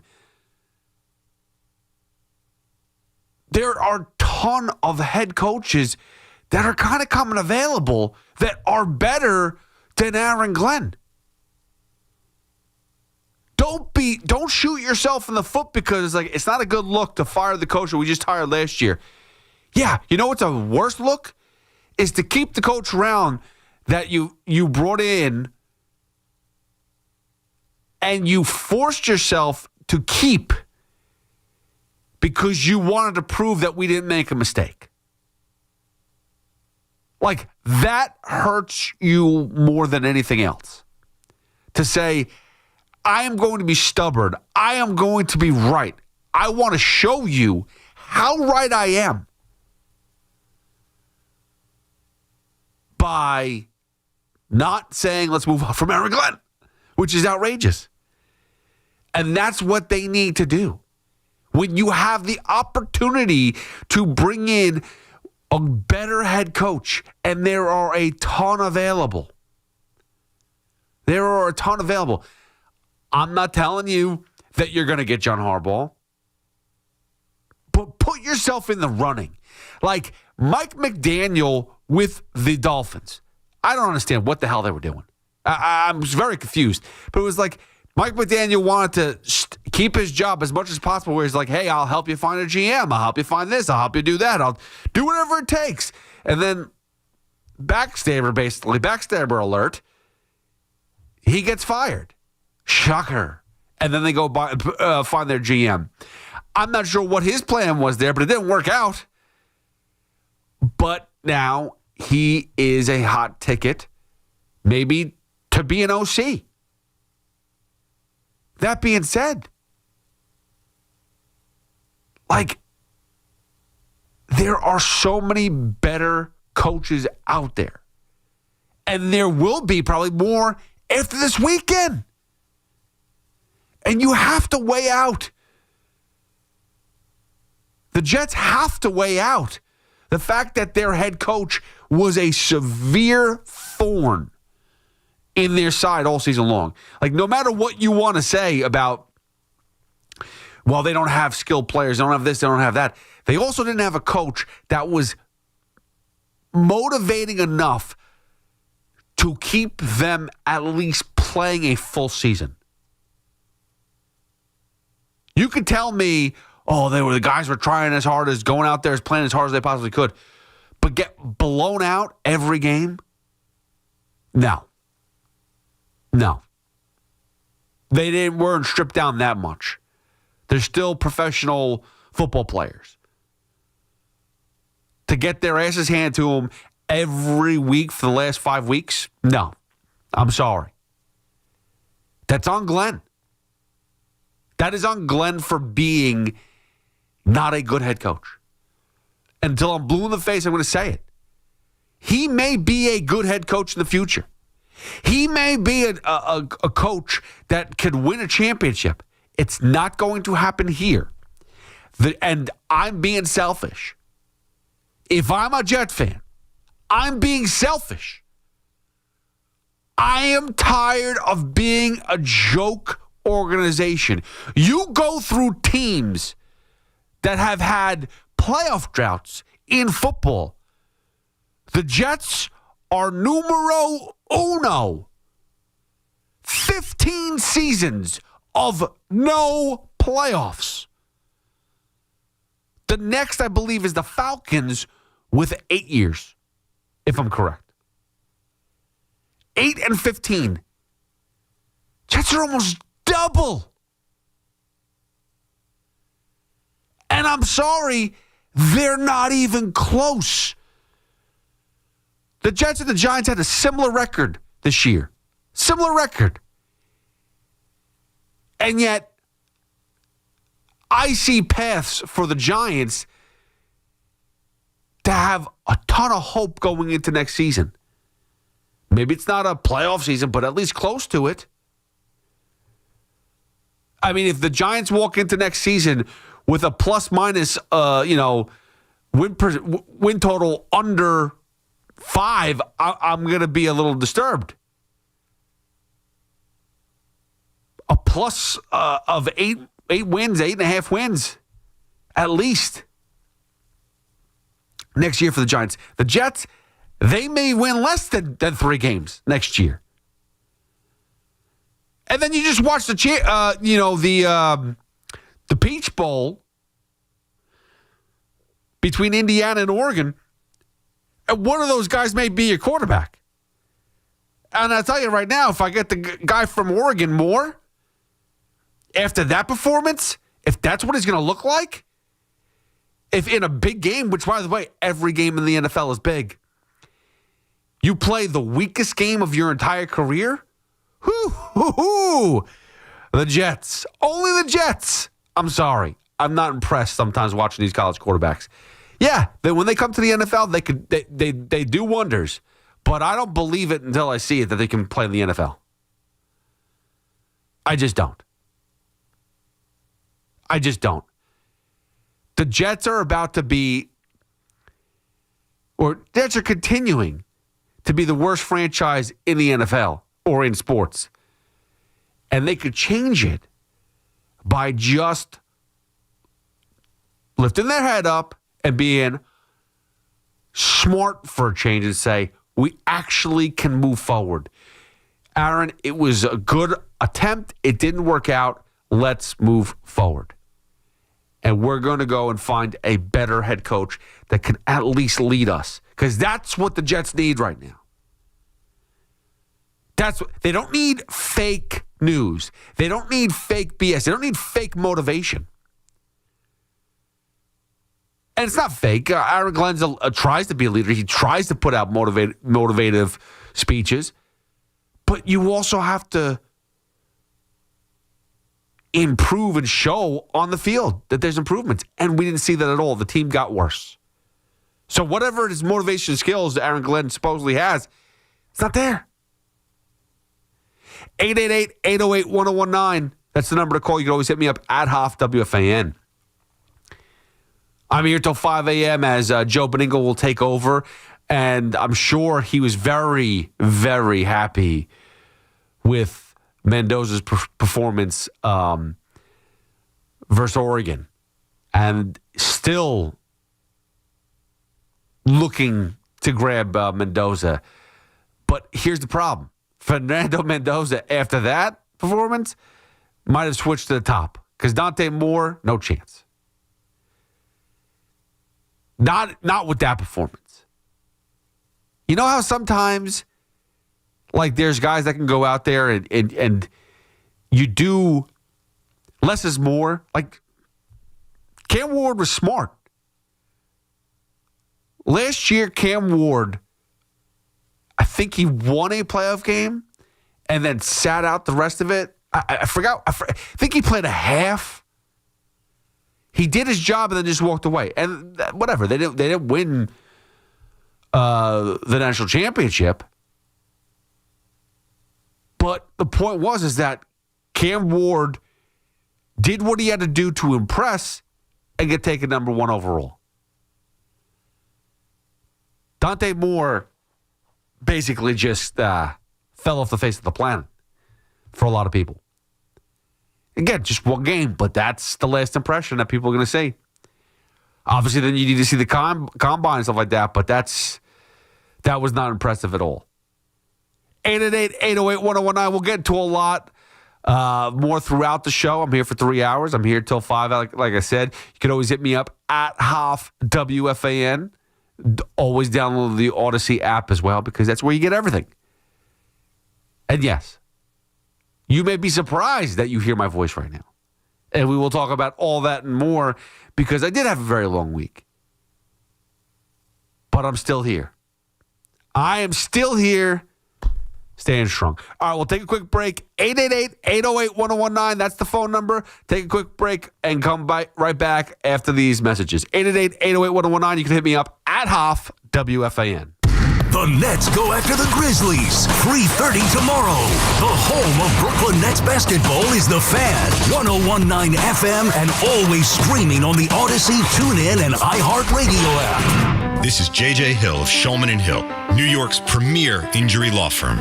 We'll always go the extra mile when you're hurt in a car accident. If you've ever wished you had a lawyer in the family, now you will. At Shulman & Hill, it's never one and done. Once you're a client, you're always part of our family. Shulman & Hill. We're not just New York's law firm, we're your law firm. Get your free consultation at hurtny.com. That's hurtny.com. Everybody knows Town Fair Tire is New England's largest name brand discount tire dealer, beating all the local competitors with our guaranteed lowest prices. And now, with over 120 stores throughout New England, we beat all the competition, including the warehouse clubs, the online sites, and the local dealers. Yes, we beat them all with the absolute guaranteed lowest price on name brand tires. Nobody beats Town Fair Tire. Nobody. Name brands at discount prices. Town Fair Tire. We all hear the radio ads about the IRS. They tell you to be afraid, to be scared, and they try to frighten you into calling. I'm not here to do that. Tax Relief Advocates is different. TRA is here to tell you that if you owe money to the IRS, whether it's $5,000, $50,000, or $500,000, we have a solution. It doesn't matter if you're sitting in your car, at work, or with your kids. No matter where you are, call now. 800-575-9834. Don't lose hope. TRA can eliminate or reduce what you owe to the IRS. Generous programs are now available that can give you a fresh start. Our passion is taxes and helping individuals fix their IRS problems. We have over 1,000 5-star reviews on Google and an A+ with the Better Business Bureau. You don't need to be afraid of the IRS any longer. End your tax nightmare today by visiting us online at TRA.com or call 800-575-9834. That's 800-575-9834. Tax Relief Advocates. Real solutions for real people. If you or a loved one has been a victim of nursing home abuse, call the law offices of Kelly and Grossman at 1-800-ELDERLY.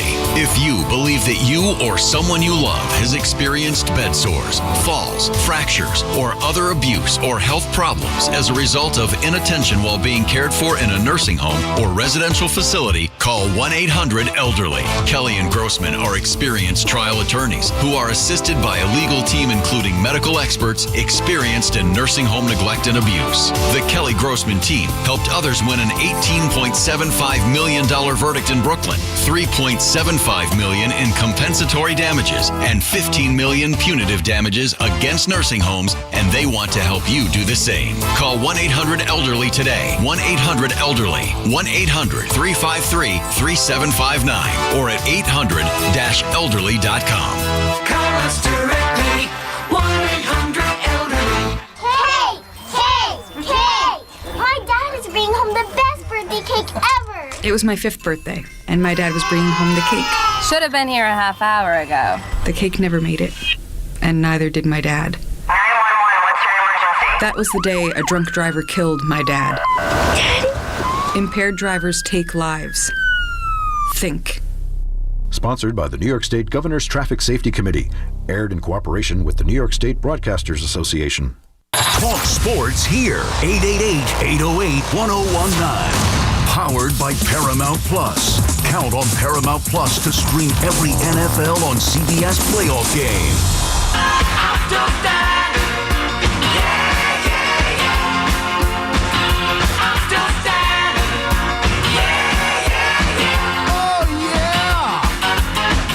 That's right. Sing it, Elton. The threats you made were meant to cut me down. And if my love was just a circus, you'd be a clown by now. No, I'm still standing better than I've ever been. Looking like a true survivor. Feeling like a little kid. Don't you know I'm still standing after all this time. Sing it, Nick. You sing almost as good as C-Mac. I don't know about that. I'm still standing. Who's still standing? You're still standing. I'm still standing. That's right.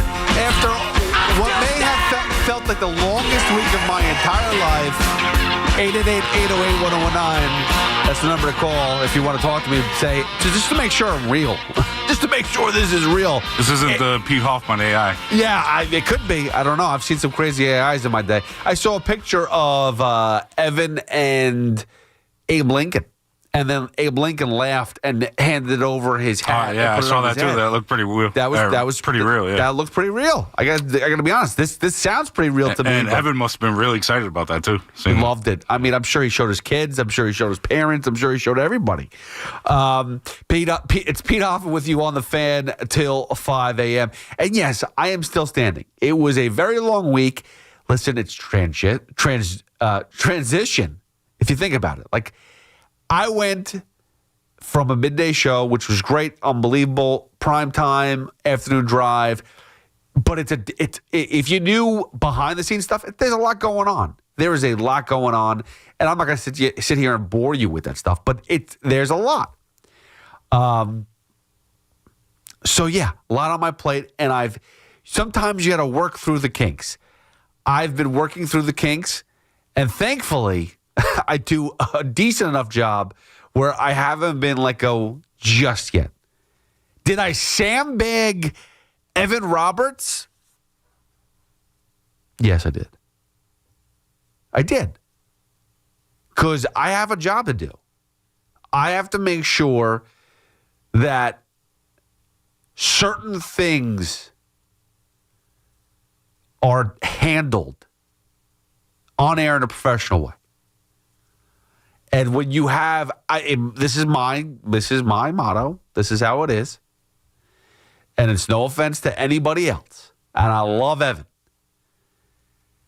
But you have the commissioner of baseball or somebody else here. You don't want to make them be put in an uncomfortable situation. And Evan tried to make it uncomfortable, no matter how. And I love Evan. And his question was valid. It was accurate. It was perfect. And I got to be honest with you. I've heard him talk to David Stearns, to other people off the record, and he's just the same person he is every which way. He's going to say what he wants. He's going to say what's on his mind. And that's what I love about Evan. But I can't push a button that's going to put somebody else in a weird spot. Nicely produced. That's what I'm talking about. So, unfortunately, I had to. I had technical difficulties on that. With that button pushing. Yeah, I heard about that. Technical, but I'm talking about the Evan Roberts. Oh, you're not talking about the first show. No. Okay. But I've been known to have technical difficulties, and that was. And you kind of taught me how to do this, and I turned out all right. Semi. Yeah. Okay. There's still questions there, Nick. That's for sure. But that's neither here nor there. We'll talk about the commissioner. We'll talk about what he said to Craig and Chris Seamack earlier this week. Also, James Dolan was in as well. So it was a huge week on the station for the afternoon show with on the Carton show and with Chris McMonagle. So yeah. And listen, I had a lot of fun. It may sound like I did not have a lot of fun. Had a great time. So thank you for anybody who's concerned. But I will have one request. Stop sending in your resume. Stop it. Oh, I'm sorry. I'm not going anywhere. I sent mine. I don't know if they got it. I've seen people in the house. Walking into Hurley's office? Well, not just that, but like I've seen people in house be like, yo, I'm available. Like, yo, if you guys need help, I'll take it. It's like, yo, relax. I'm still here. Like, chill. For now. Well, that is true. For now. Let the seat cool down a little bit before you send that. That's been. There's been situations like that with other people as well, where shifts have opened up. Basically, I'm not going to get too graphic, but for some reason, there was an opening that took place, and people had requested to fill in that position, but it wasn't one that was like, yeah, you don't just. I don't know, being a little bit coy with how I'm presenting this because I'm trying to be PC about it. I don't want to be too in depth, but sometimes you got to let let the air clear out first before you just jump right and be like, I'm still here. Give me the job. Give it some time. Anyway, 888-808-1019. That's the number to call. You can always hit me up at Hoff WFAN. Like I said, we will get into some of the stuff that the commissioner talked about, especially about realignment, because I think that was a huge topic, salary cap, all that stuff. I mean, it doesn't really make a difference about a salary cap at this point in time because it doesn't seem like the owners that want a salary cap are capping themselves anyway. And the owners that don't want a salary cap or don't want a salary floor, they're going to play the same cards too. They're not going to spend that much more. There's always like if I'm correct, the floor to the cap is usually a range of about $100 million. If I'm correct, maybe I got to do a little more homework on that, but maybe it's about $100 million. Yes, you're right. You're going to force these other market teams to spend a little bit more heftier, but they're never going to go above and beyond. Like if you look at the hockey world, there's so many teams that go, I'll take a contract. Think about this. We're getting into it. We're dealing about the salary cap here. Here we go. Think about some of the things that the hockey teams do to get to the floor, to just get and reach and go above the salary cap floor. They take on salaries of players who have retired and are huge contracts or on long-term IR and won't play, but they'll take that contract because they have to hit the floor. So they won't even go after a talented player and overpay for somebody to be on their team that actually plays. They'll go and spend money on somebody who is unavailable and will never see the light of day, will never put on a jersey, will never put on skates for that team. But the contract is hefty enough that it puts them over the top of the floor. That is stupid. And the point that I'm making here is you will always have these smaller market teams play smaller market games. They're always going to be at the bottom. It doesn't make a difference how much more they have to pay. They're going to find ways around it. They're going to find ways that they still don't have to pay as much as the other guy. But that's if they have a salary cap. And again, the quote from Rob Manfred is, talk to Tony Clark about that. Not saying that they want to initiate that, but the fact that Tony Clark says that is off the table, we are not doing a salary cap. So you've basically eliminated any real negotiation tactic at all, because you've already put in you're not going to negotiate with that. You're not even going to bring that to the table. And I got to be honest, and I hate to say this, I kind of understand, and I side with the players pretty much for almost everything. I can understand MLB's take of this. Of, you're going to create a bar already? Well, why do I want to give in on anything else then? Why do I want to negotiate anywhere else? I'm not telling you that we have to do that. That could be the last resort. But you have to at least keep things open. Don't come into negotiations and say non-negotiables are these. Then I have to give you a bunch of non-negotiables. It's all stuff that you're not going to like either. So we're gonna have to pick and choose, and that's where the baseball strike, lockout, whatever it's going to be, that's why there's a major concern. I did like the fact that he said that the Commissioner Manfred said that his goal is every year to make sure they play 162. I love that, because at least, even if it takes a couple of weeks or a month or whatever, they'll figure it out. Maybe they'll double up games or whatever it is, if that's the case. And I like that. I really hope that there's not a long. Again, you don't know how these labor, discussions are going to go. You just never know if it's really going to, if they're going to strike, if there's going to be a lockout. You never really know. I mean, there's rumors of that it's going to be that way, but I really don't want it to, because I don't want to hurt the game at all, because I love baseball so much.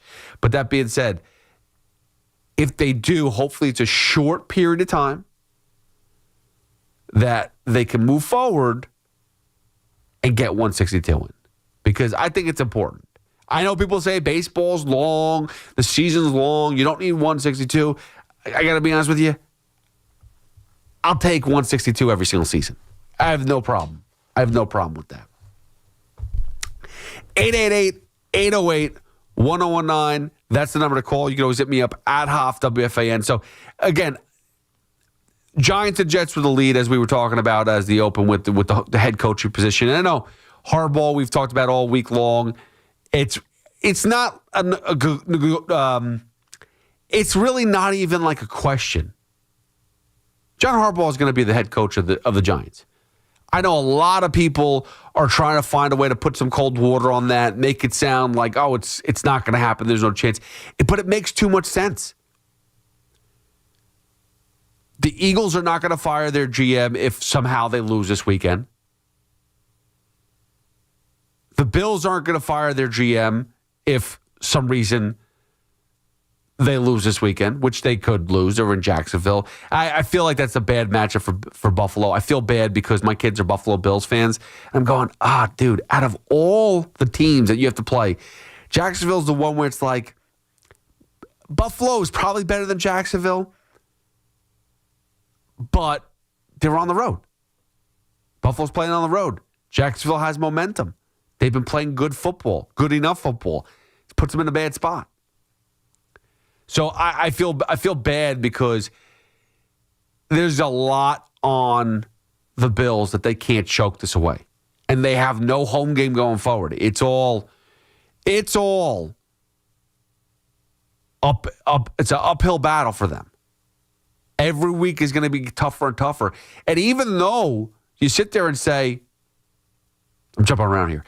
Even though you're sitting here and saying about the Buffalo Bills that, like, hey, they don't have the Chiefs to go through. They don't have the Ravens to go through. Yeah, but they still have good, talented teams to go through.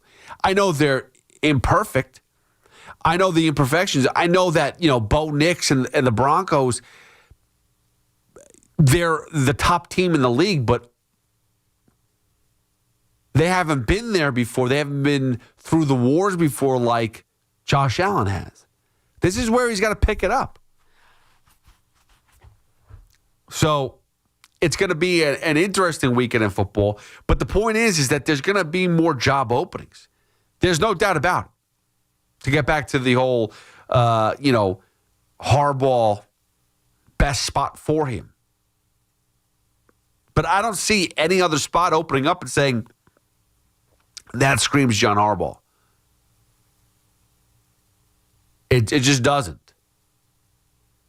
So whether it's the Bills, whether it's the Eagles, whether it's the Steelers, any of those teams lose, yeah, good spot for certain coaches. I think Harbaugh is not even going to think twice about it. Legacy team, Giants, almost like a dream job. And if you can get this New York Giant team back to a regular winning team, it's a legacy team. Your legacy is now cemented. You think about I saw a stat the other day. Surprisingly enough, there's 19 teams in the NFL, current NFL, that have all-time records over 500. 19 teams. Giants sit number 14. Jets, I don't think they came close to sniffing that list. But the Giants were 14 on that list. And you got to think about how bad they've been over the past decade. And yet there's still a team that's sitting there. I think their winning percentage is like 518. They've had a history. They've had a great history. They celebrated their 100 years last year. But that's another thing. Like, you don't want to celebrate 100 years in New York. Just ask the Rangers. But they're a team that you want to be the head coach of. It's a job that is very appealing. The history, the organizational, the leaders, the owners, the Maras, the Tishes. It is a franchise you want to be a part of. And I think Harbaugh knows that. So I fully expect that John Harbaugh will be the New York Giants head coach come 2026. 888-808-1019. We will get back into your phone calls. We'll take some phone calls. We'll do a lot of other stuff. We'll get more into baseball. We'll get into got some fan focuses coming up, and I'll let you know what we have to do with that. But 888-808-1019, we'll get into the playoffs, more into the playoffs, the football playoffs, which are starting later on this afternoon. This is This and next weekend are the two best weekends for the football season. They just are. Two of the best weekends of games. And, you isolate one game per slot. The games are usually great, fun, and it is something that I can't wait for the Jets and Giants to figure out to get back into the playoffs. But 888-808-1019, hit me up at Hoff WFAN. It's Boomer and Gio. Mornings on the Fan, 101.9 FM. Maybe John Harbaugh wants to take a year off, kind of like Mike Vrabel did if he wanted to. Doesn't sound like it. The insiders yesterday were saying he wants to jump right back in. Right. So, and the reason you'd want to jump right back in is because there are a couple very, very interesting job opportunities for him. Get Boomer and Gio on demand. Available on Apple, Spotify, wherever you get your podcast, and the free Odyssey app. John Ryan. Yeah, Dad. I think I came up with a killer slogan for our law firm. D'Agostino and Associates, bite back. Bite back? Yeah. When someone hurts you, you bite back. We'll be the law firm that bites back. Dad, that's brilliant. Accident victims, call D'Agostino and Associates and bite back. Hey, we could even put a big vicious dog on billboards everywhere. Yeah, and Rottweilers on buses. Hey, how about a toll-free number? What are you thinking? Like 1-800-BITE-BACK. 1-800-BITE-BACK. That's brilliant. But what if people hear fight back? Easy. I'll spell it out for them, like 1-800-BITE. Back. 1-800-BITE-BACK. That's 1-800-248-3222. Love it. Hey, Dad. Yeah. All this talk about biting back got me hungry. Me too. Want to grab lunch? Sure. Hey, how about a jingle? You mean like D'Agostino, Law, Bite Back? Town Fair Tire honors any valid rebates, manufacturers or competitors' rebates. Yes, even any competitors' rebates. And we give you the guaranteed lowest price. Nobody beats Town Fair Tire. Nobody. Town Fair Tire. When it comes to affordable term life insurance, everyone's whistling the Big Lou tune. If you're over 50, maybe a bit porky, or have type 2 diabetes, $1 million of term insurance may only cost about $200 a month. Even if you're not in perfect health, call Big Lou, because he specializes in finding big chunks of affordable term life insurance for just about everyone. Don't let diabetes or other health glitches keep you from owning $500,000 to $1 million or more of term life insurance. For affordable term life insurance, call Big Lou. Don't hesitate. Call 800-700-6898. 800-700-6898 or visit biglou.com. Call Big Lou, don't hesitate. 800-700-6898. Call Big Lou, don't hesitate. 800-700-6898. Visit biglou.com. This portion of the program is brought to you by police officers RightToSue.com. It's good to let it out by calling the WFAN Sports Fan Helpline. 888-808-1019. Powered by Paramount Plus. Count on Paramount Plus to stream every NFL on CBS playoff game. That my focus goes to this. But, I always dump on the Jets. I do. And I'm trying to, by the way, I spent a year. Last year I retired being a Jets fan. I took the year off. So I picked the Giants. That was fun. It was a much better season to be a Giants fan because the games at least were entertaining. But, it was only a 1-year contract. So we'll see what happens. We'll see if I go back into the to the Jets mold or maybe I pick another team. But either way, I love dumping on the Jets even when I'm a Jets fan because I'm very upset with how this franchise is going. So here's the thing. I love dumping on the Jets. But the one thing that I don't like to do, and this is where my focus is, it's like if I was to talk about someone in my family, I'm allowed to talk about somebody in my family, but you can't talk about somebody in my family. Aaron Rodgers is no longer part of my family. Now, I never wanted him here anyway. He was like a cousin I couldn't stand. But he was somebody that I never wanted here. But he was here for 2 years. He had an impact on this franchise. I wanted I want nothing to do with him anymore. But there's still, I'm allowed to take jabs. I'm allowed to take jabs at the Jets, not you. And this is what Aaron Rodgers, out of nowhere, comes out with the week going into a playoff game with the Pittsburgh Steelers for Aaron Rodgers. Here it is. One thing I really love, and it's kind of the antithesis of where I was, is there's not really any leaks in the boat. Every year you have difficulties and adversity, both on the field and off the field.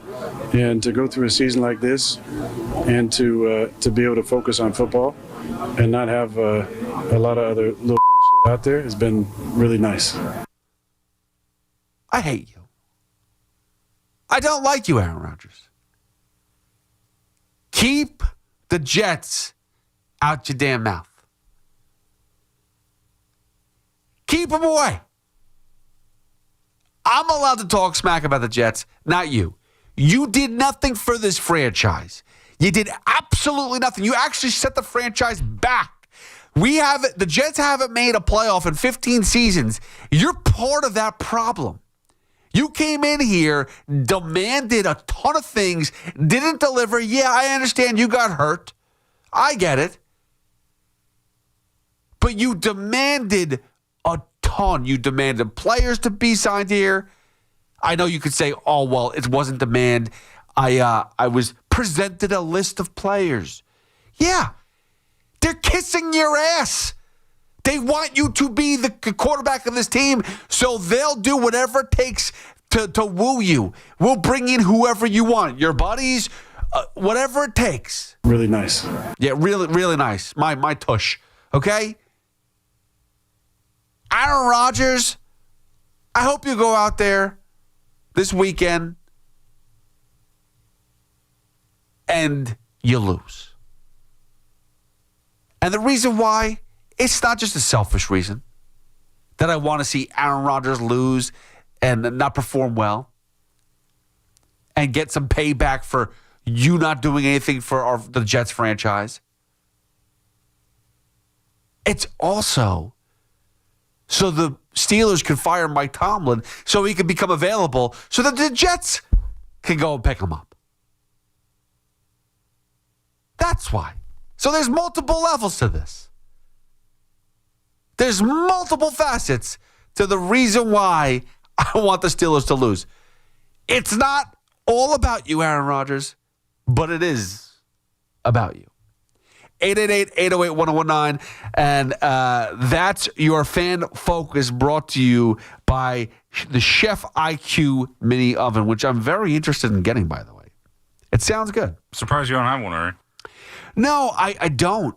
I don't know why I didn't put that on my Christmas list. There's a lot of things I put on my Christmas list this year. I never make a Christmas list, but people ask me what I wanted for Christmas. So I'm like, you know what? I'm actually going to give you things that I just haven't come around to get yet. So this is what I want. And I was very blessed. I'm very lucky.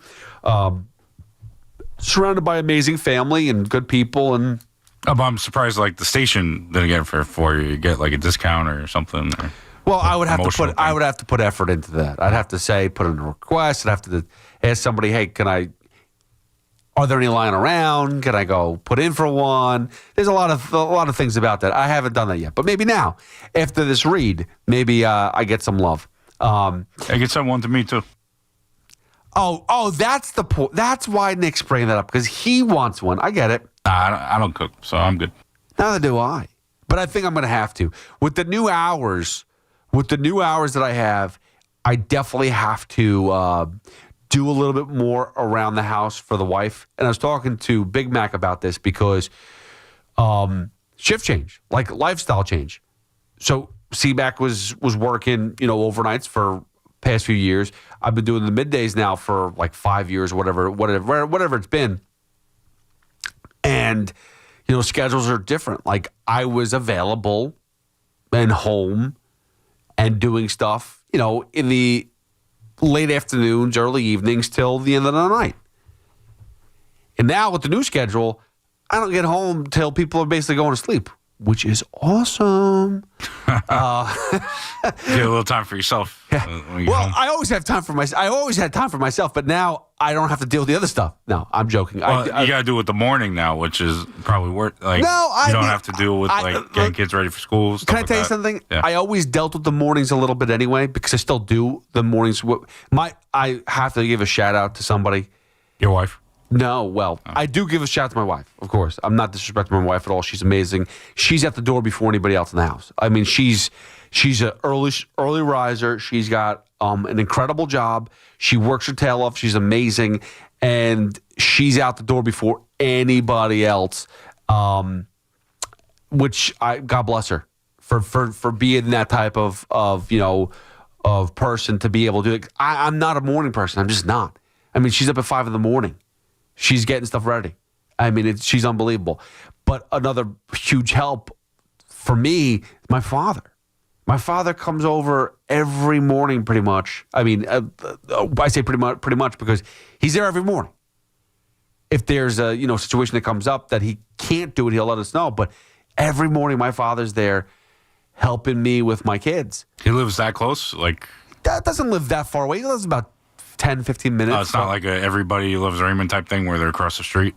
I would love for them to move over there. I've been trying to beg them to move over to us, but they want to move further away, which I'm like... Yeah, my parents too. They can't get far enough. No. I got to be honest with you. When I was younger, I wanted to be further away. But now as I get older, it's the convenience for everybody. Like my wife's family is in the area. And I'm talking about everybody. My mother-in-law, my sister-in-law, her aunt and grandmother, everyone's in the area. Like it's awesome. It's her cousins, multiple cousins. It's like very good. Listen, my brother and sister are around the area too, but they're actually closer. They're like in walking distance where my we got to drive. But anyway, the point being is my father does a lot of work in the morning. He does a ton. So he helps out. He comes in and he's kind of navigating everybody and helps me because I used to be out of the house before my youngest had to get to school. So he'd always take him to school. He still does that. And I'm very appreciative because that is extremely helpful. But I'm just able to feel relaxed while I'm helping out in the morning. Before I used to be like in a hustle, like, I got to go now. Let's go. Let's move. And everyone go. Like military style. Now it's more like I don't really have to leave the house anytime soon. I could chill and be peaceful and be calm. And I like that. I try to be as calm as possible, though it may not sound that way, Nick. I don't know. Do you know me at all? Yeah, I know you pretty well. This week didn't seem that calm for you, though. So, you know what? It was a little chaotic, I guess, right? Yeah. Again, I will go back to the fact that the start of the show on Monday, totally my fault. I will take total blame. It's a new position. Things have happened behind the scenes that certain things have changed where, unfortunately, a lot more is put on my shoulder, and it wasn't a smooth transition. I'll just put it that way. And that's not my fault. Yeah, but it was my fault. See, don't do that, by the way. I saw a tweet this week that didn't bother me, but I should be bothered by this. Peter Schwartz, the great Peter Schwartz that you just heard right there, that's not my fault. Peter Schwartz was at a restaurant, supposedly, and somebody came up to him and said, "Are you Hoff?" They said, "Are you what?" They asked if Peter Schwartz was me. Oh, are you Hoff? I heard, are you high? Well, are you high? Are you Hoff? Same difference. Either way, point was, I'm not sure who should be insulted more, me or Peter Schwartz. So there is a difference. Yes, we're both very big men. Yes, we both have the name Pete. But there is a difference. There is a difference. So but he tweeted it out, so I responded to it and I apologized to him. But I'm not sure. Excuse me? What was that? That was a sneeze. It's funny.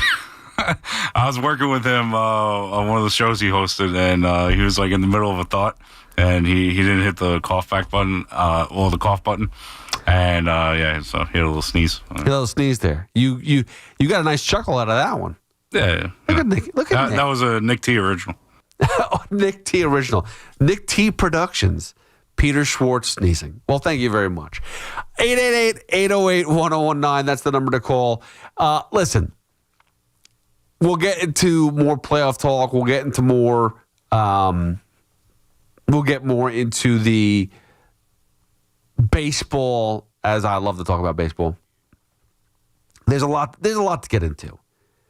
The Knicks struggles as of recent. The Rangers struggles as of recent. I mean, the fact that I ran into Chris Lopresti as he was walking out the building today, and I just was like, hey, great game by the Rangers the other day as they lost 5-2. Who was it to? It wasn't to the Senators. It was to the Buffalo Sabres. And I'm like, I thought that was an easy game for the Rangers to win. I'm like, oh, this is going to be fun. It should be a good game. And they played terrible hockey. They're down 3-2. There's like 5 and change left into the game. And then all of a sudden, high stick, there's blood on Trocheck, and you're like, oh my God, 4-minute penalty? Oh, this is beautiful. They're going. You should be able to, on a 5-on-4, find a way to score a goal for 4 minutes. Just one. I'm not talking about 2. Just one. You'll be able to get that done. And what happened was the puck drops and the Buffalo Sabres get a breakaway and score a goal within 20 seconds of the power play starting. So now it's not 3-2 anymore. It's now 4-2. Now they're still on the 3-minute and 40-second power play. So now you're like, all right, well, now you got to get back, at least get the goal back. And then you're going to have to pull the goalie and do all this stuff to try to get another goal on top of it. But all right, it's just still can figure this out. So they pull the goalie, 2-man advantage, and they can't score. You're talking 4 minutes with at least a man advantage. They have two-man advantage for over 2 minutes or whatever it is. They can't score a goal. And then obviously, eventually, the empty netter and the score's 5-2. This Ranger team sucks. This Ranger team needs to be blown up. I am sorry. And I know that Dolan was in here the other day and said, let Chris Drury cook. It's all good. I got to be honest. I am so frustrated with how they can't get a draft pick right. It's killing me. We talk about the drafts in all the major sports here. The Rangers, the way they get draft picks wrong on a regular basis, it kills me. It destroys my soul.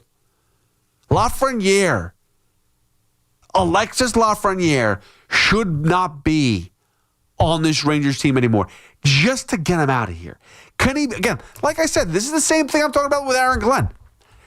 Is it a possibility that Aaron Glenn could be a good head coach down the line? Of course. But not with this Jets team. Not happening. Alexis Lafreniere is not going to be a good player with the Rangers. He's just not. He needs to get the hell on out of here. Can he be good in the future? Of course. Can another team kind of open him up a little bit? Sure. Capo Kakko, when he went to Anaheim last year after being traded, he had a much better half of the season with the Ducks than he did with the Rangers. Why? Different system. They actually let him play hockey, which was amazing. Things are different. Different system, different coach, different feel, different vibe, everything. For some reason, the Rangers can't get it right with their picks, and this team is just wrong every which way. I know they invested in their defense. That's great. Well, now they can't score goals. So that's a problem. And they can't win at home. That's a problem. And the goalie that they invested so much money in is now hurt. That's a problem. That's why you don't put and invest as much money as you do into the goalies. Like, you can't do that. It's not a quarterback.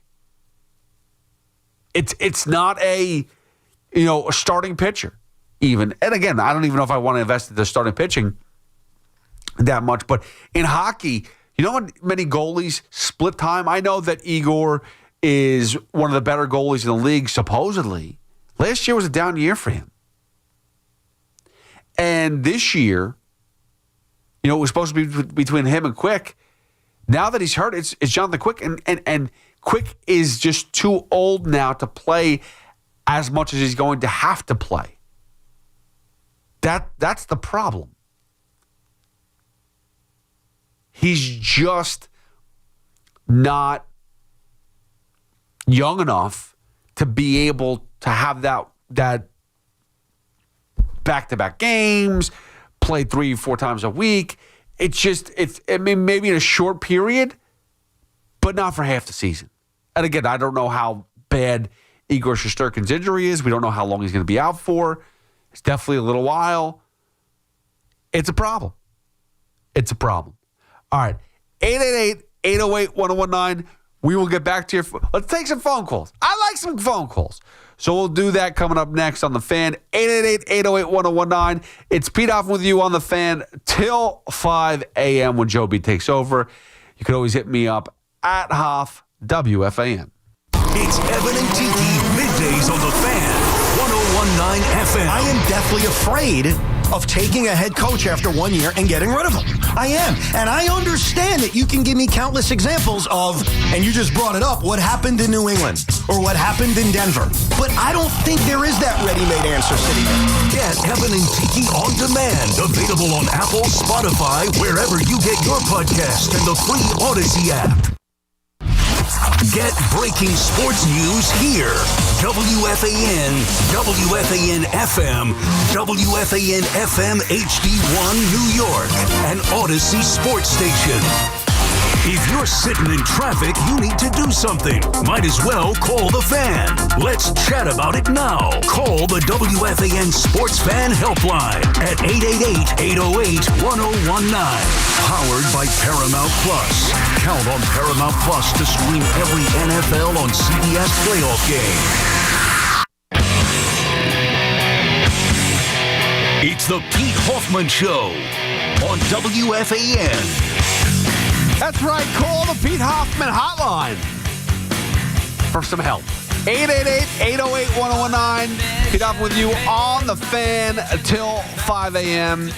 And we'll talk a little bit baseball here because obviously the Mets haven't been doing anything at all. It's been very stupid. But the Yankees have finally been rumored. There's rumors about the Yankees. How about that? There's always rumors. There's always rumors. However, the Cody Bellinger, the demands are pretty high.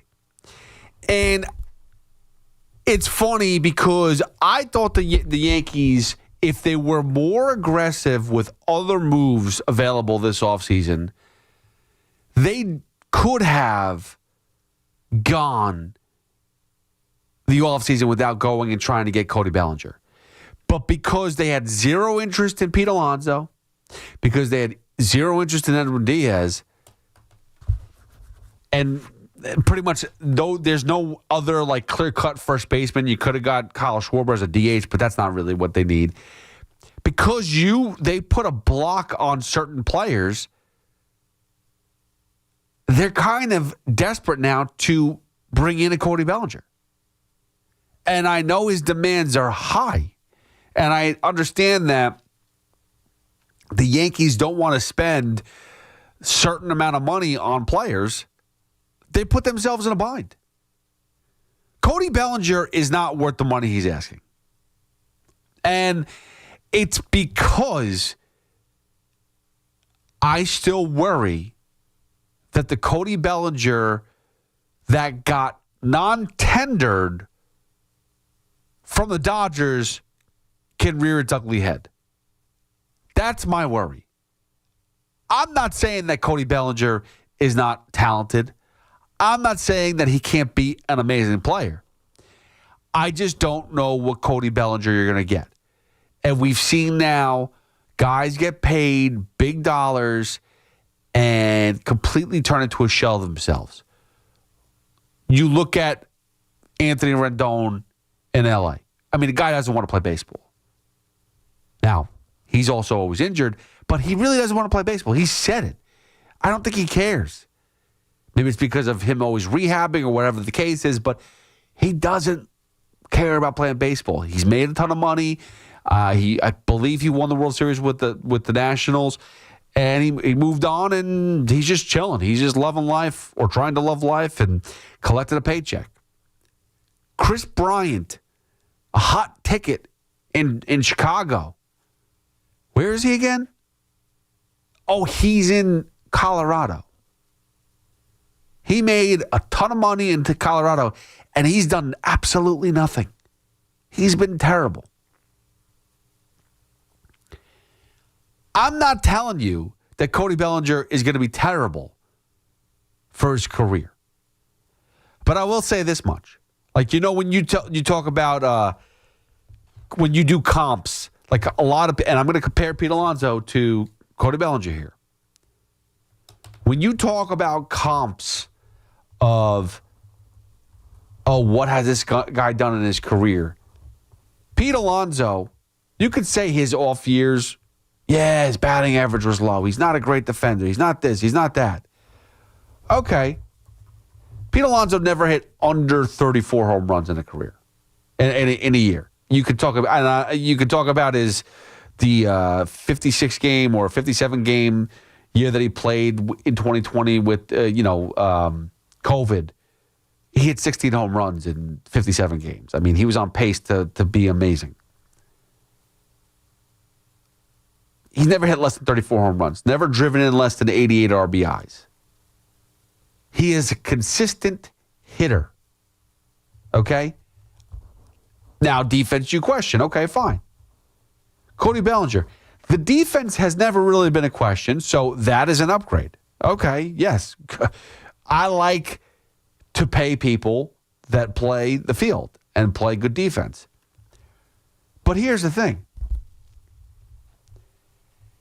Are you going to pay $37 million? Now, again, this guy was a Rookie of the Year, was an MVP. His first 3 years were really, really good. 39 home runs, 97 RBIs. 25 home runs, 76 RBIs. 47 home runs, 115 RBIs. Batted .305 that year. OPS of over 1,000. That was the age 23. Now, 24, again, COVID. So I'm not even going to include that, but he did hit 12 home runs, 30 RBIs. Okay, fine. And then 2021, he fell off. Now, I understand he was hurt. Only played 95 games. 10 home runs, 36 RBIs, batted .165, and OPS of .542. In 2022, the year he got non-tendered, in 144 games, guy hit 19 home runs, under 70 RBIs at 68 RBIs, batted .210, and OPS of .654. You could tell me that Pete Alonso that 1 year batted .217, okay? Oh, he's bad. He's batted .217. 46 home runs and 118 RBIs, batting .217. Yeah, his OPS was only .821. But Cody Bellinger, at the age of 26, which is a prime year, OPS of .654. Couldn't get more than 68 RBIs in 144 games.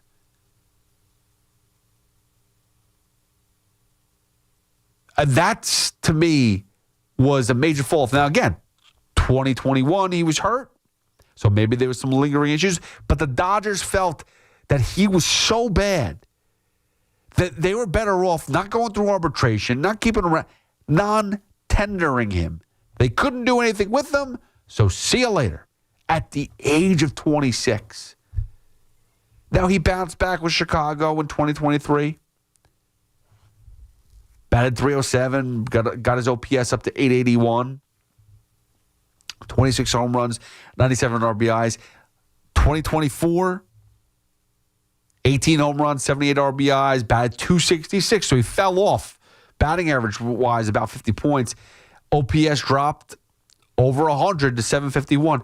Last year went back up in Yankee Stadium, short porch, 29 home runs, 898 RBIs, so almost 100 RBIs, almost past that 100 RBI total.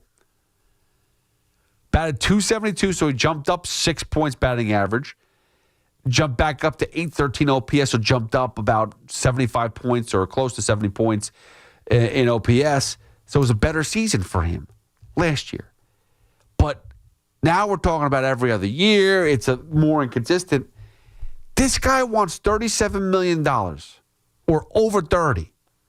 I know his defense is good, but consistently, his offense is non-consistent.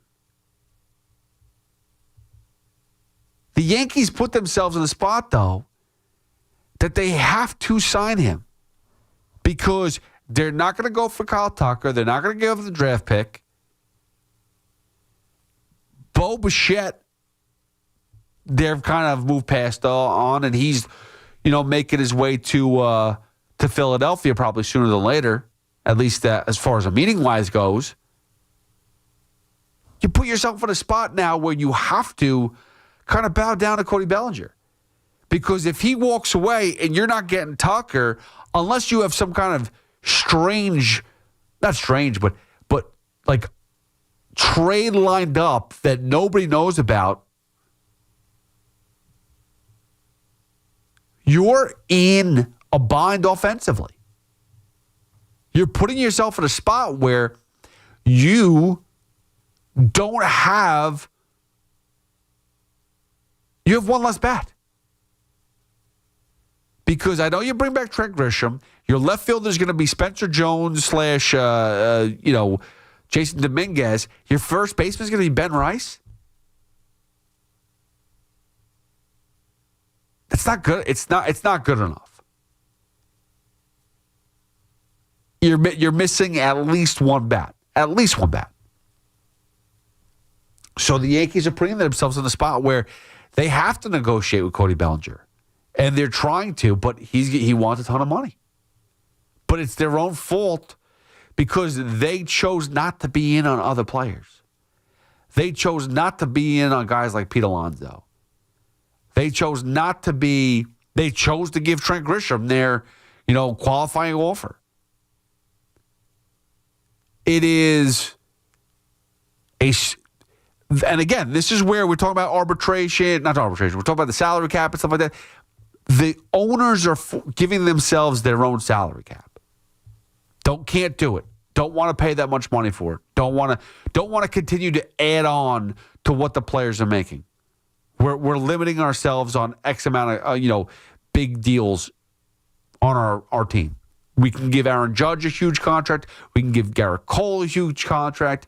We can finish paying Giancarlo Stanton's big contract. We can give Max Fried a big contract. But now we have to cap ourselves on big contracts. Cody Bellinger wants to make a ton of money. That's it. That's what he wants to do. And whether I blame him or not, whether I think he deserves it or not, the Yankees are in a spot now.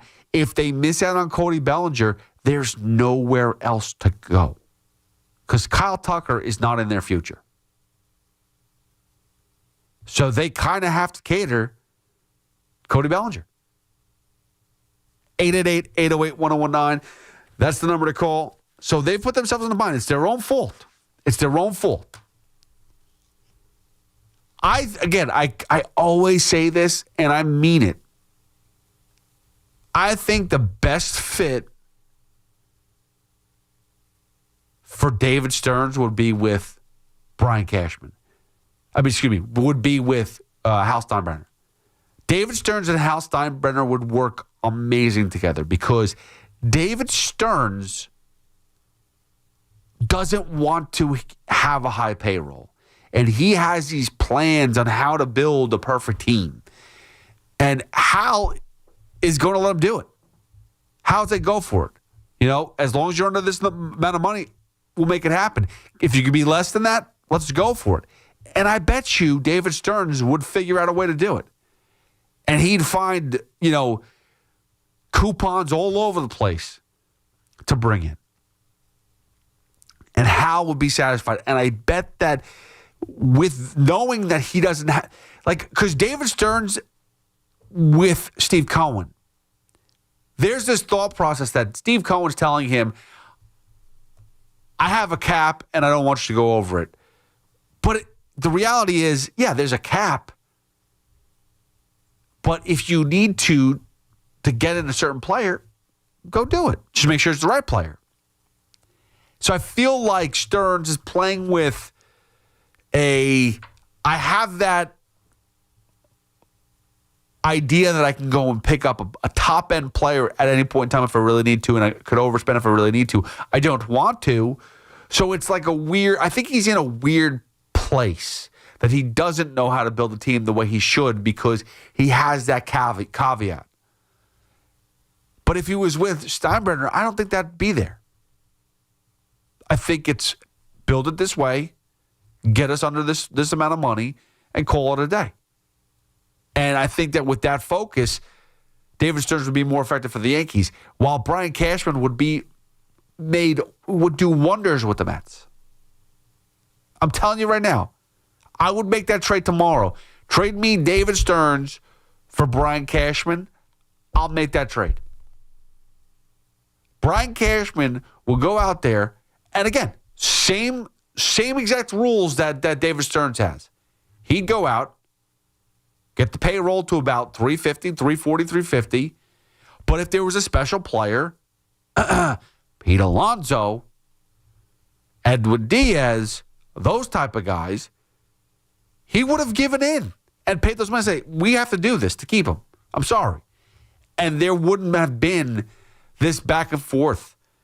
And I'm not making it about Pete Alonso or Edwin Diaz. I'm just saying that, by not bringing them in, both teams are worse off by not having an Edwin Diaz or Pete Alonso on their team. By not being able to bring in a Cody Bellinger or a Kyle Tucker, both teams are worse off. That just is what it is.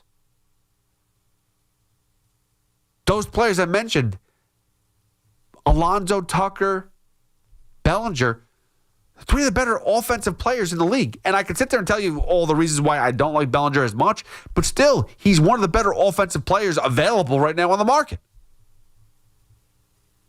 If he's available, go get him. I think Cashman would be doing that for Steve Cohen. I think he'd be more aggressive. 888-808-1019. Let's get back to these. Let's get to these phone calls. Let's open them up, please. Mike in Brooklyn, what's going on, Mikey? Petey boy, what's going on, my man? How's everything? Listen, it was a long week, but a good week, and I'm happy to be here. Out of all this stuff, did you really order Prince Street Pizza from Slice? Listen, I do many things well in this world. Listen. What you don't know is Craig asked me not a ton of things, but he asked me a bunch of things to do off air, and I delivered on those things. What did I do with the pizza? I actually got the order right. I'm very happy with that. I don't really do food. That's my problem. Is my wife killed me too, Mike. When my wife found out, she said, "You're an idiot. How did you spent $100 on 2 pies?" I go, "Well, they're not just normal pies, but." Listen, you've been hanging out with Evan too long. Remember Evan with the what do you call it? For the March Madness, and he ordered like a pie and a half of Oh yeah, of some weird gourmet pizza. Yeah, no. Yeah. Well, all right, but listen, let's be fair. I would have, if you give me the opportunity, I'll. Here's the thing: is I'm not afraid to over an abundance of food. It might cost an arm and a leg. Where it shouldn't do that. That's my problem is I'm not good with the deals. I'll get you the ton of food. I was just laughing when they said that. I was like, oh, my God, that's funny. But all right, let's get into it. But, good luck in the new spot. You're always going to do great, brother. I appreciate that, Mikey. Anytime. First thing. So, you know what?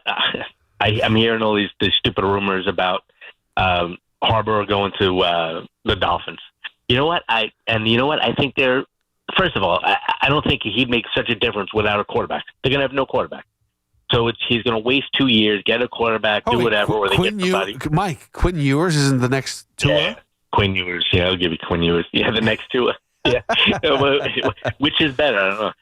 But it's crazy. And plus you heard it. And then I think the problem with going to the Giants is that the Giants are notorious for not paying coaches. I think even Dable's contract, I think, was 5 years, $30 million. And did you see like what he wants supposedly? I know. $20 million a year, $10 million for. I don't think they're going to do it. I really don't think they're going to do it. I think they go for like a Stefanski or somebody else. I don't think they go for Harbaugh. That notoriously they don't, and they're going for these younger guys. I don't know. I think I'm not even sure where it ends up. I don't want him to go to the Dolphins. Tell you guys the honest truth, because the Dolphins just aren't there. You know, it'd be a waste of his time, and you know, it just wouldn't work. So. I respect that, because I understand, like, as a sports fan, you see your team and you go, how do I make my team better? That's a guy that you want to bring in, you know. But I understand that you think that you're basically in a rebuild right now. Yeah, so it's going to take like maybe in 2-3 years if somebody like his elk comes available, then okay. But right now it's I can't see it. But that's the problem too, Mike. You can never guarantee these things. Like, good coaches aren't always available every year. I mean, just ask the Jets. I agree. So yeah, just to move on to Just to move on to baseball. First of all, everybody, it's so funny because people killed me when I first called up. Is it the, what do you call it? Is it the end of what do you call it? Start of spring training? Blah blah blah. You know how many days are left to spring training? 33. Yeah. Pitchers and catchers. 33 days. Okay, that's the first thing. And then the clappers thing. You were saying it before. Actually, anybody. First of all, if the Mets get him, it goes against everything that Stern says. Clapper said Bellinger wants between $36 and $37 million for 6 to 7 years. He's absolutely out of his mind. And I was going to say the same thing that you said. He hasn't had 2 consistent seasons since like 2020 or before 2020. Yeah. So, which is, how are you going to pay a guy like that money? That's ridiculous. And then he also said, I don't know if you saw it, he also said that the likelihood of Bichette going to the Phillies is like 90%. Yeah, they're meeting on Monday. That's probably going to be a game changer. And listen, when you tell me, let me be fair, Mike, and you can attest to this too. If I told you could, you're leaving Toronto, a team that was stacked with offensive talent, right? And you could play now alongside Bryce Harper, Trey Turner, guys like that, Kyle Schwarber. You telling me that that's not appealing to you? That you're going to be part of that team? I mean, it's a no-brainer. Of course, it's a no-brainer. Like I think they'd be, and believe me, they would crush us as far as as far as our lineup and stuff. But let's just get into a little bit of the Mets. So actually, I sent you that farm team thing. It was so funny because Al and I were talking about it last week, and I was like, well, you know, we have the farm team, whatever. I'm like, Al, that's like Major League, like, Baseball News basically ranks him number 1. He goes, no, a couple of entities. I'm like, Al, the only way that that you really know if you have a good farm team is if first of all, if you obviously bring players up, which they haven't brought up anybody spectacular, right? And then, McLean, I like McLean, but again, first year, 8 games. But then is if other teams want to trade for your guys, right? And do you see anybody knocking on our door? Are we having any trades? Anybody? You hear anything on the trademark with us? No, I don't. Yeah. So I was saying number 1. So what was it? The executive poll. So it was MLB executive poll. So they ranked us basically the 7th farm team, the 7th best farm team, which was a far drop from number 1. Yeah, so that's number 1. The second thing is actually scary. It's actually scary if you think about it. No, I agree. And then the second thing was I also sent you the power rankings. So the initial power rankings for this year is that we're 8th, which is, I think, I don't even know how the hell we even 8th. We literally only have Soto and Lindor. Everybody else is question marks, right? Yeah. So how are we 8th? I don't understand. So I don't know. It just, everything's driving, it just drives me crazy. And I'm not as bad, like, I'm like you. Like Mike, hold on one second. Can I just respond? Can I just respond to that? Can I tell you why the Mets are probably 8th? and this is a terrible response, but they're 8th because the other teams below them are probably more teams that are like questionable prospects, teams that don't really have any star-studded players, so they're based off of like just core guys that are like utility role guys and just good players, quality players, not great players. So the fact that the Mets have a Lindor and a Juan Soto, you compare the Juan Sotos and the Francisco Lindors to what, quote unquote, the Miami Marlins have. Yeah, that's true. That is true. Now, here's the thing: is if you look at their roster, Miami Marlins, if they got that guy overall, Cassie, they could have a better team. Yeah. Who's the guy Cassie they just got from Chicago? If they put the roster together tomorrow and they play a game 1 through 9, they could have a lineup where none of them were drafted by the Marlins and everyone was just acquired through trades. Like that's ridiculous. Yeah, it is ridiculous. But I definitely see the point on that. And then I still don't like. I'm probably one of the few, and with Stearns, and I said this prior to you. I said this to Gallo about over the summer. He basically told me I'm an idiot. So I said, listen. I said let Stearns do what he's good at. Let him blow up the team. I said even though they got Soto, which again I was never a big fan because I knew he was going to do something like this because you're only going to spend X amount of money for so long. And if you don't win, you're not going to, it's going to stop, and then they're going to rebuild. So if they're going to do a rebuild, like it looks like they're doing, and we actually have no pitching, why do you have Soto? But I'm like, what is Stearns good at? Stearns is good at basically what he did in with the Brewers. He's good at drafting, right? Here he can't draft because we're on the third ring of the salary cap or whatever, or the tax, the luxury tax. So then our pick goes further down and down. So let him do that, right? If that's what he's good at, let him do. And I don't mind. Like if he would have came in first and been like, oh, you know what? I'm wiping everything out, trading everybody, and let's start from ground zero. I'm cool. I was totally cool with that. But I hate this. I hate piecework, right? We're not going to win any. And all these people call up and like, oh, I hope all these people, the Met hater. First of all, I'm not a Met hater. I would love nothing more than the Mets to win the World Series next year. But I'm a realist. They're winning less than last year. Their pitching staff is absolute garbage. Their bullpen got worse with their worst closer, and they have no center fielder and no left fielder right now. That's all true. That's what I'm saying. So where exactly are we winning more games than last year, or we're going to be a contender? Everybody else, first of all, if they get Bichette, the Phillies, they're a better team. The Marlins might actually be a better team than us, right? The Nats might be better than the Nats. And the Braves also got what's-his-face, Suarez from the Padres, and they're better than Mike, can I explain to you about Stearns' philosophy? And this is going to hurt me to say it. I'm just telling you what the philosophy is. I'm not telling you I like it. So just get this. Just anybody that hears this, understand. David Stearns thinks by what he's done defensively, by bringing in Jorge Polanco and getting rid of Pete Alonso, by bringing in Marcus Semien and subtracting Brandon Nimmo, he thinks now, this is honestly his philosophy, that the defense is going to be so much better that when Sean Manaea takes the mound, the defense will prevent the runs that were scored off of Manaea last year will be stopped this time around because of the defense that we have. So is Polanco standing on Simeon's shoulder to catch the ball over the wall? Yeah, right. But what, maybe Ryan Helsley last year when he came in, the reason why he was so bad was because the defense wasn't as good. When it had nothing to do with the higher whip. Right. Yeah, that you and I spoke about the first day when we got them. Instead of getting what's-his-face, the closer, Duran or whatever, that the Phillies got. When Tyler Rogers came in and, he gave up, he kept on giving soft contact hits. Obviously, with better outfielders and infielders, we would have prevented those base hits from happening. And that's really what it comes down to.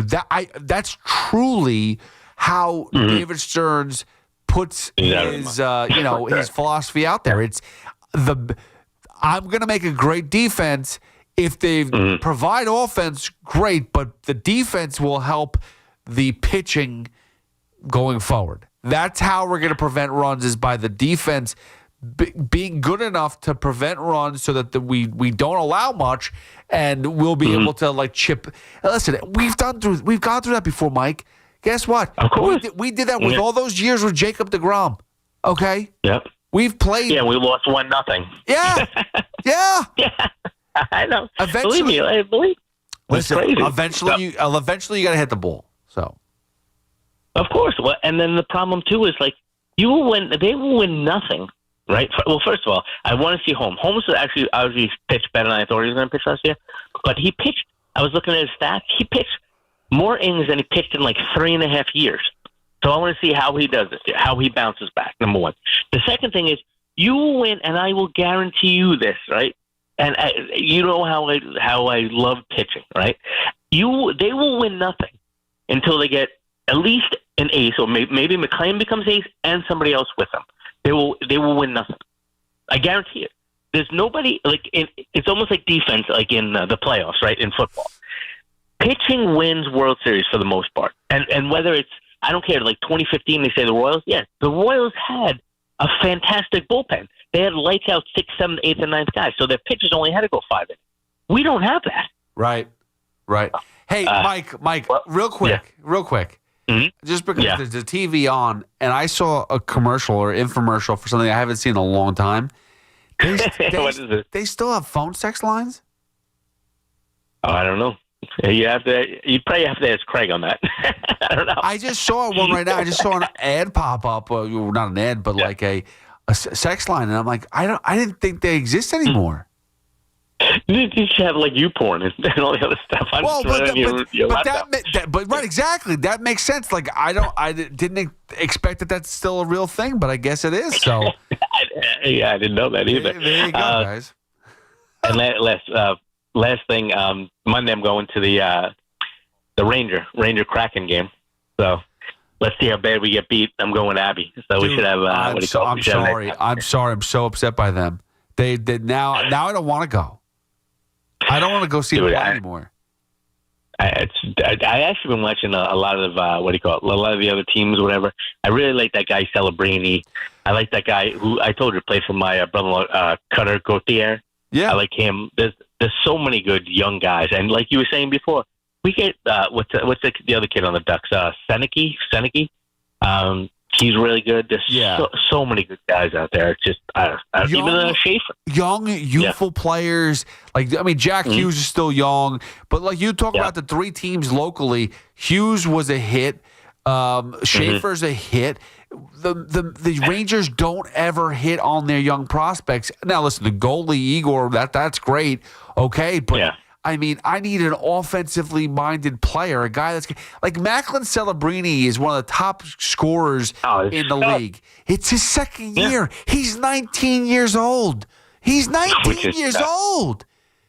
Well, Pete, look, when we went to the game, I was 2 years ago, right when they played the Panthers. Dude, back then it was 2 years ago. They almost had this. They had the same core basically, right? Yeah. Other than Kreider, and they were getting skated around like they were standing still. If you remember the defense and everything. Oh yeah, it was terrible. And it's the same. It's the same team. Drury's like another one of these guys that you have to make changes. It's crazy. Yeah. Well, listen, thanks for the time, brother. Always great to talk to you. Good luck with the job. Hopefully, you have a better weekend. Do not anymore order from Slice or Grubhub. All right, brother. I appreciate that, Mike. Thanks so much, buddy. Take care. Just love you. Talk to you later. Bro. We'll get into the pizza order later. 888-808-1019. Mark is in California. Mark, what's going on, bud? What's going on, Pete? Do you have Slice? Do you have Slice in California? So me and my wife, we just went to Prince Street yesterday. She enjoys it. I think it's gross. That's gross, man. I've even been to the one in New York. It's not very good. I mean, it's just too doughy. There's not enough sauce.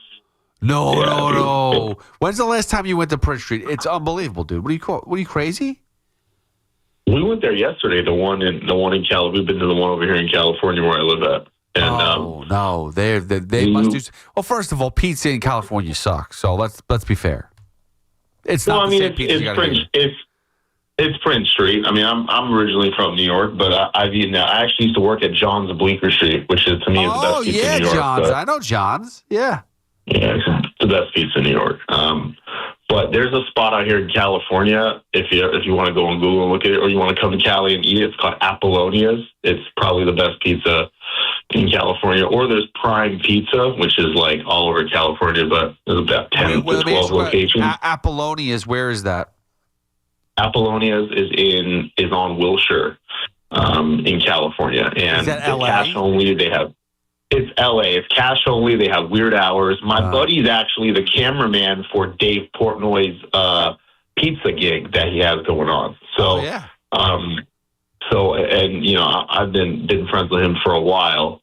But yeah, like he's eating everywhere, and I mean, honestly, there's a couple of good spots. It just depends on like what you like. But I am with Dave on when I go to a pizza shop and I want to get a pie, it's cheese only. I don't want to put a whole bunch of my wife likes pepperoni and all this other stuff. I'm like, dude, you're killing it, because like if you can't make a good cheese pie, you can't make anything. Oh, of course. Else, you know what I mean? But here's the thing, Mark, right? So like my kid, for example, loves pepperoni. Now he eats cheese too, but like my youngest, he needs a slice of pepperoni to go along with his cheese slice. Like he needs two. Right. I had my oldest for a while loved the barbecue chicken slice. Now he kind of moved on just back to cheese again. But like cheese is always the go-to. But like I like the toppings. Here's the other thing too, and I don't understand this. I have always been a Sicilian guy. I love Sicilian. I'm all about it. There are people that will not touch a Sicilian. Can't do it. It's too doughy. It's too thick. It's too this. Yeah, no. It's like no. Sicilian is up there as one of the top. If you get a right Sicilian slice, it's up there with one of the best slices ever. Have you been to Santucci's? No, I have not. In Philly? No. So Santucci's is oh my God, I've been going there since I was a kid. But I'm originally from Jersey, but I'm from North Jersey, so I'm like 25 minutes from Philly. But Santucci's is they put the sauce on top and the cheese on the bottom, but it's a Sicilian slice. So it's funny. So I've been, Mark, I got to be honest with you. I've been seeing on TikTok, for some reason, there's a bunch of pizzerias that kind of like have their thing on TikTok, and it's in my algorithms. And I saw it the other day where they did a pie and they put the cheese on first and then they did the sauce. Very confusing. Okay. And actually, Prince Street actually got one yesterday. They actually have one like that. But we ended up ordering like 4 slices, and they have these like new mozzarella sticks that are just frozen mozzarella sticks. They're gross. But like the whole thing came out to like $40. And I'm like, wait, $40 for 4 slices of pizza is kind of wild. Even though it's like, you know what I mean? It's a square little slice, but I'm like, out here, a good pie costs like $40. I did buy. I did listen. I did go through an app which was bad because that app, like you throw in the delivery charge, you throw in the tip. There's tax on top of it. Yeah. So it was a bad move by me. I totally screwed that up. I'm a rookie. Where's that one place you like in New York? I'm talking to my wife. Where's that one place you like? Oh, DeFaria's. Have you been to DeFaria's? No. Or heard of DeFaria's? Yeah, it has a really good Detroit slice. Also, we got Joe's Pizza out here, and it's gross. It's even gross than the one in New York. It's not good at all, man. Like it's crazy. But yeah, slice is bad. I mean, I only order DoorDash or Grubhub when they have like buy one get one free. Like I'm in love with Shake Shack. Like I am becoming a Shake Shack. Have you ever been to Shake Shack? I mean, who hasn't got a Shake Shack if you go to City Field? You got to go to Shake Shack. So they got a incredible chicken sandwich. They dip it in pickle brine. It's really, really crispy, really good. But, right, so I've been craving Shake Shack, and they got like buy one, get one free, like double smash burgers. And oh my God, man, like when me and my wife were going to go to like the movies or something, we're like, let's just go take some Shake Shack. Like it is delicious. And that's the big crave right now is smash burgers. That's the big thing out here in California. They got smash like burgers. a whole, it's super big. Let me tell you something, okay? Just because we're on this topic, the one place that I love more than anything else that I don't even know if it's still around, but I haven't had in more than a decade now. And I drove down to Pittsburgh from New York just to go get it because that was the closest place to me. We steak and I miss Permani Brothers. Steak. I love Steak and Shake. Unbelievable. Steak and Shake's great. I love it. I also miss Permane Brothers, which I haven't been to Pittsburgh in a while, but Permane Brothers, if you've ever been to Pittsburgh. Have you ever been there, Pete? No, I haven't. Oh, man, I got to put you on some game, and I'm going to follow you on TikTok, man, and I'm going to DM you, and I'm going to, like, give you, like, a list of, like, literally, like, 100 places for you to try. Yeah, because, Mark, here's the thing is, right, so now that I travel with the Giants, I go to all these places that you're talking about, and I don't know where to go, and I end up just staying in the hotel and just passing out because I'm like, I don't really want to go spend a lot of money on crap food, so I'll just might as well just stay in the hotel and catch up on sleep too. But like, so I don't really do anything. Now I'll go if you give me the place. I'll go. Listen, now the problem is this: I won't lie. I went to Chicago. And I was recommended to go to, I'm blanking on the place I was supposed to go to, but it was supposed to be the best burgers in town, blah, blah, blah, blah, blah. I went to it. It was an hour wait just to put my name on the list. And I'm like, this is ridiculous. So I never went, and I got deep dish from some like random place. So I traveled about a year ago. I traveled with Portnoy and his crew out over there, like trying pizza all over the United States. It was about a good 4 months. We would like travel and stuff. And I ate everywhere, not just pizza. We ate everywhere. Like for me, like a good cheesesteak, Tony Luke's is the best cheesesteak in Philly. Everyone's like, whoa, are you crazy? Listen, been going there since I was a kid. The original location. It's incredible. That's the thing. Like, everyone always pumps up like there's certain not chains, but there's certain like hotspot that people pump up. But it's really like you want to go for like a tier or two below because they're not as popular, but they're better. They truly are. John's roast pork is great too. Like I like John's roast pork, but I mean it's. You just throwing out something. Yeah. Mark, you got to go through TikTok and hit me up because I have no idea. All these things I will, and we didn't even get a chance to talk next. And I want to say one thing before I let you go. So I cannot stand Mike Brown. I knew this was going to happen when the New York Knickerbockers hired Mike Brown. I said, it's a matter of time. It took 30 games just for us to reach the breaking point. We're like, this guy just can't coach freaking defense. He can't. His teams in Sacramento couldn't do it. Like, he just cannot. And now Karl Anthony Towns is having the worst season of his career since his rookie year. I mean, there's no chemistry, man. And that's the thing, is the games that these Knicks would lose, Tom would win. Like, honestly, Tom would win. And now you got Detroit, who you put them in a playoff series, even when the Knicks were healthy, I still think they lose. I mean, it's just they're going up against, and now they're facing a red-hot Portland Trailblazers team, who I think is going to smack them in the mouth too. And it's like, dude, and now everyone's like, well, Josh Hart's coming back. Really? Josh Hart's going to make a difference for this team? Like, what do you, like, we're putting all our eggs in Miles McBride? Like, here's the thing: is Josh Hart is part of the reason why the defense is flat. Yeah. You know that. You know that. No, I mean, listen. Yeah, I mean, listen. And it's crazy about the Knicks too. They are every single game that they get one person back, they lose another person. It's like they have not really played. I was looking at the games this year. I think they played maybe 10 games fully healthy squad. Like one couple weeks it was OG, and then it was Miles, and Landry Shamet hasn't come back, and Josh Hart misses time, and then Brunson, and then Cat goes down, and Mitchell Robinson's on an every other off day, which is crazy. I guess that's keeping them healthy, but this team needs and look, Trae Young just went for basically peanuts, and he's not even going to play this year. That's what I've been hearing. So it's like you could have had him, which would have been crazy in New York, but dude, I don't know. Dude, New York sports to me, dude, my wife kills me, man. I'm going to tell you right now, Mark. You don't want Trae Young. You don't want a lot of these guys that are like, who's the other guy that this has become John Morant's now going to be available to be traded. I just want a backup point guard. I want a backup point guard. I get it, but you don't want those guys. Let me tell you something about and Mark, and I appreciate the phone call. And do me a favor, please go on TikTok and please send me those. I'm gonna. I need to know where to go. Seriously, I'm being serious. I appreciate it, Pete. All right, Mark, take care, bro. Thanks so much. We'll make the fan focus right now. This will be a good fan focus right here. It's time for the fan focus brought to you by Chef IQ, because what Mark just brought up about we need a backup or we need this guy or you could have got Trae Young. My issue in the NBA is when star players become available. Usually, most likely, they become available for a negative reason. Trae Young wants out of Atlanta. Does Ja Morant want out of Memphis? Do they want out of Ja Morant? Like, it's not because they're not good.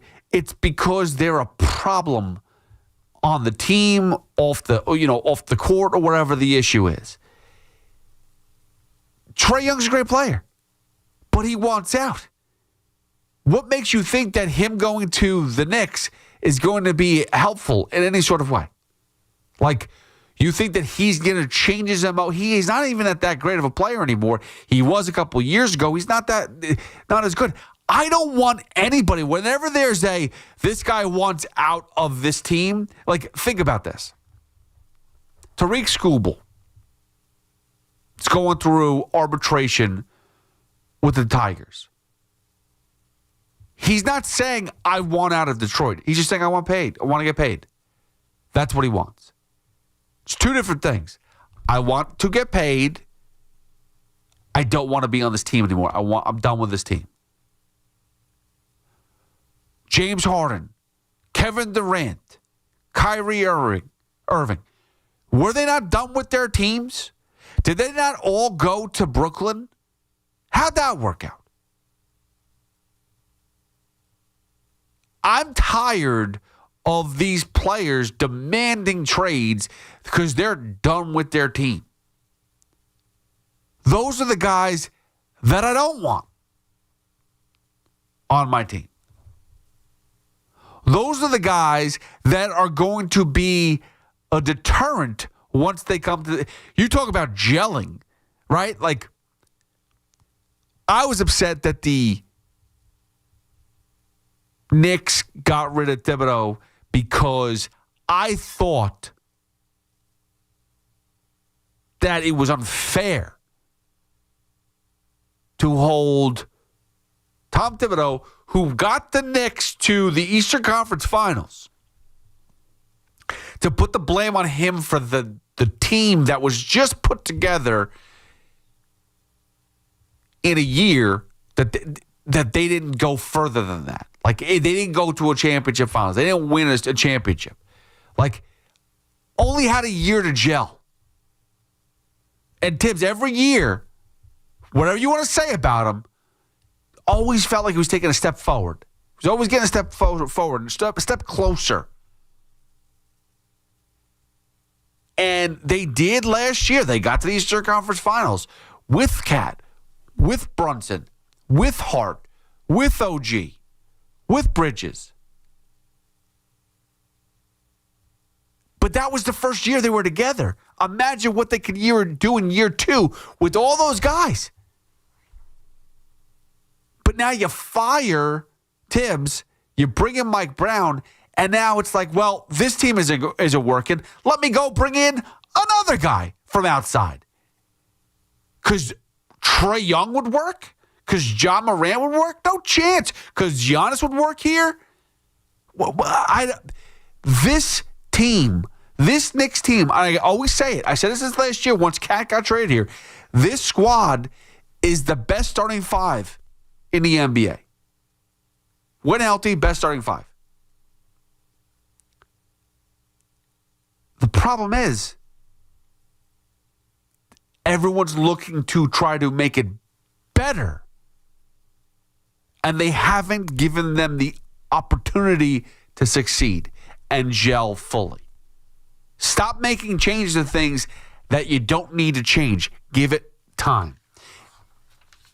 And that's your Fan Focus, brought to you by the Chef IQ Mini Oven. Don't go and get one of these guys that wants to be traded, demanding a trade. Don't do it. Let the Knicks be the Knicks. 888-808-1019. Let's get to Don in St. Louis. Don, what's going on? Nothing, man. You're so right. It's the fact that they're malcontents, and from the time that they played AAU What do you mean? They're not? No, They're not? I don't like that word. I don't like the terminology. Yeah. Or they have demands. No, that's what I'm saying. They've never been told no since they were whatever. And so you can't build a team because as soon as they're disinterested or they want their way, they force their way out.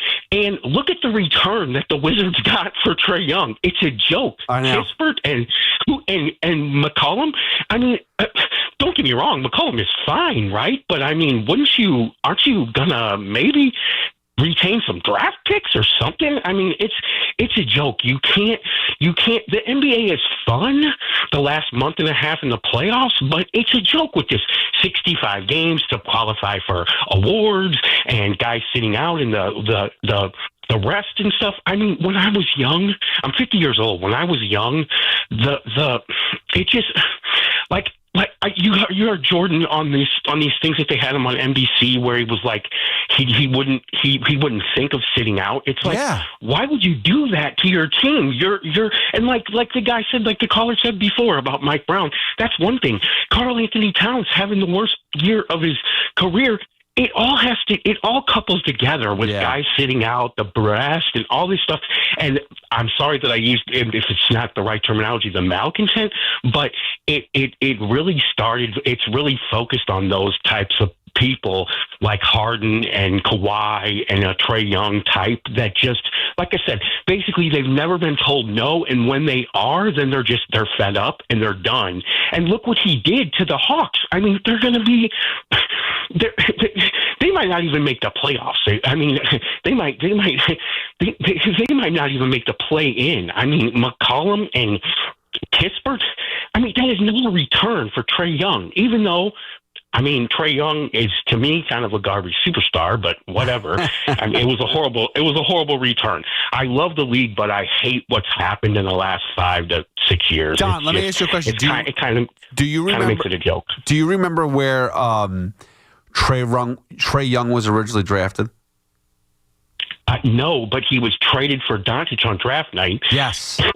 Yes, that's horrible. And that's the thing. So think about that's going to be the first line in his obituary. So think about. I mean, I don't mean to be rude, but think about what the Hawks did. They screwed themselves over every which way. Right. The Hawks and now they just did it again. Home. Yeah.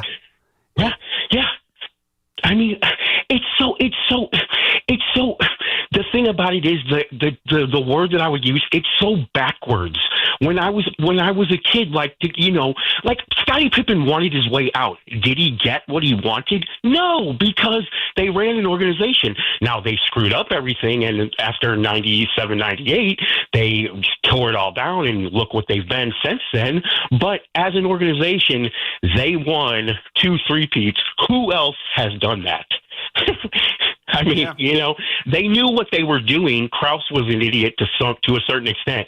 But Scottie Pippen tried to force his way out. He cost himself tons of money, but they didn't do it because they weren't going to give up, one of the top 5 players in the league and the second best player on their team.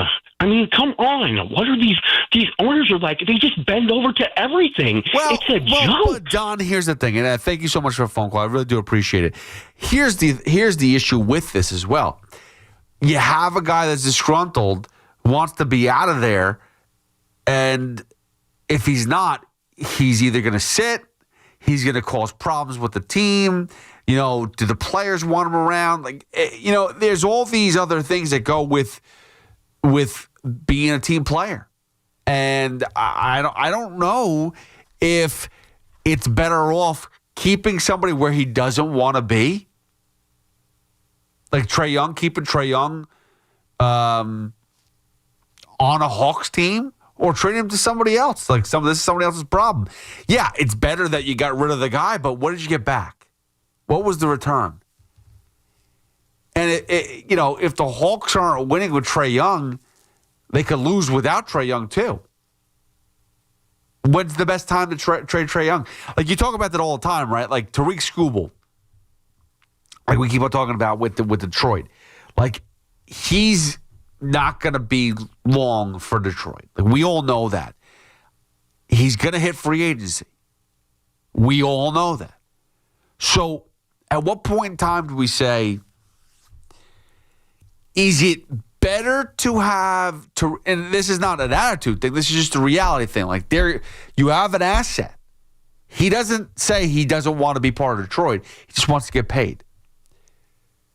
Detroit's not paying him, or at least not going to pay him enough where it's going to say, oh, I'm not going to go to free agency. I'm getting paid by Detroit. So with that being said, at what point in time do you say, I think we need to cut ties and we should trade him because at least we get something back for him? We have an asset here. We have a full season ahead of us. Is it better to trade Tariq Skubal before the season starts and get as much back as we possibly can, or trade deadline come around and we try to basically not bribe everybody, but like hold people ransom for, hey, you guys want to make a playoff run? We got the best pitcher in baseball right now. Let's go for it. Give us everything you possibly can for Skubal. What's better? And what's the guarantee? You're not guaranteed to get the ransom come July anyway. Especially because at that point in time, it's a 2-month rental. Because that team knows, yeah, we want to make the playoffs, or we want to win a World Series, and he can help us do that. But there's no guarantee that he's going to be back with the team anyway. So it's only a rental. There's no guarantee of a championship. I'm only going to give you so much. So what is better? And that's the same thing with Trae Young or Ja Morant now. They're not guaranteed to bring you a championship. They're not guaranteed that they're going to make your team better, because now there's a issue. Maybe they don't like the team that they're going to get traded to next. So it's a six dozen of one, half dozen of the other, as a friend of mine once said. It's one of those situations where you can't win either way. 888-808-1019. Pat, Coach Raff, we'll get to you guys right after the break. I promise you we'll dive more into the NBA trades or potential trades, the Knicks, football, wild card weekend. I'm excited for, so we'll get into that as well. If you want to talk more baseball, we can, because the stove has been pretty cold, but they're running out of time. It's January 10th. Pitchers and catchers are a month away. What are we waiting for? 888-808-1019. It's Pete Hoffman with you on The Fan. Hit me up at Hoff, WFAN. The Nets go after the Grizzlies. 3:30 tomorrow. The home of Brooklyn Nets basketball is The Fan. 101.9 FM and always streaming on the Odyssey, TuneIn, and iHeartRadio app. At Town Fair Tire, New England's largest name brand discount tire dealer, you get it all. The guaranteed lowest price, the most free services, and we accept all valid rebates from any manufacturer and from our competition. Yes, we accept them all, even competitor rebates. Town Fair Tire, New England's largest discount tire dealer. Now with over 120 stores from Connecticut to Maine. Nobody beats Town Fair Tire. Nobody. Name brands at discount prices. Town Fair Tire. Do you owe $10,000 or more to the IRS like Mark? I've been doing home remodeling for 30 plus years, but the economy crashed. I wound up losing my home, losing my job, and on top of that, owing the IRS a ton of money. I owed the IRS $114,000. It really, truly was the worst part of my life. Then Mark found tax relief advocates. On news radio, I heard about TRA, and I thought, what's the worst that could happen? So I picked up the phone and I called them. When it was all said and done, TRA settled my $114,000 debt for $100, and I'm telling you, I was ecstatic. Could not believe it. Would recommend TRA to anyone. If you owe 10 or even hundreds of thousands of dollars to the IRS, don't lose hope. Do what Mark did and call TRA for a consultation. But TRA did. They gave me a second chance, and I'm forever grateful. Visit TRA.com or call 800-491-9914. 800-491-9914. That's 800-491-9914. Attention. Have you racked up $10,000 or more in credit card debt? Are you barely getting by making minimum payments? With credit card debt reaching all-time highs, National Debt Relief is notifying consumers about significant debt relief options currently being made available to help those with overwhelming credit card debt. These options may reduce a large portion of credit card debt for those who qualify. You don't need to declare bankruptcy or take out a consolidation loan, and you may only have to pay back a fraction of what you owe, even if you have bad credit. National Debt Relief has already reduced the credit card debt for more than 550,000 consumers, so don't wait. If you owe $10, $20, or even $100,000 in credit card debt, you can now take advantage of this financial debt relief as the cost of living continues to skyrocket. To check what debt reduction you may qualify for, call 800-358-6868. That's 800-358-6868. Again, 800-358-6868. As cold weather arrives, snow and ice follow, making it extremely difficult for police officers to safely do their jobs. Private and municipal building owners, commercial store owners, residential homeowners, police precincts, and precinct parking lots in the city of New York have legal responsibilities within a certain time frame to make sidewalks, entranceways, and parking lots free of snow and ice. Unfortunately, many of these property owners fail to maintain their premises free from ice and snow, thereby creating dangerous conditions for members of the law enforcement community. Many officers have been seriously injured by these dangerous conditions. Decolator Cohen and DePrisco has brought numerous successful lawsuits on behalf of police officers injured by the negligence of property owners failing to keep their premises free from snow and ice. Examples of these results are featured on their website, policeofficersrighttosue.com. If a member of the law enforcement community is injured as a result of a property owner's failure to remove snow and ice from their premises, contact DCD at 800-901-1-LAW or visit them at policeofficersrighttosue.com. There are 90-day time limitations to file a notice of claim if a municipality is at fault for causing the injury. When it comes to affordable term life insurance, everyone's whistling the Big Lou tune.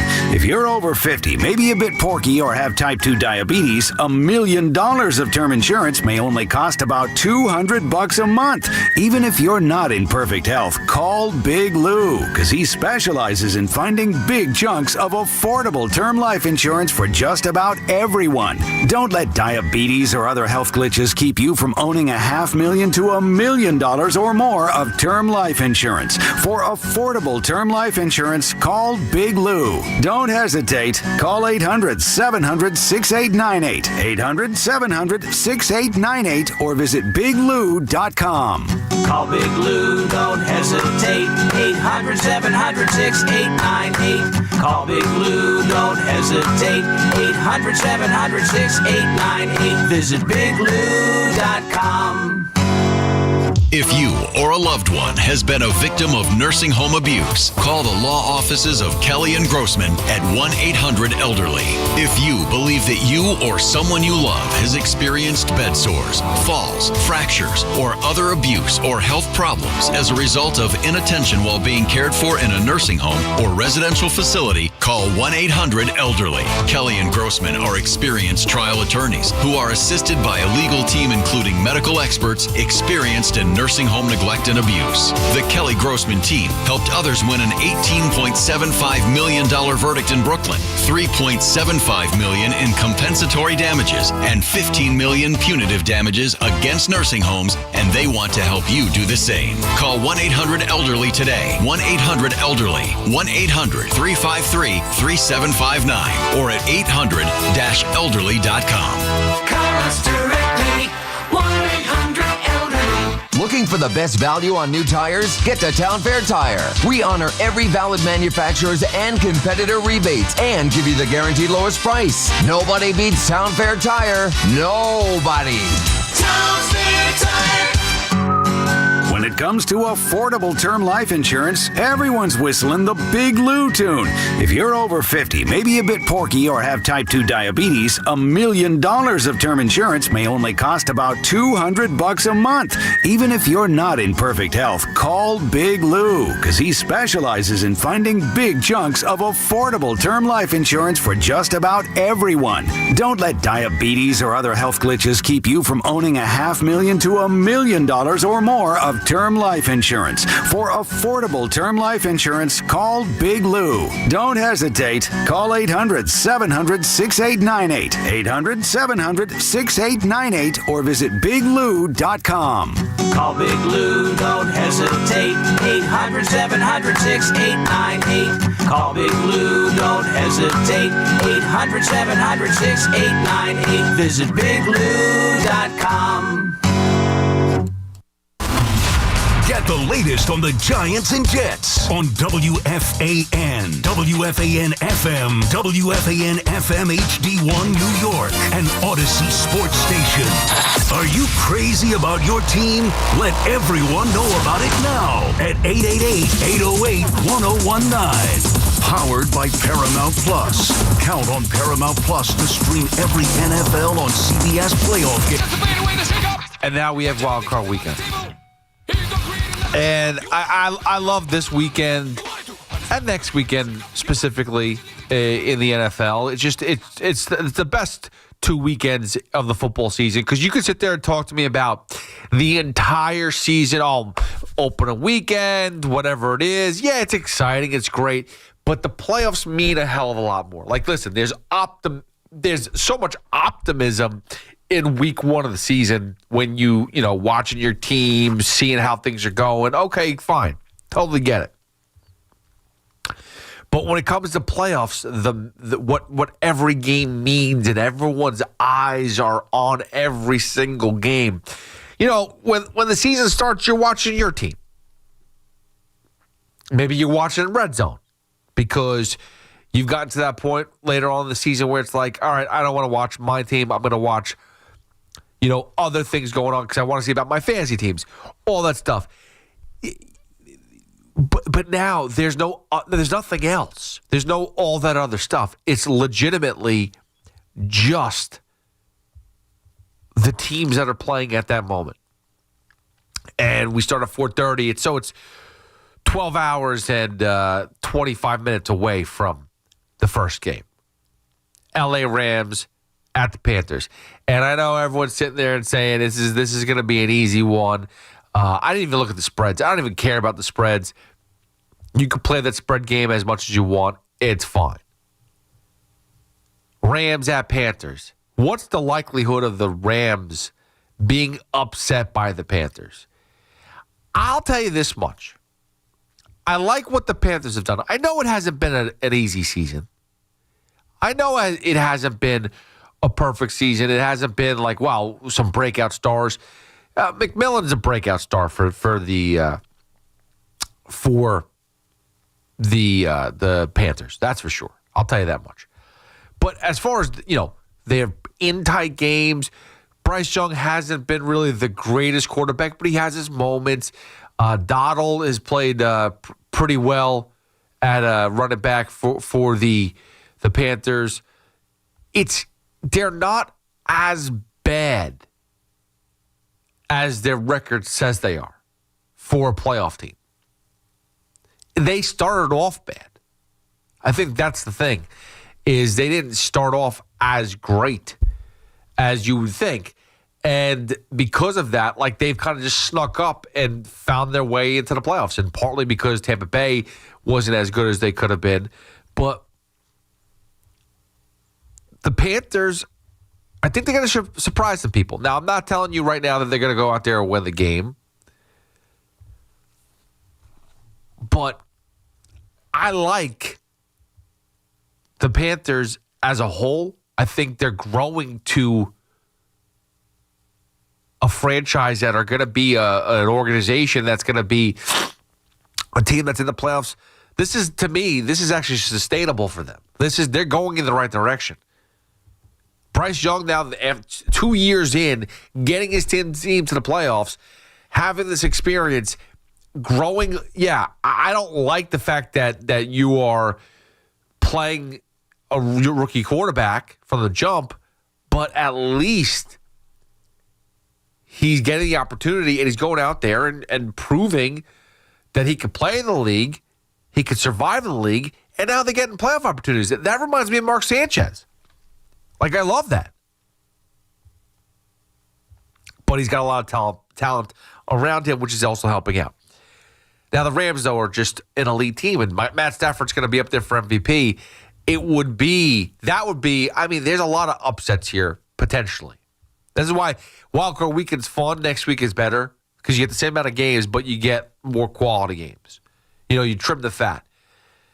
Panthers, they have too many loose ends. I don't see them going too far, but it would be a great upset. The Rams, though, are the team that should move forward as we've seen them being one of the best teams in the league. Packers and Bears, 8 o'clock. You talk about two teams that, again, and this is the weird thing about the NFC. I look at the NFC and I go, the Rams may be one of the best teams in the league. They're the number 5 seed. I don't believe in the Bears. They're the number 2 seed. The Panthers are the number 4 seed. Like, what are we doing here? But it's just how things work out. Packers are there. This was supposed to be a huge year for Jordan Love and the Packers, and it looks like they took a step back, but they're still in the playoffs. They're going up. They're playing Chicago in Chicago. We all heard yesterday on the Carton Show, the last time the Bears beat the Packers in a playoff game was 7 days after Pearl Harbor. It's a long time ago, people. That is a long, long time ago. I watched the Bears up close. I think Williams is a phenomenal athlete. I think he's getting better every day. I don't think that the Bears are going to be able to end that streak of playoff dominance that the Packers have had over them. I don't think they're going to stop it. I don't think they're going to prevent it. I just don't think that the Bears are complete just yet. It's a good first test. Like everyone's making like the Panthers made the playoffs. That's good. The Bears made the playoffs. That's really good. They were a dominant team, but I don't think they were as good. Like when they played the Giants, the Bears, I didn't think they were that impressive. The Giants lost that game. It wasn't the Bears won it, if that makes sense. I think the Packers have more veterans. I think LaFleur has a lot more pressure on him, too. He's got to go out and win that game. If he doesn't, maybe the Green Bay job's open. So there's a lot of things going on in the first 2 games on Saturday night. Then you go to Sunday, Buffalo Bills, Jacksonville. The game of the week,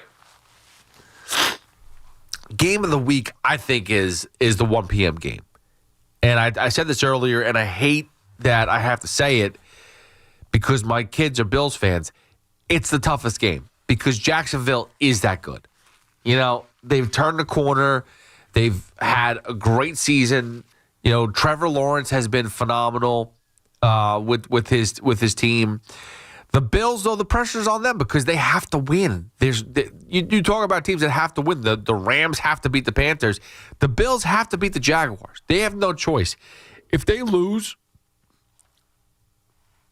in the first round of the playoffs, not only is McDermott going to get fired, the criticism of Josh Allen is going to be through the roof. I heard people say earlier this week, there's going to be a ton of excuses for Josh Allen. No. If the Bills lose, especially in the first round, everyone's going to put their eyes on Josh Allen and said he's not a big-time quarterback. He's not a big-game quarterback. He just can't win the big games. That's what they're going to say. You can fire the coach. You could do whatever you want, but they're going to put a lot of blame on Josh Allen. So I think the Bills have to win that game. It's weird. I'm going so much the away team on most of these games. It's nuts. Then you go 4:30 on Sunday, Philadelphia versus the 49ers. A lot of people like the 49ers and think that they're that good. I still don't believe in them. I know that they were up there, that if they beat the Seahawks, the playoffs would have run through San Francisco. I know that they're getting healthier. I still think that Philadelphia has an opportunity to, no matter how much they've been all over the place this year, I think Philadelphia still can win at home and will win at home. So I like the Eagles versus 49ers. It's just simple stuff. And then obviously this is the upset of the week, I think. 8 o'clock, Chargers head to the New England. I think all season long we've talked about how New England has had a very soft schedule. I think it will be exposed. No matter how good Vrabel is as a coach, Mike Vrabel versus Jim Harbaugh is a great. It reminds me of the some old school, the Mike Tomlin versus John Harbaugh. Like those are great coached games. This is going to be a great game, but I do think that the Chargers are the better team between them and the Patriots. I don't see the Patriots winning. I think it's going to be an upset on many levels because the number 2 seed getting knocked out that early. But I'm not really scared by that. I think that I'm all Chargers all day. And then Monday, the Houston Texans versus the Pittsburgh Steelers. I think that's simple. The Texans are going to just wipe the floor with the Steelers. And then Mike Tomlin's going to become available. So you have potentially Mike Tomlin becoming available after Monday's loss if the Steelers lose.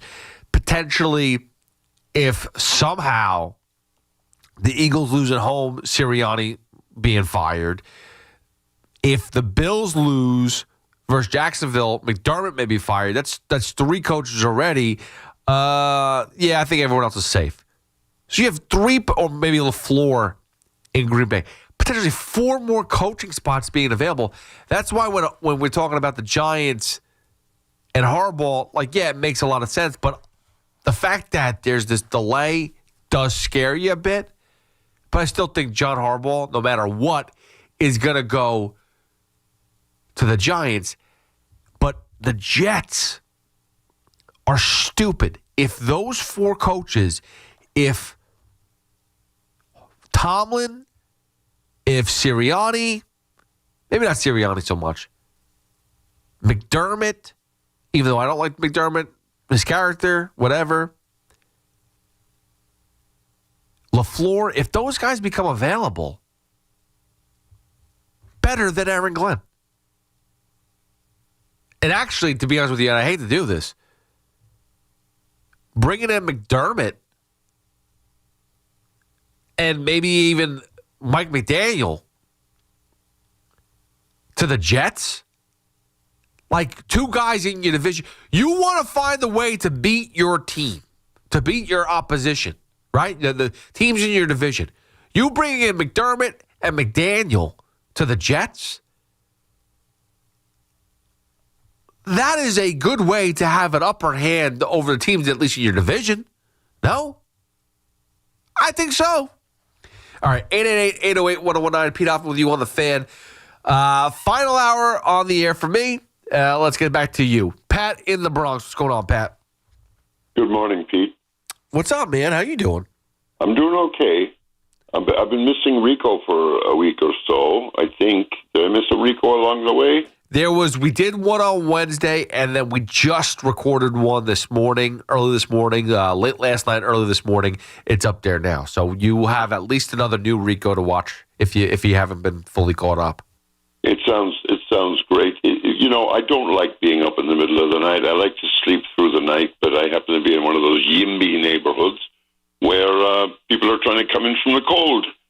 And the building door is broken, et cetera, et cetera. I'm a little disgruntled. It's terrible. Anyway, regarding the Mets, cold stove season here in the Major League Baseball. Good transition, by the way. Cold stove, cold building.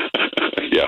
So I'd like to talk about the hot stove baseball. The football weekend should be exciting. My brother's in town, and we're going to visit my father, and we're going to be huddled around the TV set. Oh, that's awesome. Hey, Pat, how old's your dad? He's 92. Oh, God bless him, man. That's awesome. Yes, and still with all his faculties and everything's great. That's amazing. So I'll just, Pat, real quick. My grandmother, she passed away at 97. That was my dad's mom. And 97, she passed away, but she was she was a personality till the day she died. She still had that, even though she had to go to like an assisted living at one point in time, she had the spark in her. I mean, she would have. She passed away during COVID. Unfortunately, she was in. It hit the homes pretty hard. So a lot of people passed away in those like assisted livings. But she would have lived to 100, no doubt. I loved her spark, dude. And, to have someone that's older like that, too, still in your life, they have no filter. They're some of the most fun to be around. I'll tell you that much. Well, my father, being a breadwinner, and just briefly, being the breadwinner was really very overwhelmed in his life. Mom was a stay-at-home mom. So he had a lot of stress. But he was very reticent, very quiet, didn't put his 2 cents in, didn't like to start an argument or start a fight. And he still is the same way. And we're glad to be spending these golden years with him when we can. Well, enjoy it, man. No doubt. Thank you so much, Pete. And keep pumping out those Ricos. They'll get clicks, And people get confused about the name of the podcast, but honestly, it's the most comprehensive Mets podcast without any additional trappings to gambling and this and that seem to occur in other areas. I know I'm beating a dead horse.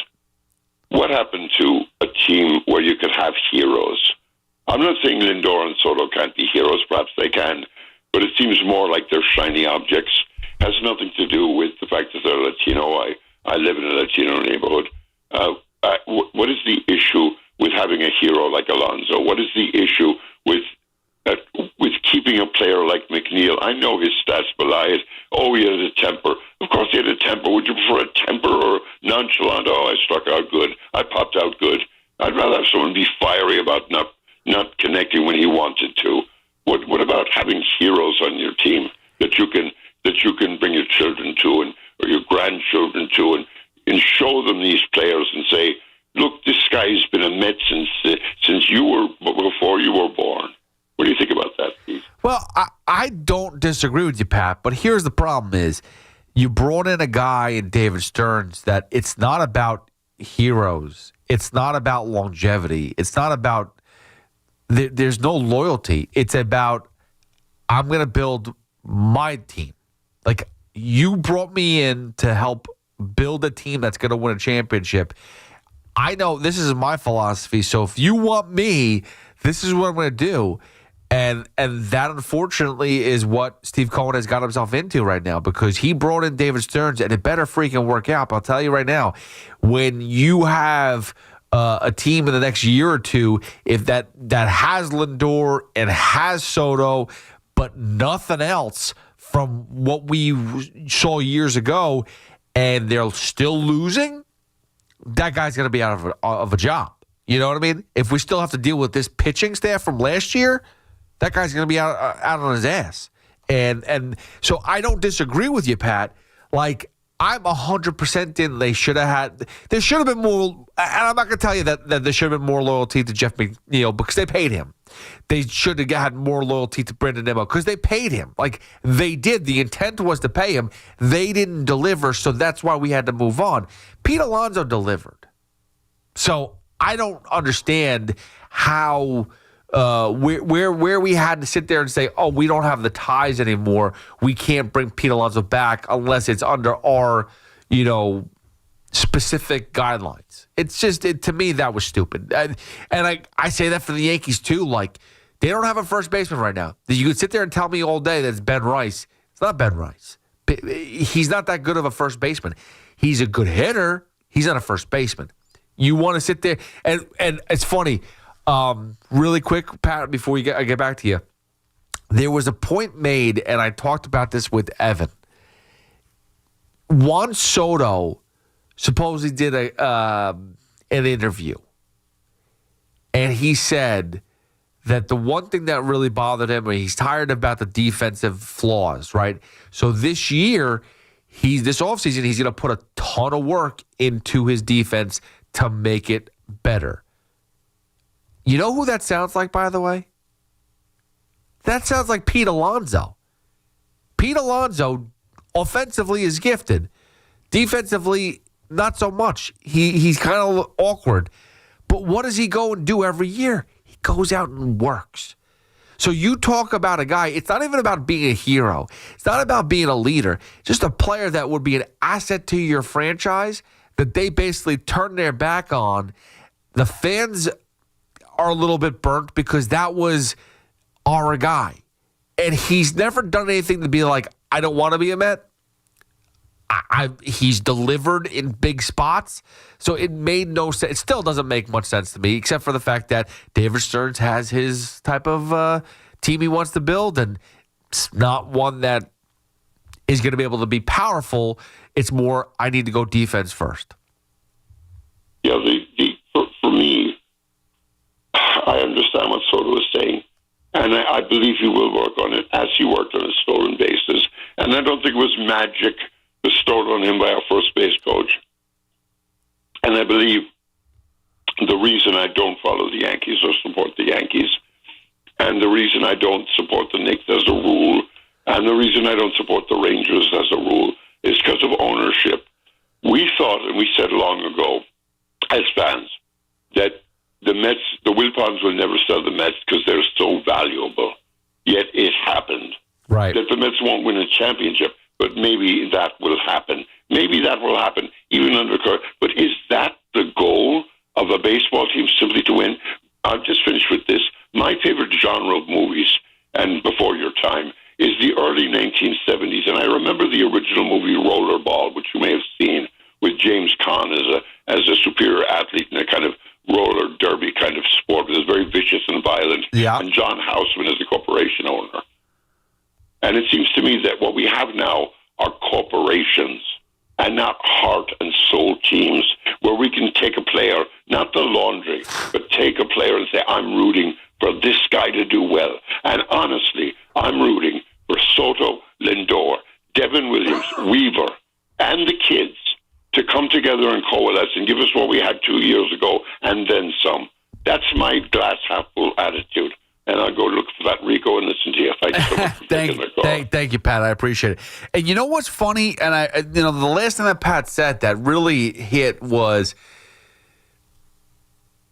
that what happened 2 years ago, or what, the fact that you have players that you could root for, and that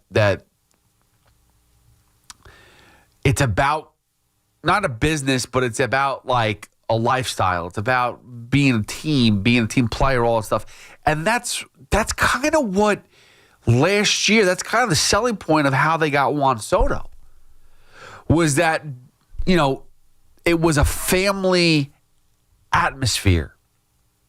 That was the go-to line in the 2025 offseason. Going into the 2025 offseason was, we're a family. We're going to bring in players. It's going to be great. We want everyone. It's a great spot for you because the Mets are a family. They have respect for one another, and we're all on the same team. We're a family. And this year, it's totally changed. This offseason is, I don't care about family. I need you to work for me, and here is the pay cut we're giving, or this is where we draw the line at finances. And if you don't like it, then go somewhere else. And that's why they lost Edwin Diaz. They lost Edwin Diaz because he approached them and said, I want this much money, and I want these I don't want to follow all the rules that you're asking me to follow with, deferred money and all this other stuff. And they said, well, we don't feel comfortable signing you to your demands. So he went other places, found a team, just so happened to be the Dodgers, best team in baseball, just won a World Series, and they said, we'll take those demands, no problem. We'll take the best pitcher, the best closer in baseball from last year, no problem. And the Mets are like, well, what about us? Whoops, what happened? Oh, our brilliant, smart GM, president of baseball operations, said, I don't feel comfortable with your demands, so we can't sign you to your demands. We can work with you on, these are our rules. If you can't follow our rules, then we can't have you. What happened to the family stuff? What happened to What happened to all that family talk about how we can make it work together because we're family?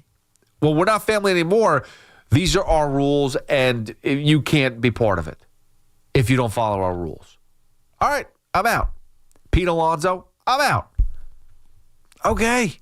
Well, guess what? And I said this last week, and I'll say this every week going forward until it changes, every day until it changes. The New York Mets are not who they think they are. Yes, they have Juan Soto, one of the best players in baseball. The Los Angeles Angels had Mike Trout and Shohei Ohtani on the same team. Never made the playoffs.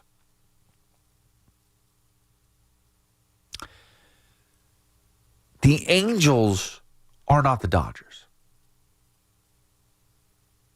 Nobody's walking to them and be like, I want to be on your team. No, you got to pay them to play. You got to change the atmosphere, change how the team feels, the organization feels.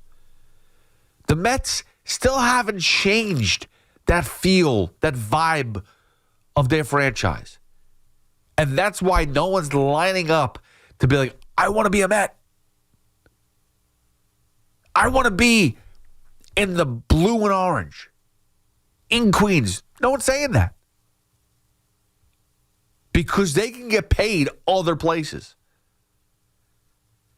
They could be on a losing team for more money in other places. Pete Alonso can hit his 500th home run with the Baltimore Orioles and still lose, but make more money. Like, that's what it comes down to. Now, I understand David Stearns thinks that that's fine. Let them go and lose somewhere else. I'm building a winner. The problem is, I don't trust him anymore. After last year's debacle and the way this offseason started, I don't trust a thing from David Stearns. 888-808-1019. Coach Ralph. What's up, Coach Ralph? Hey, it's great to be back in New York. I was in Arizona for a while. Couldn't find anything, bagels, nothing out there. Glad to be back, Pete. I'll tell you, the first time I talked to you, you got great energy. As far as fanhood goes, I've been a fan for 50 years, Giants, Rangers, Knicks. And I don't care if my team is 0-17 for Charger days. That's my team. Right. That's my team. If my son breaks his leg, do I leave him? No. That's my team. These guys run away. I'm a fan to the end. Coach 50 years, that's my team. And as far as man Thibodeau, he had to go. He's a hard worker, does his thing. How do you play 7 players? Right. Look at Kolick. My son Newman Marquette. The kid is a pure point guard. You play him 1 minute. I mean, they're missing heart. That's the energizer. I think, and you're great, but I think Thibodeau is just an old, he's a smart guy. I mean, but he's just. I get that, and that's the reason why. He had to go. How could you play 7 players? Did you hear Dolan? I mean, he said basically we had, disagreements on the philosophy of the team about how we want to do things, and he just wasn't going to budge. So they had to move forward. And I understand that, and unfortunately, I respect that. I still think Coach Tibbs is a great coach and still does think, could have. Coach, but he's not going to get you to the championship. Brunson in the fourth quarter, his legs, you need bounce from your legs. He was shooting the 3. You could see how tired he was. Come on. It's pretty easy. The guy was burnt out. You got to play your bench. This kid Clarkson, you got energizers. They're missing heart, and it's great to hear you going again. But I'll tell you, I just think he had to go. I'll forget about what Brown's done. Yeah, I'm an old Red Holzman guy. I go way back, and I'll tell you, play your bench. How can you not play your bench? Well, Coach, teams that do. Coach Ralph, thanks so much for the phone call, man. I appreciate you, buddy. You take care. Pete, okay? One thing I got to tell you. Yeah. I'm 71, and you know what's the great thing about 71? I live on the Long Beach Boardwalk. I get up, I can get a McDonald's coffee for 50 cents and a refill for free. maybe that's a good thing about getting old. That is nice. I don't worry about anything because getting that coffee, and Wendy's for seniors 35 cents.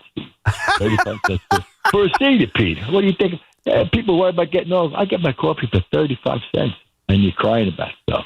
But Pete, you got great energy. I'm so happy to hear your positive stuff, and your knowledge is unbelievable. I'm a big Giant fan. But was at the Charger game, and you're great with the Giants. And I think we're not far. You're not far. Just miles away. We're not far. Yeah, the Giants had a good season, Coach, and thanks so much for the phone call and keep on getting those cheap cups of coffee. That's great. The Giants aren't far away at all. We saw a season where, again, 4 wins, win total is who you are. But if you break it down and you take away the wins and losses and you actually just compared how they played for about 75% of those games, they were the better team on the field. They looked better. Maybe it was schemes that didn't change. Maybe that there was holes that other teams, like I look at that Denver Broncos game that they lost, and I'll tell you exactly why they lost that game, and no one's talking about it. It's the Giants lost the Denver Broncos game all because of they played like that was the Super Bowl for the first 3 quarters. They went out there. The defense hit as hard as I've ever seen them hit all season long. Their motivation was, we're going to go win this game. They had that lead. Everything was great. And they didn't. And again, nobody has told me this. This is just from what my eyes showed me. They didn't not regulate their strength, but they didn't really recognize or take truth to the fact that it's mile high. And you have to be able to balance your energy better. The way that you have to be able to withstand 4 quarters in the mile high. Those guys, the Broncos play there. They're there, that's where they practice. That's where they do everything. So they're used to the elevation. The Giants weren't, and the fourth quarter showed it.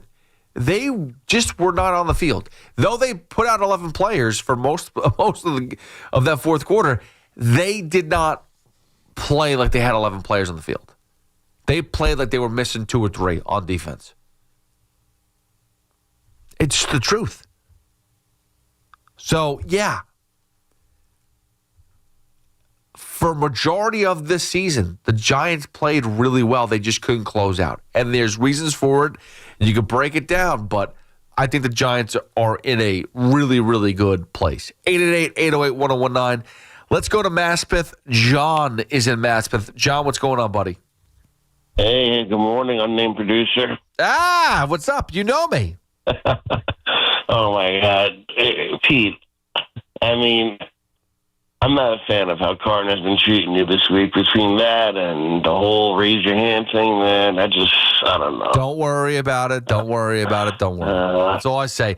Guys, if you're upset about that stuff, let it go by. Don't let that get to you. Because guess who's not letting it get to him? This guy. I don't care. And Nick doesn't care either, he said. No, not at all. Yeah, thanks. Yeah. Anyways, Cody Bellinger, man, this guy went 7 years, man. He can go kick rocks. This guy has probably one offer on the table probably for 5 years, and he's trying out for 7 years. And Scott Boras is just run his course, it seems. A couple of years ago, he had the 3 clients, which Bellinger was one of them, and all 3 of his clients got the scraps of the deals because he was holding out. And it just seems like it's going to happen again now with Cody Bellinger. But hold on, but real quick, John, you say that they got the scraps, but at the end of the day, Matt Chapman got paid, Blake Snell got paid, even Pete Alonso got paid. I understand it's a weird game the way that they play it, and it may not look like they're getting the money that they want. But Pete Alonso even, he got paid $30 million last year. And And if I'm correct, it was he made more money than what the Mets originally offered him like 2 or 3 years ago. He's made more money now. But they also had to come back to the table, and with that is a risk of, getting injured and possibly lowering your value. Yeah, but at the end of the day, let's face it, Bellinger at the end of the day, has been pretty. Yeah, but Bellinger has been pretty inconsistent over the last, 8 years of his career. So, it's. I mean, it's basically his whole career. He's 20. What is he? No, he's his whole 30. career. Yeah, if he goes out there and has a year where he has a 720 OPS, he's not looking at $30 million next year.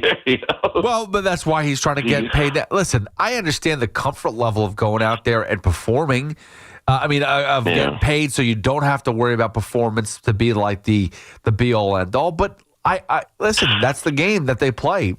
And he's good at his game. So I'm at the point now as a Yankee fan where I'll be content if we just platoon left field, go sign, what's his name, Austin Hayes.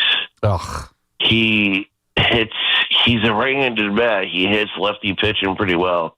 I think he had a 950 OPS versus lefty pitching. John, is that really what you want, bud? I mean, not what I want, but listen, if we sign Austin Hayes to hit lefties and put Spencer Jones out there against right-handed pitching, and use the rest of the money to sign a couple of bullpen arms that are still out there, because in my opinion, we need to fix the bullpen more than a lot of people think that we need, because that Yankees bullpen is not that good right now. It's probably a bottom 10 bullpen, in my opinion. Well, who is it? Bednar, Cruz, Duvall, and then who else is really there? I mean, I know they got rid of a bunch of question marks. Efros is gone. It's the weakest bullpen under the Aaron Boone era. And it was the weakest bullpen last year under the Aaron Boone era, and we lost Devin Williams and Luke Weaver. Wow. So it got even weaker. Well, John, it's funny because most people would say that's a good thing, the way that the Yankee fans are talking. I mean, listen, yeah, it's a good thing, but they went to the Mets, but listen, you're not catching me in that. Yeah, it sucks that we lost them, but Devin Williams was trying to. He's just a setup man. He's not a closer, He's a lot better off as a setup man. And hopefully he turns out to be a setup man for you guys. John, it's nothing about them. It's nothing about the Mets. It's just more about the Yankees fans last year were running Devin Williams and Luke Weaver out of town. I mean, that's the reality. You can't deny that. And Luke Weaver had a bad Williams couldn't mentally handle being a closer. That's the thing. He could not handle closing games. You put him out there in the 7th or 8th, he's great. You put him out there in the 9th, he just can't handle it. And that's fine. Some people cannot mentally handle closing games. Well, and that's fine. He doesn't have it. Last year, he was one of the best closers. No, he's been a setup man for the majority of his career. When he was in Milwaukee, the majority of the time it was Josh Hader closing out games. And yes, he did close games in Milwaukee, and yes, he did do pretty well doing it. But there's a lot less pressure in Milwaukee than there is in New York. 100%. Yeah. No. Yeah. Well, but listen, but that wasn't the point. The point was that either way, my point was that the Yankee fans were just running them out of town regardless. But anyway, the discussion was you want to make a point about the bullpen and how that's the weakest one they have under Boone. And I mean, listen, it's tough to disagree on that. It was weak as last year, and it got even weaker. So that's what I'm telling people is like, we need to fix this. And I understand, we got some prospects who can get called up and see what they got. But we got to do something about this bullpen because that's what matters when it comes to the playoffs. I'm not worried about the 162. I know the Yankees will be, having that X next to their name and in that playoff spot. I'm worried about the playoffs. I'm worried about, that bullpen because yeah, I like the rotation now if it's healthy with Cole and Fried and Rodon and Schlittler. That's a great 4, starters in the rotation come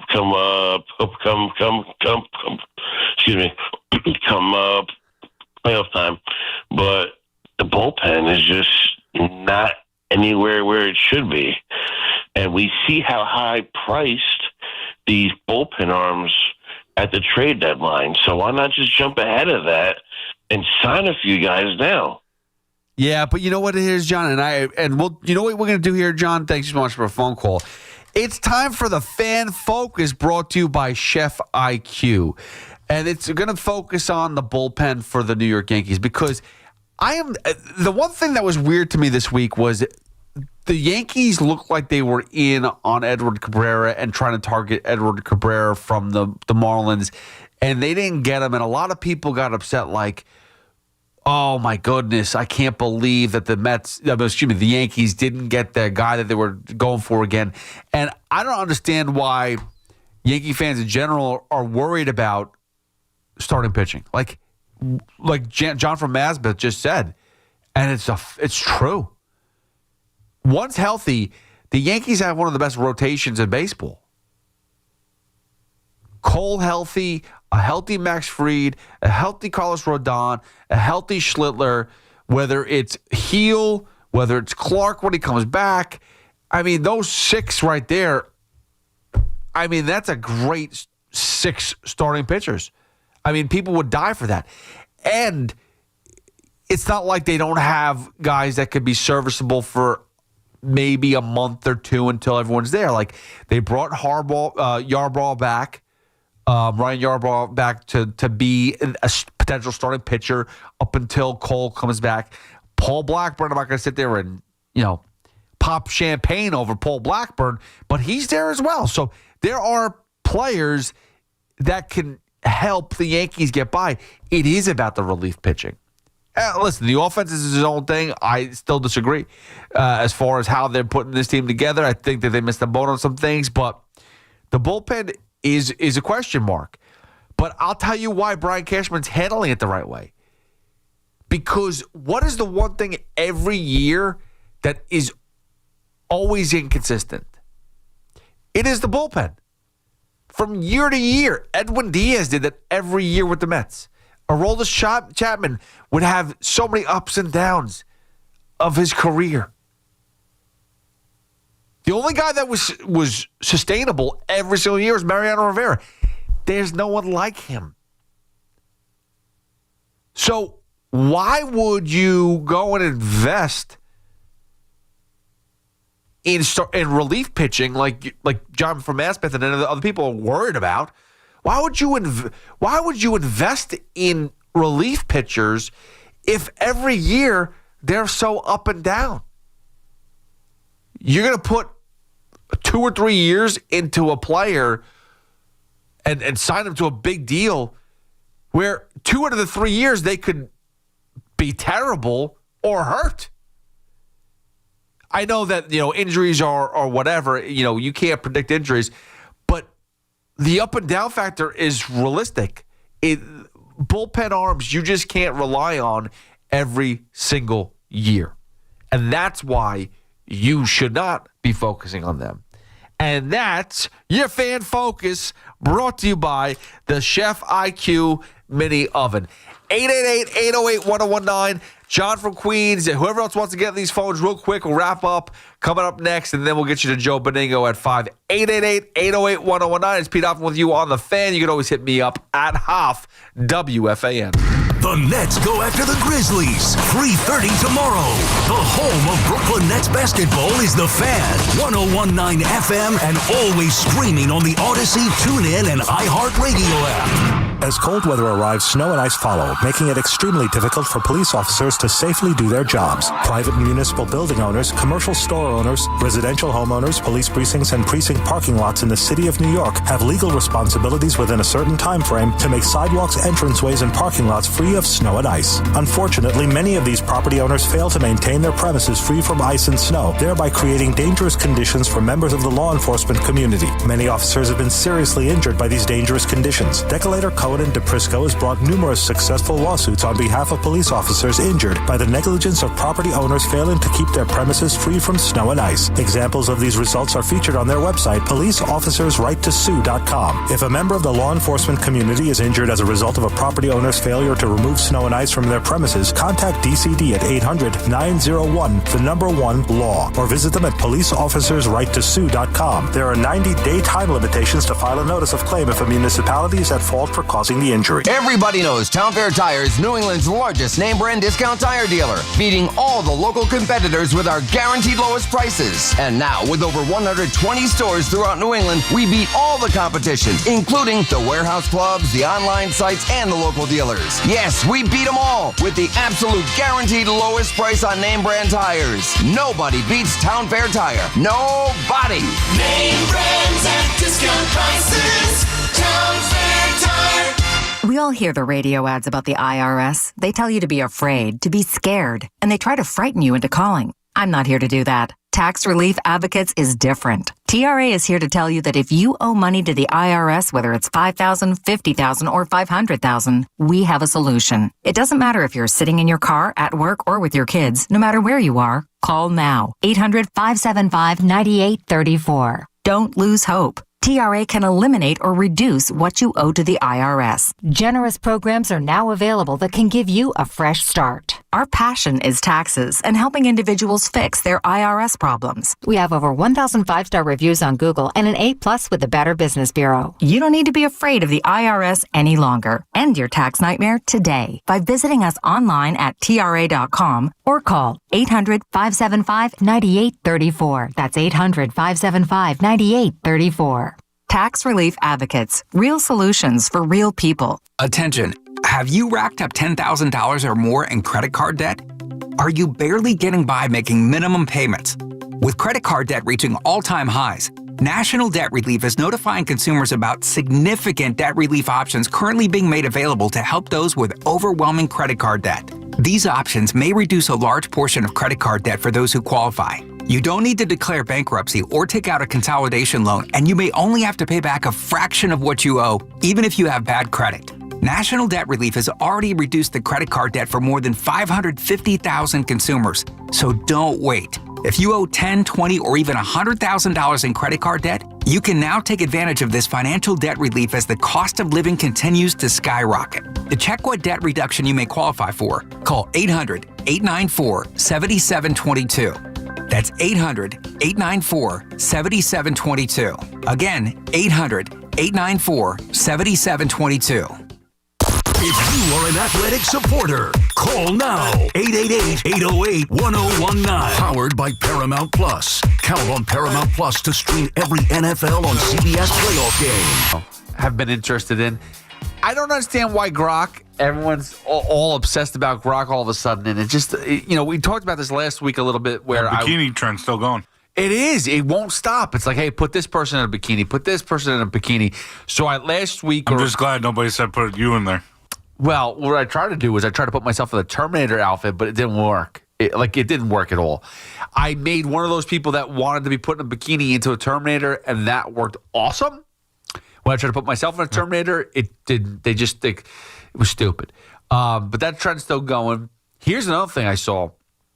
Very, I don't know if you know Evangeline Lilly. She was in, I think it was Ant-Man. There's a movie with Paul Rudd. And then she's also was in this TV show called Lost, which is a great show. If you know the show and the actress Evangeline Lilly. By the way, she had a very weird accident where she fell and she cracked her head or her face, and it caused her brain damage in a way where she lost a lot of memory, I think it was. It just, something weird happened. And she put out a video. She looks great. It looks like facially, she's recovered, but she's has to do work now to get in touch and get that brain working. So she's in a good spirit, and she basically said thank you to everybody that's sent out prayers and wishes or whatever to her. But it's crazy. I think I don't know if she was filming something or whatever it was, but she slipped and she fell, collapsed and hit her face. And she's still young. She's somewhere in her 40s, I think. And brain damage, which is crazy. But anyway, looks like she's doing better. So good to that. All right, let's wrap up with these phone calls. 888-808-1019. John is in Queens. What's up, John? How you doing, Pete? Good morning. Yes. What's up? The thing I would like to say about Steve Cohen is I'm 82 years old, so I can't really come to the games anymore. I'm in a wheelchair. I'm disabled. I'm partially blind and everything like that. Well, let me tell you something. These younger folks that go to the ball games, these young guys, young girls, they got to hit him in his pocketbook. They ain't got to show up at the stadium. I don't know if they'll ever do that, but that's what they got to do, because Pete Alonso and Nemo, forget about the other guy, Diaz. He had a lot of good games, a lot of bad games. A lot of times he choked, too. But let me tell you, when it comes to Pete Alonso and Nemo, especially Nemo, he is a great guy. You can't find, every time they did an interview with him, a genuine ball player like that, and a guy like Pete Alonso, homegrown people, you know what I mean? I mean, it's a disgrace what this guy Stern did. It's a disgrace. I know, but and that's what they've got to do. They got to hit him in the pocketbook. Well, I understand that. Stop selling hot dogs for $12, his beers for $90, whatever he sells his food for. That's where they got to get him, in his pocketbook. Maybe then he'll realize what he did. John, thank you so much for the phone call, because I'm about to wrap up here. But here's the thing is, I respect the homegrown aspect. You want it to be homegrown. I get it. But, when it comes down to some of these guys, like, are they helpful? Are they going to help your team win? I understand why they moved on from McNeil and Nimmo. That is not like a question. I'm actually not upset by that. I'm not questioning his actions. It's the fact that David Stearns felt that a guy like Pete Alonso and Edwin Diaz, Edwin Diaz again was a mess up. The fact that Pete Alonso, he felt, was an issue and wasn't going to win with Pete Alonso. That to me is stupid. But again, hey, you got your defense. You got your defensive players. That means when Sean Manaea gives up a bunch of hits, you should have the perfect defense to defend it, right? You should have players that are able to play the whole entire diamond. And when your bullpen comes in and gives up a base hit with bases loaded, they'll prevent those runs from scoring. That's what you're telling me, right? Well, listen. It's a new year, and I'm still here, baby. Thank you very much for everyone that called. Thank you for following me at Hoff WFAN on social media. That's X, Instagram, TikTok. I'll be back Monday, yes, as the no-name producer, 2 o'clock with the Carton Show. Also, there's a new Rico Brunia out right now, but we'll also do one tomorrow as well, plus my WFAN dailies. Got a lot going on. I ain't going nowhere. Don't worry about it. Well, I'm going to leave right now, because you want to know what? I want to make room for my guy. The one, the only, Joe Beningo, up next on The Fan. Have a good one. Enjoy Wild Card Weekend. See ya. Sports Radio 101.9 FM. WFAN, New York. This is Alex Shulman of Shulman & Hill, New York's premier injury law firm. We'll always stand up for you if you're injured in a slip and fall. If you've ever wished you've had a lawyer in the family, now you will. At Shulman & Hill, it's never one and done.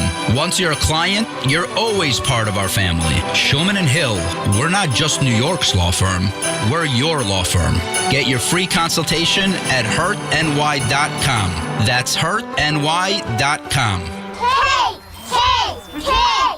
My dad is bringing home the best birthday cake ever! It was my 5th birthday, and my dad was bringing home the cake. Should have been here a half hour ago. The cake never made it, and neither did my dad. 911, what's your emergency? That was the day a drunk driver killed my dad. Daddy? Impaired drivers take lives. Think. Sponsored by the New York State Governor's Traffic Safety Committee. Aired in cooperation with the New York State Broadcasters Association. D'Agostino & Associates is a legacy firm that's there to help accident victims. I'm attorney Jenna D'Agostino, continuing the legacy my father, John D'Agostino, started 35 years ago when he built D'Agostino & Associates, the injury firm, one client at a time. I grew up on these New York and New Jersey streets. They shaped me. I'm attorney John D'Agostino from D'Agostino & Associates, the injury firm. I often tell the story of how my father lost his leg in a construction accident so people understand I've been there and I'll be there for you. Call my team first. 888-24-LAW-24. 888-24-LAW-24. Continuing the legacy means working closely with my father and our team. When you're injured, we know a big decision has to be made. Call our team first. D'Agostino & Associates, the injury firm. We have offices throughout New York and New Jersey. I've been there and I'll be there for you. Call my team first. 888-24-LAW-24. 888-24-LAW-24. D'Agostino Law Bite Back. Looking for the lowest price on name brand tires? Get to Town Fair Tire and get the guaranteed lowest price on any name brand tire. Nobody beats a Town Fair Tire deal. Nobody. Name brands at discount prices. Town Fair Tire. Wesley Financial Group is not a law firm. Ask yourself this question. Is it really worth holding